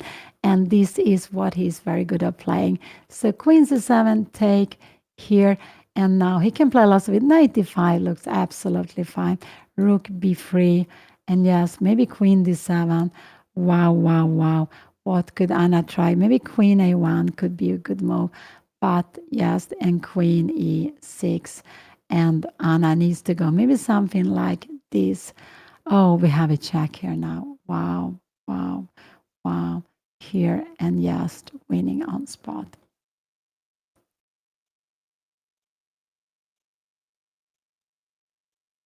And he's fighting right to the end, and this is, of course, good to do. If this was a little time, but he has so much time, he wants to play rook d6, a6 very quickly. What would I do? I don't know. I would go queen a5 or queen c5. Maybe this here, queen c5, rook c6. No, I've done this mistake before because you just grab it. It's not possible. So maybe queen a5 could be played, but he can now grab the pawn, and after he will go knight d5 next move. Queen a5. Now this is also still very good. Everything is very good here. Actually, everything. So it's just a piece extra, and that he is playing with. She's trying to put some fire, but he will keep everything within the control here now. When they reach 40 moves, they will get extra time. They will get extra time. They get this half hour extra.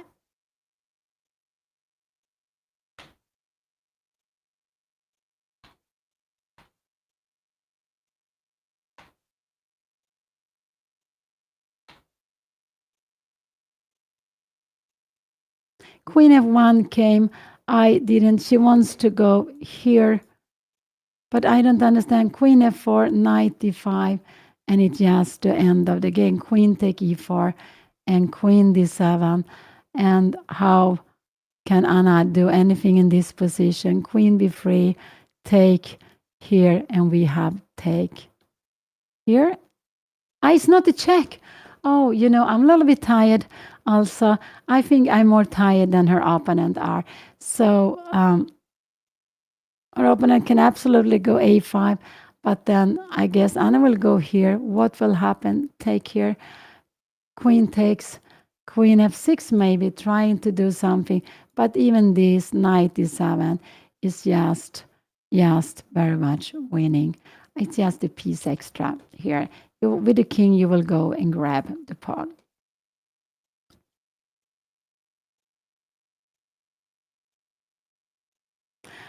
Oh, it's been a long time for the Olympiad. I don't know who will, if Anna will be streaming in the Olympiad. I don't know this. So she played this, hoping maybe for knight c4. Is that a hope? d5, rook b6. This is also absolutely. But he took on e4.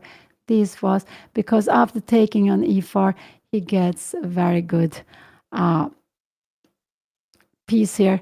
Anna could take on e4 and go a5, but after this bishop takes, she can go a5, and we have rook take d4 here now, rook take b6, and yeah, afterwards you go wherever, king a8. Oh, it's a mate. Oh, you need to go bishop. Oh, what is this? Here and here, and we have rook a4. I didn't see this mate. Wow, I didn't see the mate. I think I'm more tired than the players. Wow. Anna had a very long game yesterday. It was 5 hours. She played a blitz 3 hours, and she had a 3-hour game this morning. She lost, and I cannot see how she can survive this game either. He took on e4, and what is Anna going to do? There are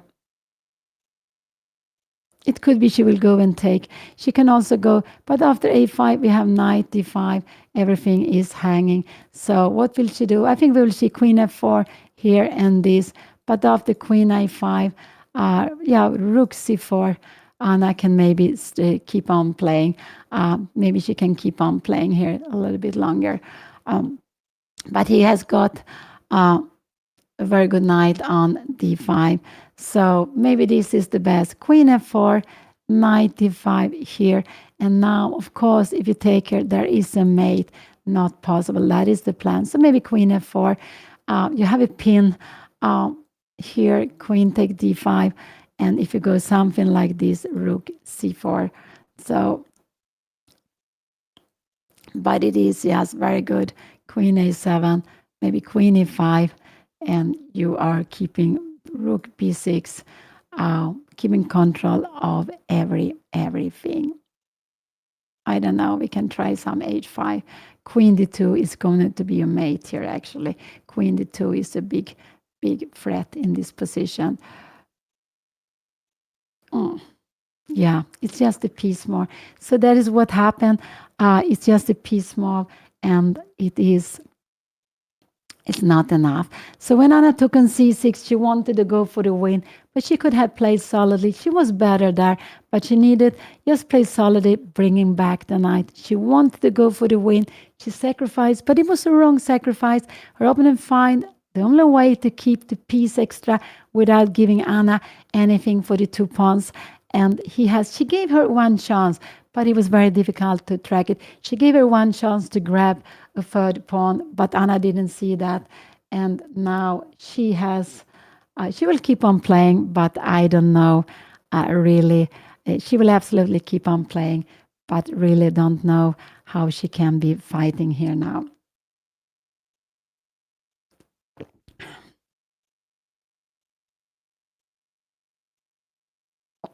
So Anna has 3 after 6, and this is the 7th round to be going. There are 2 more rounds. Next round will be held at 2 o'clock p.m. tomorrow. 2 o'clock p.m. tomorrow, and then the last round at 10 o'clock p.m.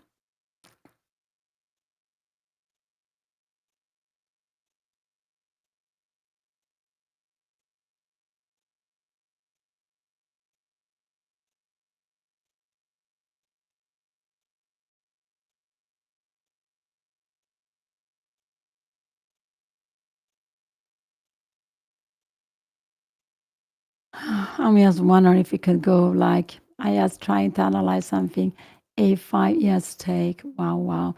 I wanted to give queen f8 check, but I am just, and I just want to show that take, check, and check. Oh, you can go with the queen. Yeah, I feel very tired. I wanted to go and say king b7, but this is of course not possible. You take it with check, but black can just go rook d8 or queen b8. Queen d8 is just a good way to play with a rook extra, a rook and piece extra. There's no way for Anna to try to create something. She did his e4. He played his very good a6. He took on e4, and just wow, yes. So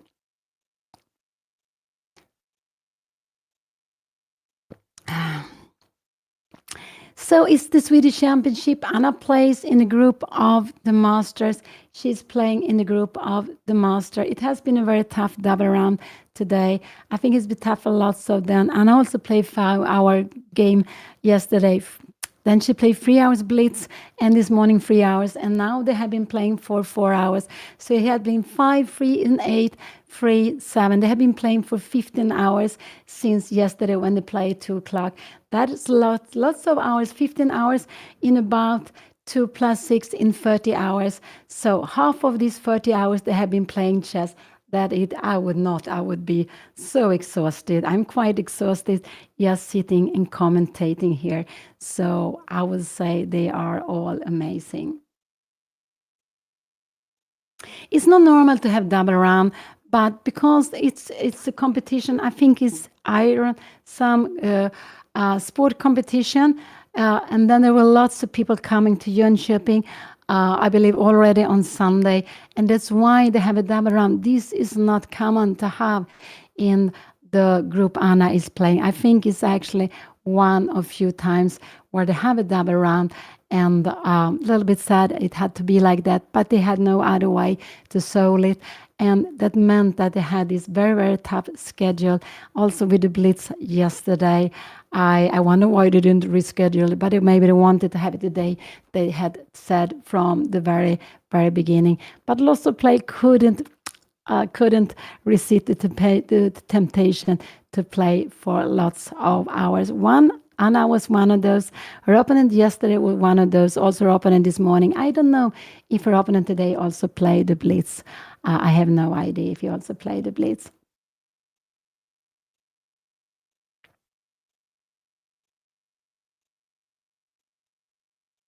Oh, Carlsbad or Catalan. Oh, it's just different setup. You can get the Carlsbad setup in other openings also, not only with the D4. Today we had the Carlsbad setup with the Queen's Gambit exchange variation, with the Queen's Gambit decline exchange variation. I guess Anna will go Queen F4. This is my guesses. My guess is Queen F4, Knight E5, and Queen take a E4. This is what I'm guessing.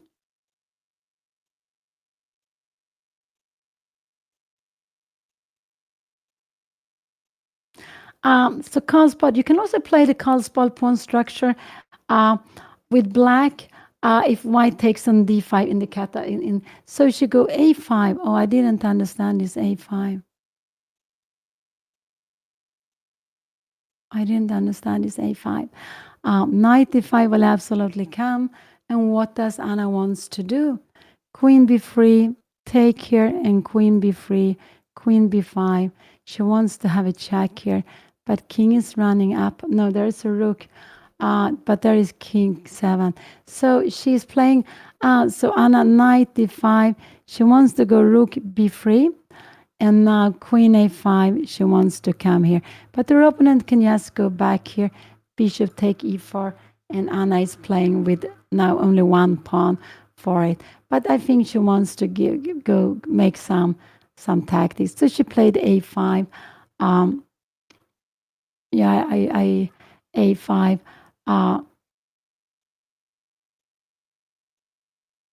Planning to take the knight, so her opponent, well, he needs to move away the knight. This is actually, he needs to move away the knight. Anything else, if he goes here, Anna can absolutely just take on b6. He's actually better because of the e-pawn, but Anna can be fighting here. Yeah, she needs to take the knight. But of course, he will move away the knight. Yes, move away. This is the most logical move to play. You have a fork, you want to change another piece. And what will Anna do? I guess rook b3, queen a5 check will come. Will she go king b1 maybe here? But then we have rook b6. Wow. No, she needs to go rook, come here, and you move away the queen somewhere, and bishop take e4, maybe. But yeah, queen e3. Can you go something like queen f5? I don't know. It's just, I cannot see any hope. But okay, Anna keeps the game going as long. But the problem is that her opponent has also lots of time.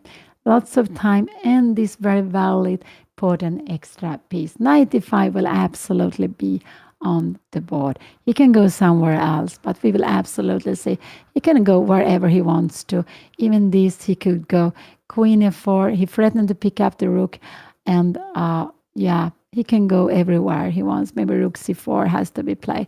Yeah, he just needs to move the knight. He can go 1, 2, 3, and 4 moves these, just so he keeps the knight. They're playing Jönköping, the Swedish chess festival. Knight e5 was the most logical move to be played, and rook knight e5, and I guess Anna will go rook b3. I think this, you cannot go rook a4, it's just so passive. No, she needs to go, because after this we will just go take this extra piece, and just, so she needs to go rook b3, and he will take the pawn on a5. There is direct flat to take this, also planning this. So rook b3 should be played just to keep the knight away.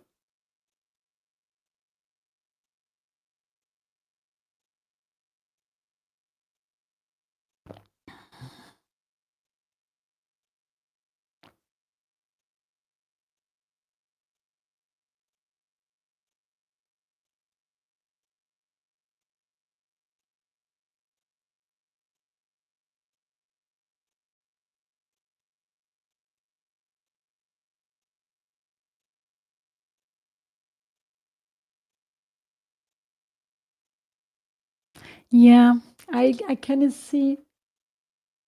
We speak Spanish. I speak Spanish with Juan. So this is our language in common. But with Anna, I speak Swedish. And we are all three of us, we speak Spanish together.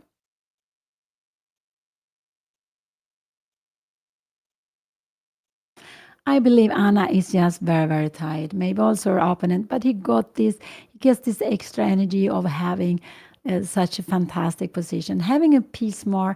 And we see how he slowly is improving his pieces. He grabbed the pawns Anna gave to him. He grabbed the piece Anna gave to him. And here we see there is absolutely no way for Anna to save this game.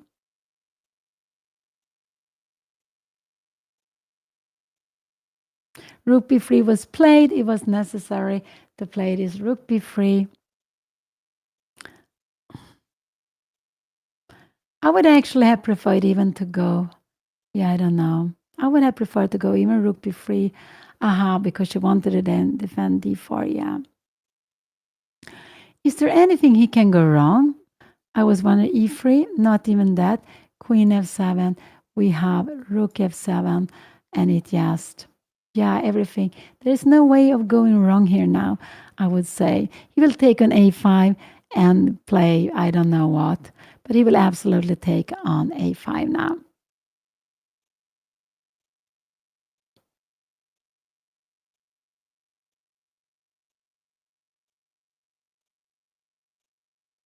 Yeah, the position is not very happy to play for black.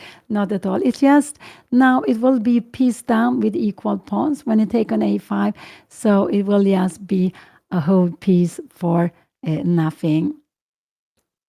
But I think seeing these backward moves are difficult. So he could save the game with a backward knight move after he played his beautiful backward knight a8. And these are moves. It was not the only move, but it was a very good move. And these are moves which are difficult to see when you're going backwards. And maybe especially going backward with the knight. But the knight is a very good defender of the king. Don't forget that. It's a very, very good defender of the king.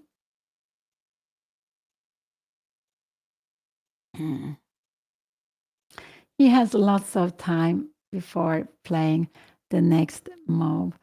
And yeah, but queen take a5. There's a free pawn to take, king b1.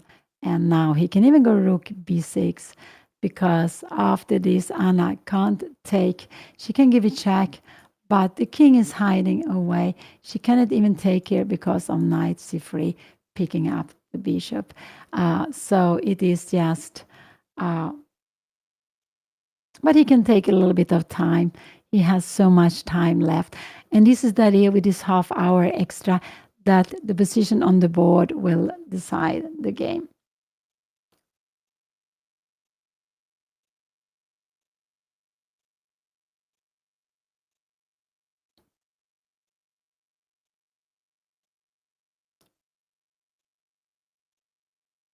I have liked some of the moments Anna played this move, but the first move I didn't like knight d5 in opening. I didn't like knight b4 either. These were the two moves I didn't like, and of course not sacrifice on c6. And there with little time, but she miscalculated. She didn't see knight c7. If she would have seen it, she would not have gone for it. So I think that was why it happened, this sacrifice on c6. If he doesn't have knight c7, it could be that she has compensation. But the way he played it, no.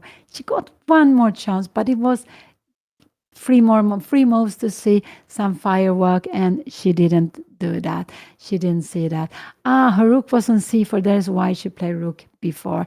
It was not a c3. But I was just wondering, yeah, I'm not sure. Oh, he takes a bit of time, but he will absolutely take on a5. I cannot see. He doesn't have to do it. He can play anything here now he wants to. Everything is so good for him. Thank you. Thank you so much. Thank you. Thank you so much.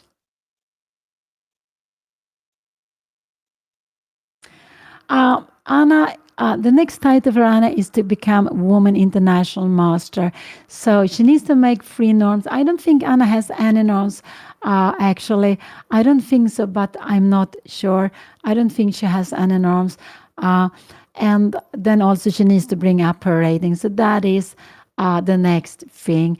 And this is a very good training tournament. It's absolutely very good training tournament. Also, when you play individual, you play more, maybe more risky. Anna wanted to take on c6. She wanted to win.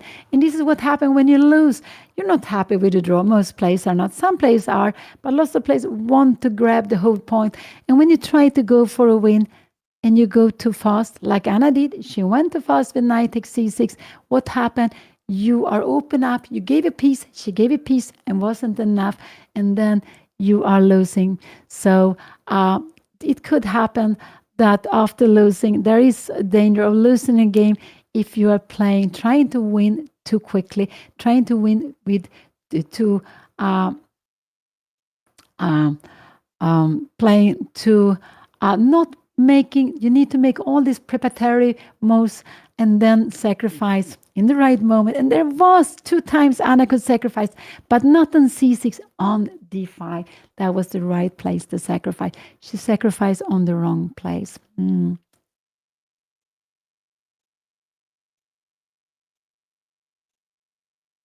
Yeah, these days I prefer to play tournaments where there are lots of women playing. In Sweden, we don't have so many, but I have played the Swedish Women League.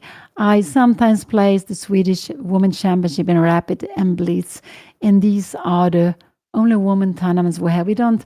So, but when I go outside Sweden, yes, I prefer to play tournaments. I normally choose to play tournaments where lots of women is. One of my favorite tournaments is not being held any longer. Was Gibraltar Chess Festival. It was a huge open tournament with lots of female players also. Maybe it was 20-25% of the players were female, and I love to play there too. So it doesn't have to be a woman tournament, but I love to play when there are lots of women playing.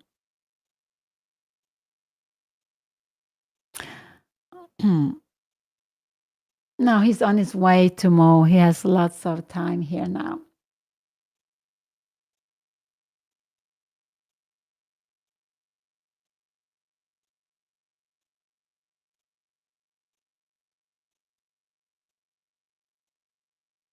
Yes, Eva Hjortun, she has played in the Swedish national team, not together with me, but when I played with the man, she played with the women. And she's actually still playing some chess, but normally goes more for poker. So Eva Hjortun is still playing a little bit of chess, but normally she prefers to play poker. Can we even go e3? That could be possibly also, yes, going e3. Why not? That is also a good move to be played. Absolutely. So all the pieces are keeping track of everything. I think black can almost do anything in this position, but I expect him to take on a5.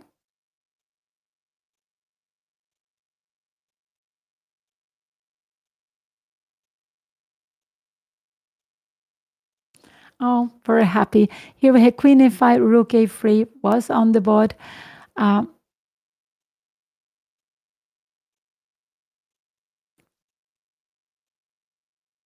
So now he only needs to, he can even go queen b5, because after the check, he has king c7, and it's absolutely fine. The king saves the rook, so he can move his queen wherever he wants, but I expect him to go queen b6 or queen c7, one of them. What did he do? He went queen b6. Here we have it on the board. And what can Anna do? He's going to hide his king on a7. So what could Anna try here now? She could go queen f7 maybe, yes, to try something. But he can go queen d4, threatening to pick up the bishop. Oh, oh. And again, we have this check, king. He can even go king a7. Wow, wow. So he played here, Anna played bishop take e4, queen take d4. Will probably be played. Can you go here? And can we go king a7? We will absolutely grab this. This is not possible, but he will go king c7, and it's just keeping everything very, very safe. It looks a little bit scary. Now it's a mate. Yeah, because of the check. Oh, it's in between. Oh, I wanted to see if I have some counterplay here, but not even that. Mm. Mm.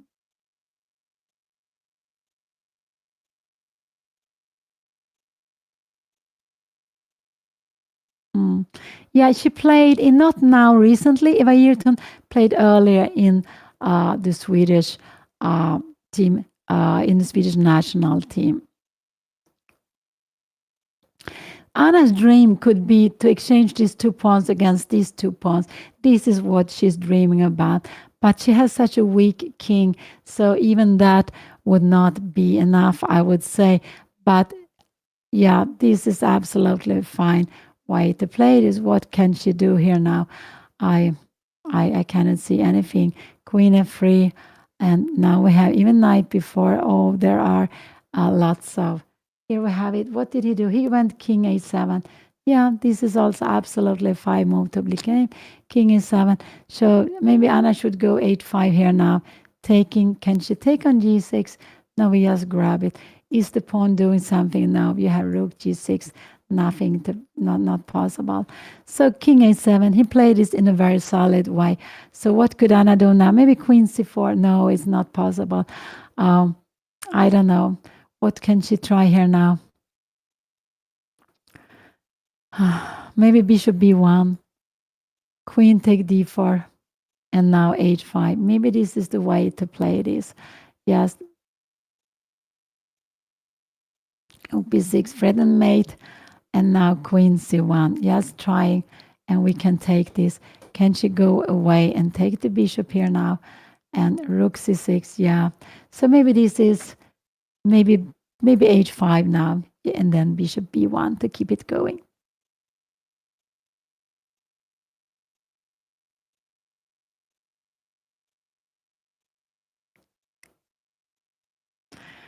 Oh, but Anna keep going. She is fighting. She's fighting.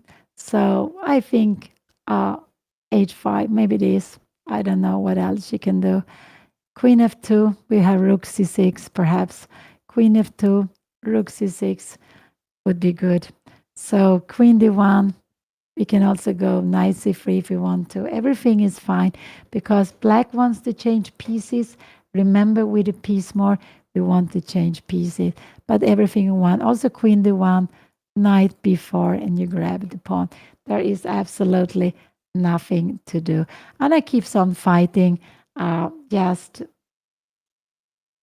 it looks like she wants to go queen f2, perhaps.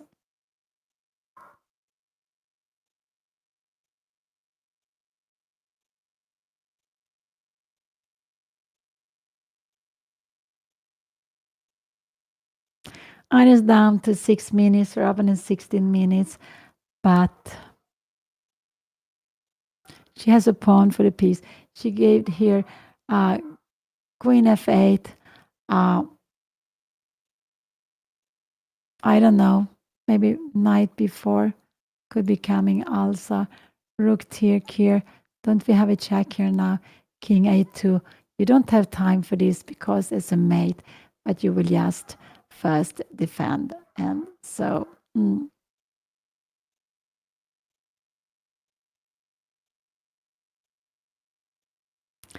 oh, but okay, Anna keeps on fighting.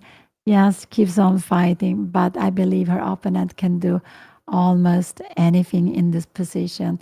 All the moves. Rook e6. Rook e6 is one. Yeah, you can. I think all moves are good for black here. Mm.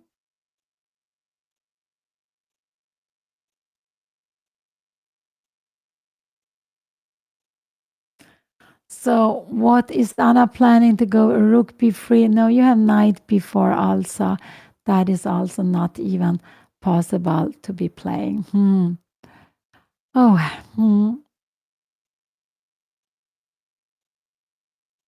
but she wants to keep on fighting.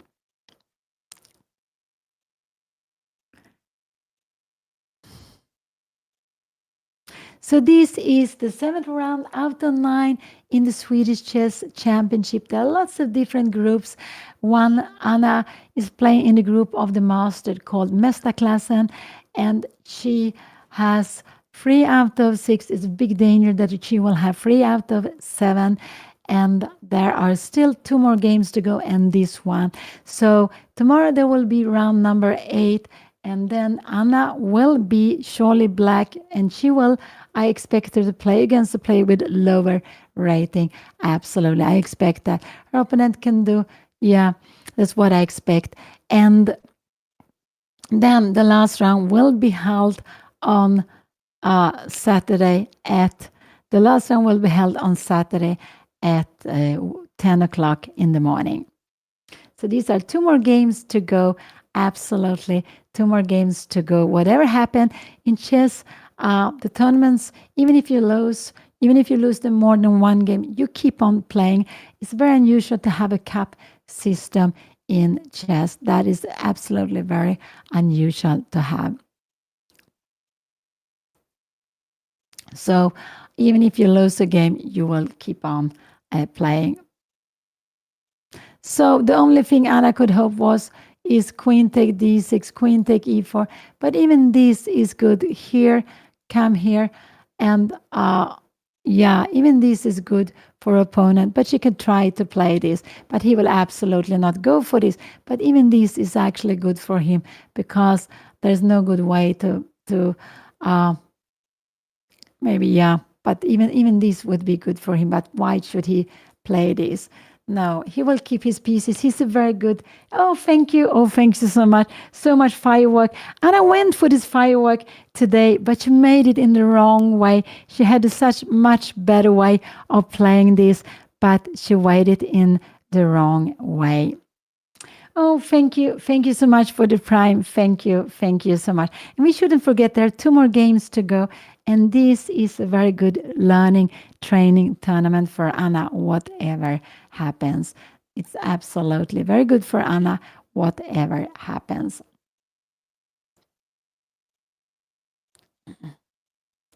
And yes, thank you. Thank you so much for the sub. Thank you.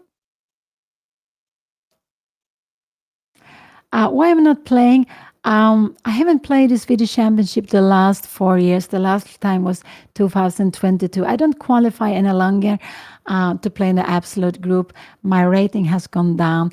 I am like 2388, so I don't qualify for that. And with age, my energy is not the same, so I am playing less now than I did before. So I'm here instead commenting on Anna's game.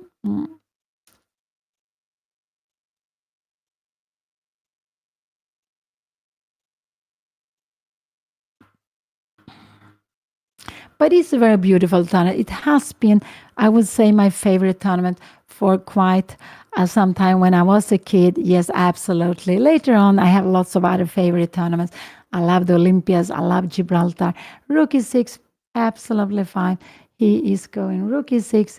He's going for a mate here now. So Anna won't.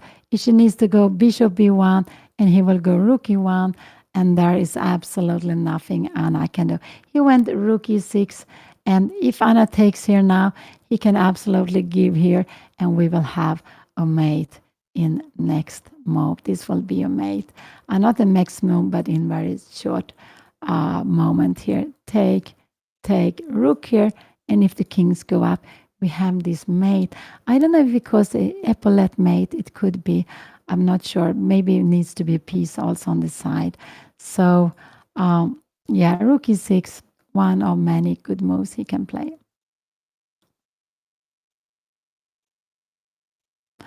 And if Anna goes queen f3, he has knight before taking here, and we have a mate on the first rank.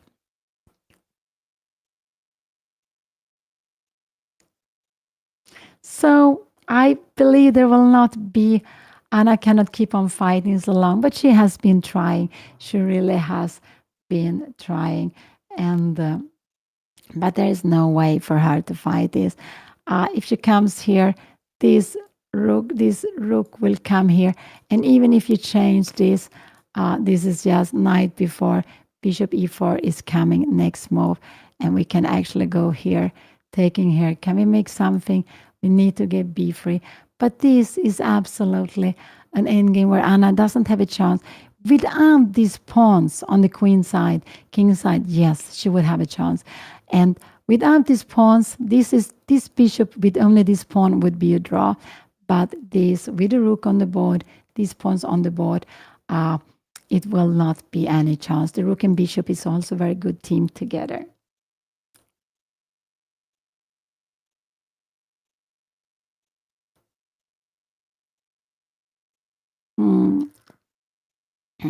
In Swedish, to play in the top group, the first three this year will qualify automatically next year. The winner of the Elite Master qualify, and the winner of the Junior Championship qualify. So these are 5 players, and the other 5 players are according to rating. So this is how they decide who are playing in the Swedish Absolute Championship, and they are according to rating. And some likes to play. There are some top players who are more passive, and they decide normally not to play. But yeah, so it goes by 5 spots for rating and 5 spots qualification.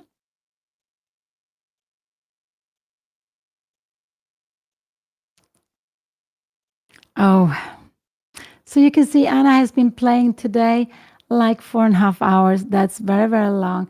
4.5 hours. She has been trying to fight, but it has been quite without the chance. She had one chance just before the control, even with the piece down, she could take another pawn, but it was a tactic not so easy to see. I think maybe queen f3 knight before could be what we will see, but I cannot see that Anna can hang on so much longer in this position. Queen bishop b1 looks like she wants to play, but now rook e1, wow, is just a very good way of playing. You can also go queen take d4. I think we will see queen take d4 here on the board. Yes, playing slowly. And next move he's playing, or rook e2. I think, why not rook e2? Rook e2, this is what I think we'll see now on the board. Rook e2, and there is a threat of going queen take b2 and mate.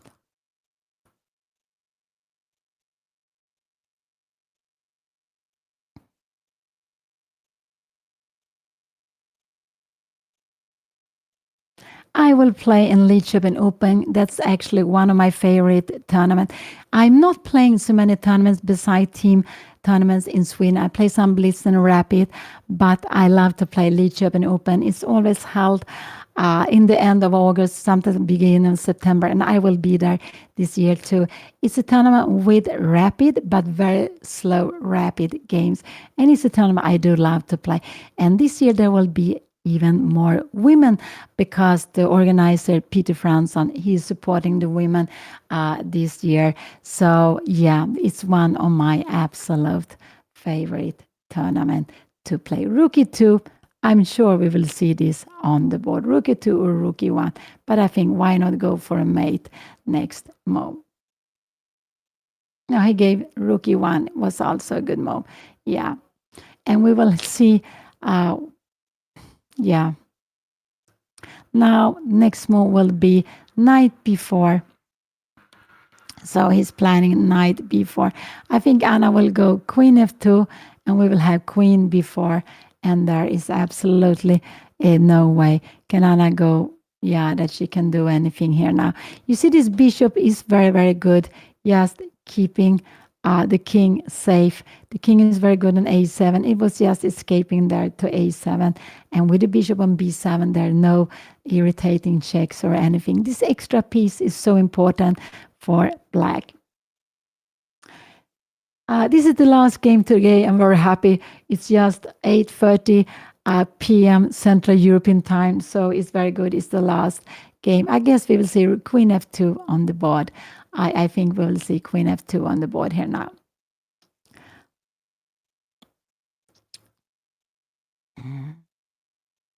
And I go h5. Wow. Oh, h5. Yeah, that was surprising move. h5. Queen take d4. Queen take d4. What is going to happen? There is threatening mate in 3. There's a threatening, no, not mate in 3, actually. Can she come here now? We have knight b4, and now there's going to be a mate here now. So queen take d4, yeah, but Anna go h5, trying to get away with his pawn. But even without this king side, she would be mated.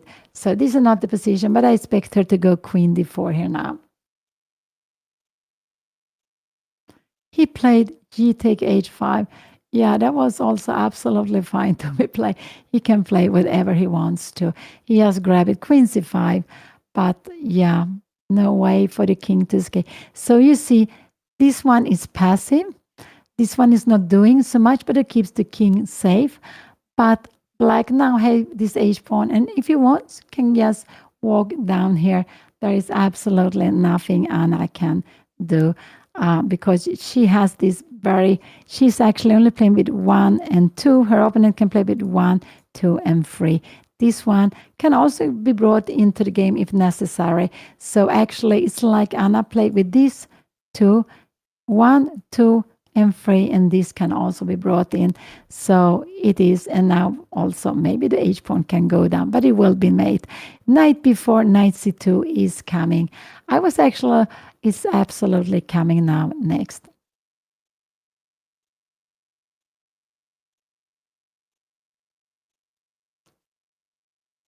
Yeah, he's a very careful playing.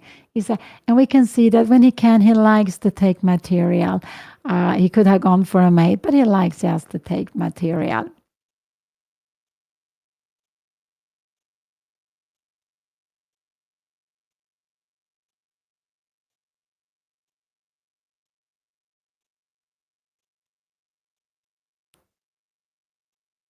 Tomorrow they start at 2:00 p.m. European Central Time, the normal time.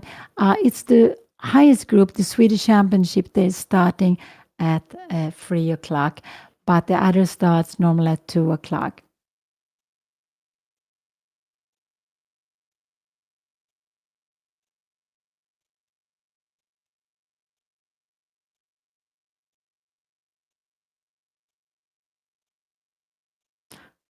And we can see there is still a game going to the left. And now where will Anna go? She goes queen f2. She keeps on fighting. Queen f2. What can she do? She can go after the rook all the way here. But queen b4 is a good move. Queen b4 is a good move to be played here now.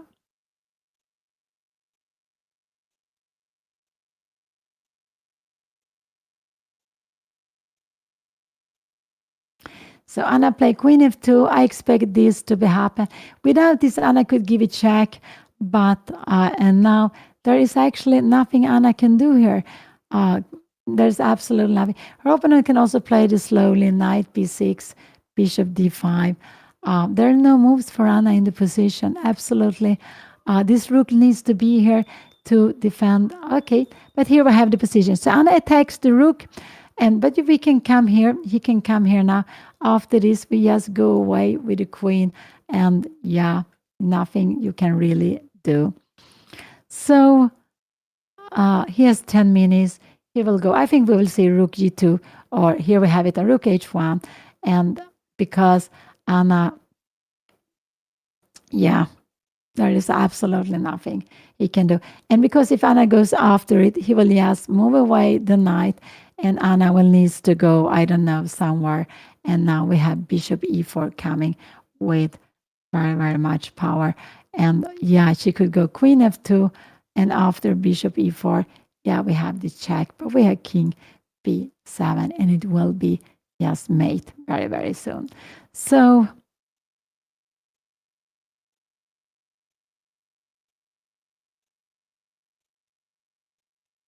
yeah, this will not last for so much longer. Her opponent is planning knight b4 and bishop e4.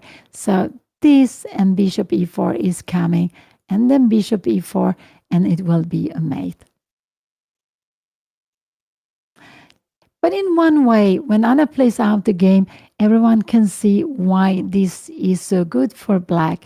So it's two ways with it. Lots of people would have resigned much earlier, but for some who doesn't know so much chess, you will see why this extra piece is so much more important. Queen d2 came here now. She has keep on moving the pieces. She has actually only one piece to move, and it's the queen. We can see that she can only move the queen.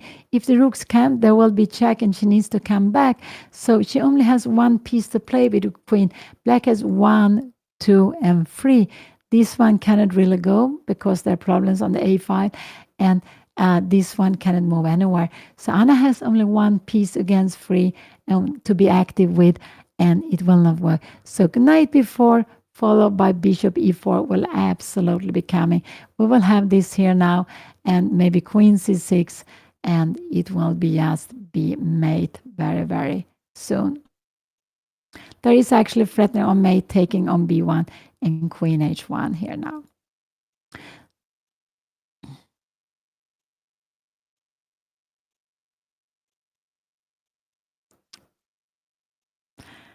Oh, they have been playing for almost 5 hours again. Will they keep on playing for 5 hours? I'm not sure.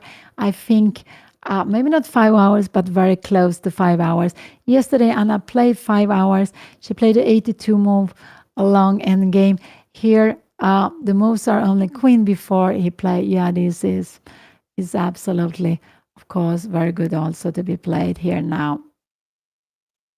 And now if queen e2 comes, he can just go and pick up the queen and play with the two pieces.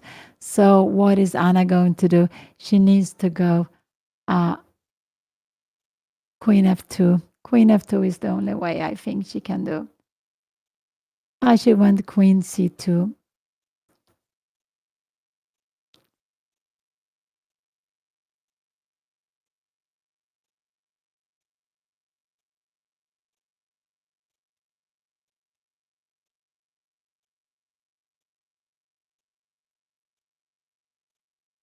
So actually now maybe Anna, is she planning to go queen takes h7? But not even, yeah, if she planning to go queen take h7. But her opponent can just, yeah, lots of good moves. They get 30 seconds per move, so it's not, she will not flag. I forgot about the time. Anna's down to 45 seconds, but when she has a lost position, I'm not worried about the time. It's when she has a good position, yes. So this is the 7th round out of 9 in Masterclass, and it's beautiful. Swedish Chess Champion big festival held in Jönköping in the south middle of Sweden. It's the second time it's held there. It was held there 1921. There are like 20 different groups, so it is just a huge tournament, very huge tournament. But it's just very beautiful to see, and will all of these players keep on playing, and lots of players coming back year after year. They love to play the Swedish Championship. They love to be there to meet some friends. Her opponent is down to 7 minutes, but is absolutely, he can do whatever he wants here. And I cannot see there being any hope for Anna. But she plays on until the very end. And I remember a long time in the newspaper, there was actually someone writing to the newspaper and asking why the players resigned so early. The person wanted the game to continue because sometimes they resigned and couldn't understand why. So some players like to resign when you are lost. Other players, Anna, she keeps on going. And here, as I told you, we see why an extra piece is so important. Is there any chance he will? Queen is 7. Yeah, this is a good move to be played. Queen is 7. He wants to defend on h7. So he wants to go for g5. Can Anna do something now? I don't know what she could try to do here now. He wants to go knight b4 and queen e4. So this is his next move. Knight b4 is coming now next, and then queen e4. This is his idea to play.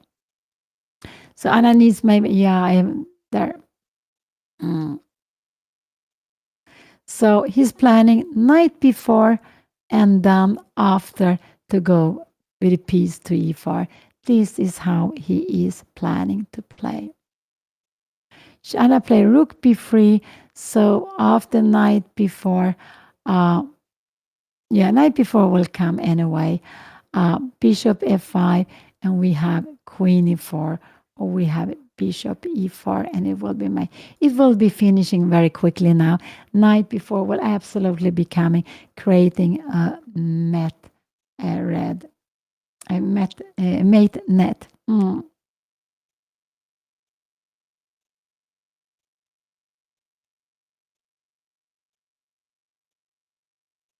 Yeah, they have been playing. Knight b6 came here.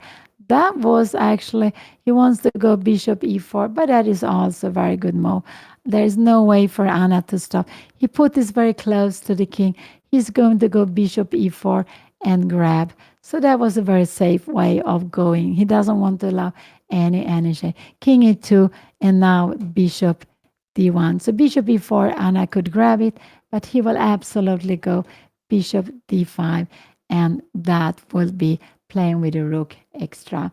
So has he played it? No, but he will play it next move. Here we have it on the board. I'm actually sure he will go bishop d5, and here we have it on the board. And then I believe Anna will resign.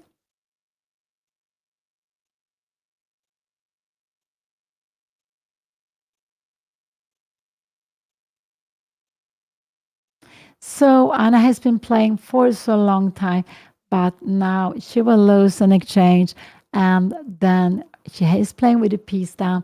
There will be whole rook, no hope in whatsoever to keep this going. Also, there is a threat of going queen before. No, not queen before. I wanted to go for a mate, but yeah, nothing she can do. I assume Anna will resign very, very soon. So this is the 7th round out of show. So Anna keep on going. But after this move, queen b4 and queen a4 will be a mate here now. I think he will take on b3, but queen b4, queen a4 is a mate. So this is the way I would have played this. Yeah, maybe he doesn't want to allow queen take h7 check. I know, but maybe he doesn't want to allow this. But Anna can just go king a8 here now. So maybe he will not. No, he will take on b3. He will absolutely just take it on b3, I guess. Or maybe to put on more pressure. Queen f7. And now this is.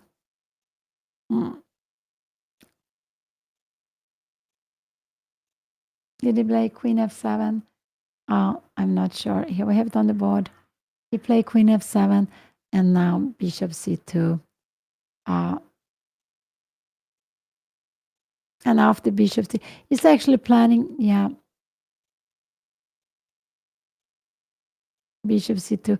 Anna keeps on playing, wow, with a whole rook down.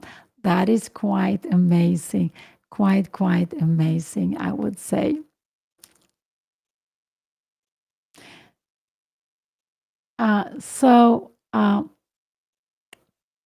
This is the 7th round. Tomorrow there will be round number 8, and the day after round number 9.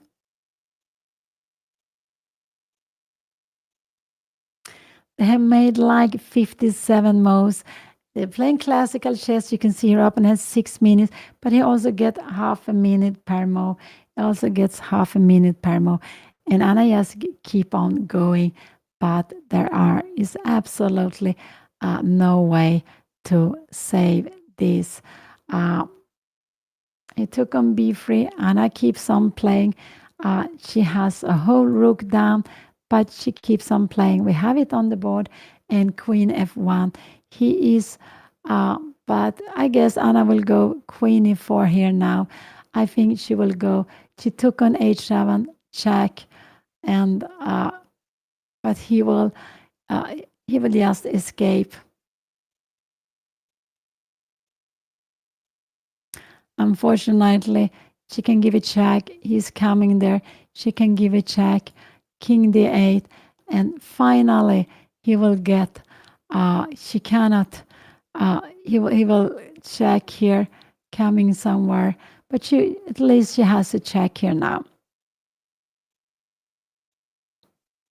But he has 6 minutes.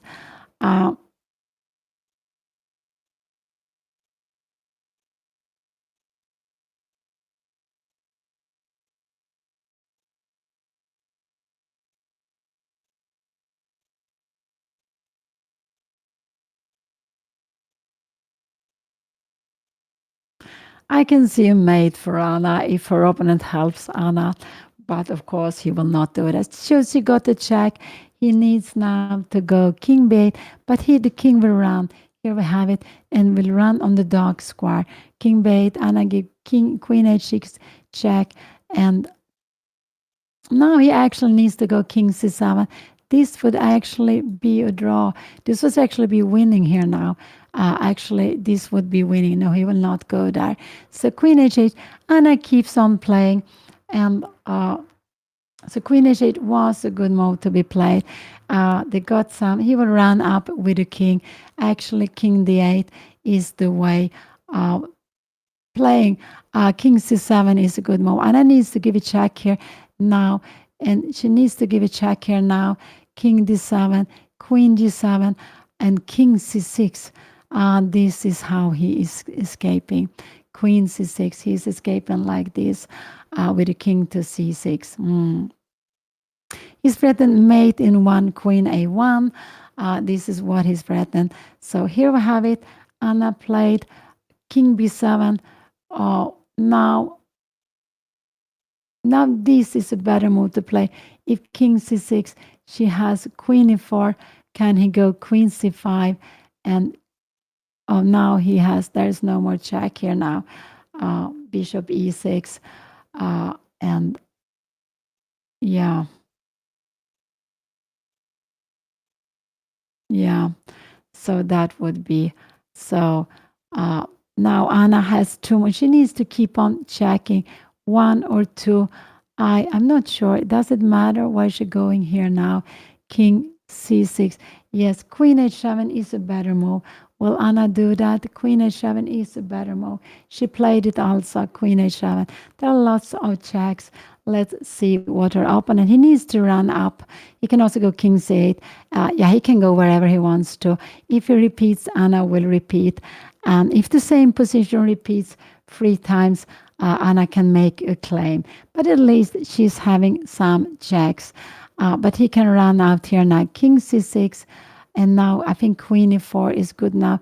Here, she has queen e5 check here. He can run away from the checks and different ways. Let's go back. We have the position here. So, given the check, this would this be a mistake? No, this is still winning. King d8. This is still winning because this queen is on the F's line. No, this would not help. But what do I expect him to do? Not to go back. King c6 or king c8.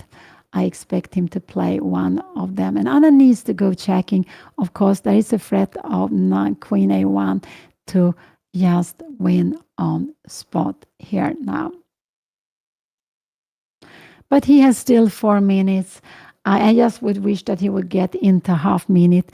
But he has still 4 minutes to go. So you see, Anna is She's fighting. He can escape the checks. There will be a king walk running after the check. The knight is also close. Anna doesn't have enough pieces. If this queen was here, she would have had a perpetual. But this queen can also come back sometimes. It stops Anna from giving some checks. So with the queen more far away, this one can stop Anna's check, but this queen is also helping. So queen c6 or queen c8, one of them we will see, I believe, or he will repeat one time and then go with the king to c8. But I'm happy he's down to 4 minutes. So at least Anna she is keep on going. She keeps the game going.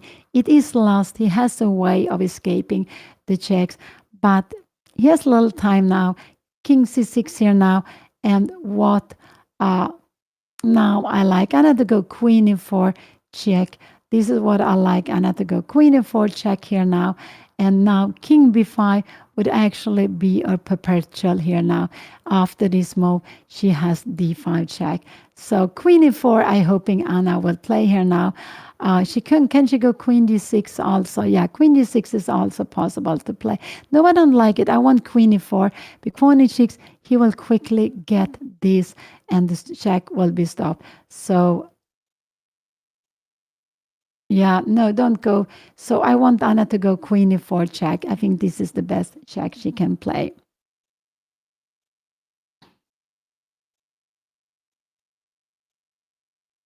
And she played it also. This is the most tricky move she can play. Absolutely the most tricky move she can play here now.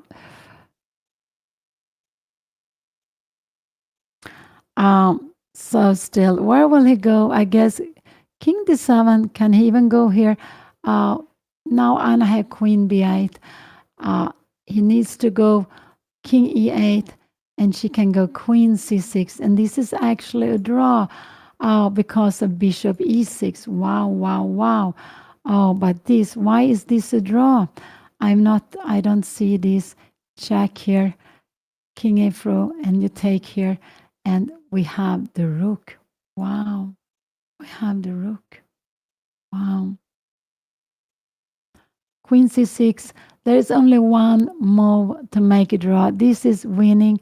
This is winning. This is also draw. Two moves draw. To where did he go? He played king c7. Anna went king e5. Oh,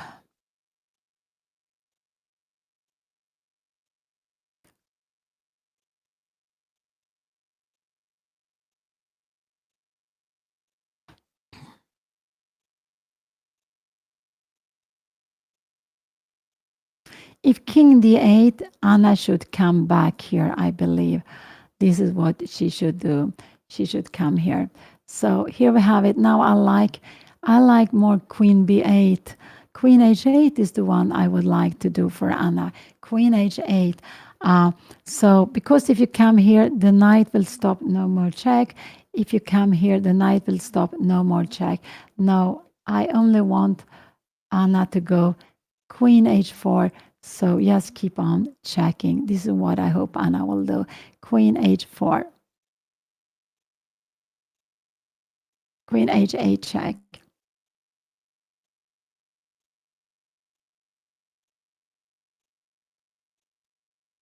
Oh, so this is his idea. Here he put the knight, but here you cannot put the knight. So I like this check here now. Yes, keep it going. This is what I like. Did Anna play this or not? Yes, we have it on the board. So Anna keeps on checking. As long there is going to be some checks, there are some hope for Anna. So if he comes here, I believe, this king d7. Oh, this king d7 is a good move to be played here now. Will he go king d7? Yeah. He will, yes, finally he will escape. He will make a triangle and he will escape. So,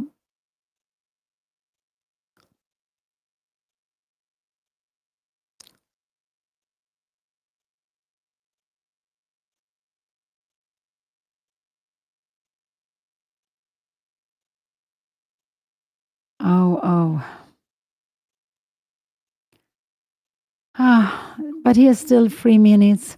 Anna has 1 minute. They have made 64 moves. King d7 is this very, very good move to be played. And now Queen h7 is what I wish Anna will play, but because after he can go to two different squares, yeah. I don't know. He has this triangulizing king c6, and now if Anna go here, he will go queen c7, and this will be the end of the checks. Oh no, she has a check here now, but then you can go down. Yeah, so he will soon escaping the checks here now. What will Anna play? I guess it will be queen g7, but it doesn't really matter. If she goes to white square, she comes here. He will go to the dark square.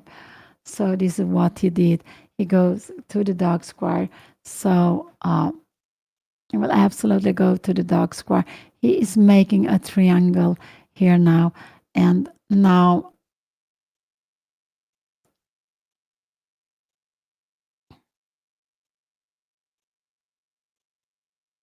so he will finally survive everything here now. But okay, let's see.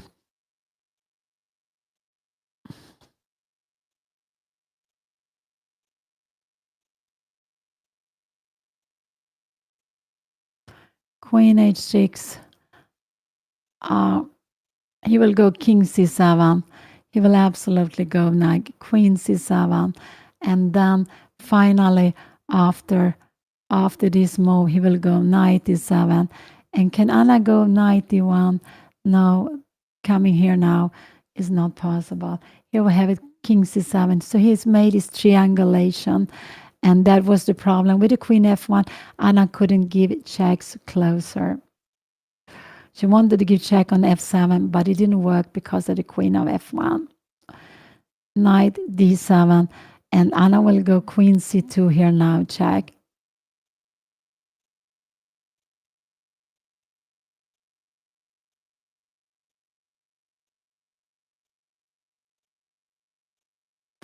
And after king d8, I just want Anna to go this move.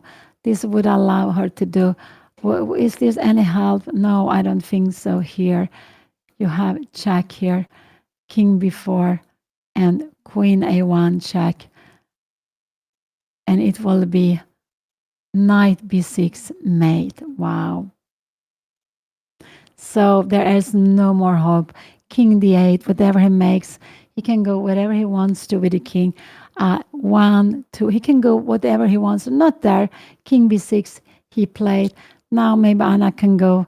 I like bishop d5 actually, but yeah, it will be a mate. Queen a5 mate actually. So let's see. So Anna was fighting there. Almost she got the checks, almost.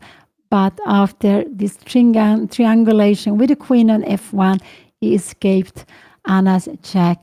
And now there's a threat of mate in 1. So there is nothing Anna really can do here now. Also, if she comes here, he will go queen take, and yes, queen d1, playing with the extra rook. And bishop d1, we will have check here, and there will be a check. And yeah, there is just nothing Anna can do here. We have the mate here, like this, for example. So let's go back. What did she do? She moved the bishop d5, and bishop d5. But there is just, and there, take here, and this, Anna would actually be just taking queen take h5. This is also winning for Anna's opponent. But he has a mate now. There is a mate for us now. Queen a1. Anna is fighting. And you saw she has been fighting for a long time in a hopeless position. But she was very close for having perpetual. Her opponent find this way of triangulation. Check here. and rook b3, and now it's going to be mate, the next move. So Anna will finally resign. What will we see? Queen f1 will be mate. Queen f1 will be mate, and then we have it on the board. He will go here, and it's mate with queen next move.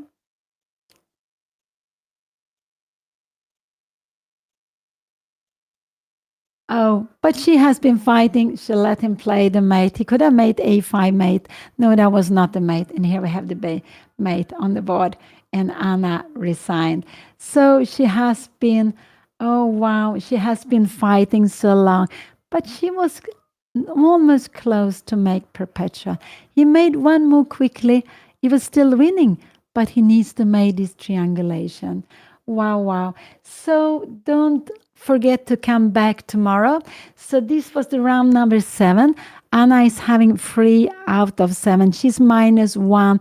It means that she has lost 1 game more than she has won. She won 3 games. She has lost 4. She lost the first one with the white pieces. She won the second round with the black pieces. She lost the third round with the white pieces. She won round number 4. She won round number 5. But now she lost 2 games in a row. And I would say it was maybe too much, all this chess. She has been playing. They have played now 4 hours, 5 hours, 7 minutes. Wow, 5 hours yesterday, 3 hours blitz, 8. This morning, 3 hours and 11, and now 5 hours, 16 hours since 2 o'clock this last morning. Oh, wow, 16 hours in like, what is it, 33 hours. Almost half of this 33 hours has been playing chess. Wow, and now we see a mate. Yes, and I actually lots of time finish last. I have also been a player like that, often finish last with my games. And that is why you can see there are, I don't know if there is someone, yeah, it seems to be one player there beside having a coffee or something. Maybe there is some few boards still playing, but she's absolutely one of the last playing. Today, Anna, she really wanted to win. I think it's because she lost before and she sacrificed a piece. She could have sacrificed a piece on d5. She could have done it even then, and she would have had very good, she would have been better. But the way she sacrificed, her opponent had a good way to defend it. Tomorrow there will be a new game. So for you, be back at 2:00 p.m. European Central Time. Anna will play round number 8. And then on Saturday, it will be the last round. So I will say goodbye and hope to see you tomorrow when Anna is playing her 8th round. And I just hope that she will take the games away and to be eager to play tomorrow.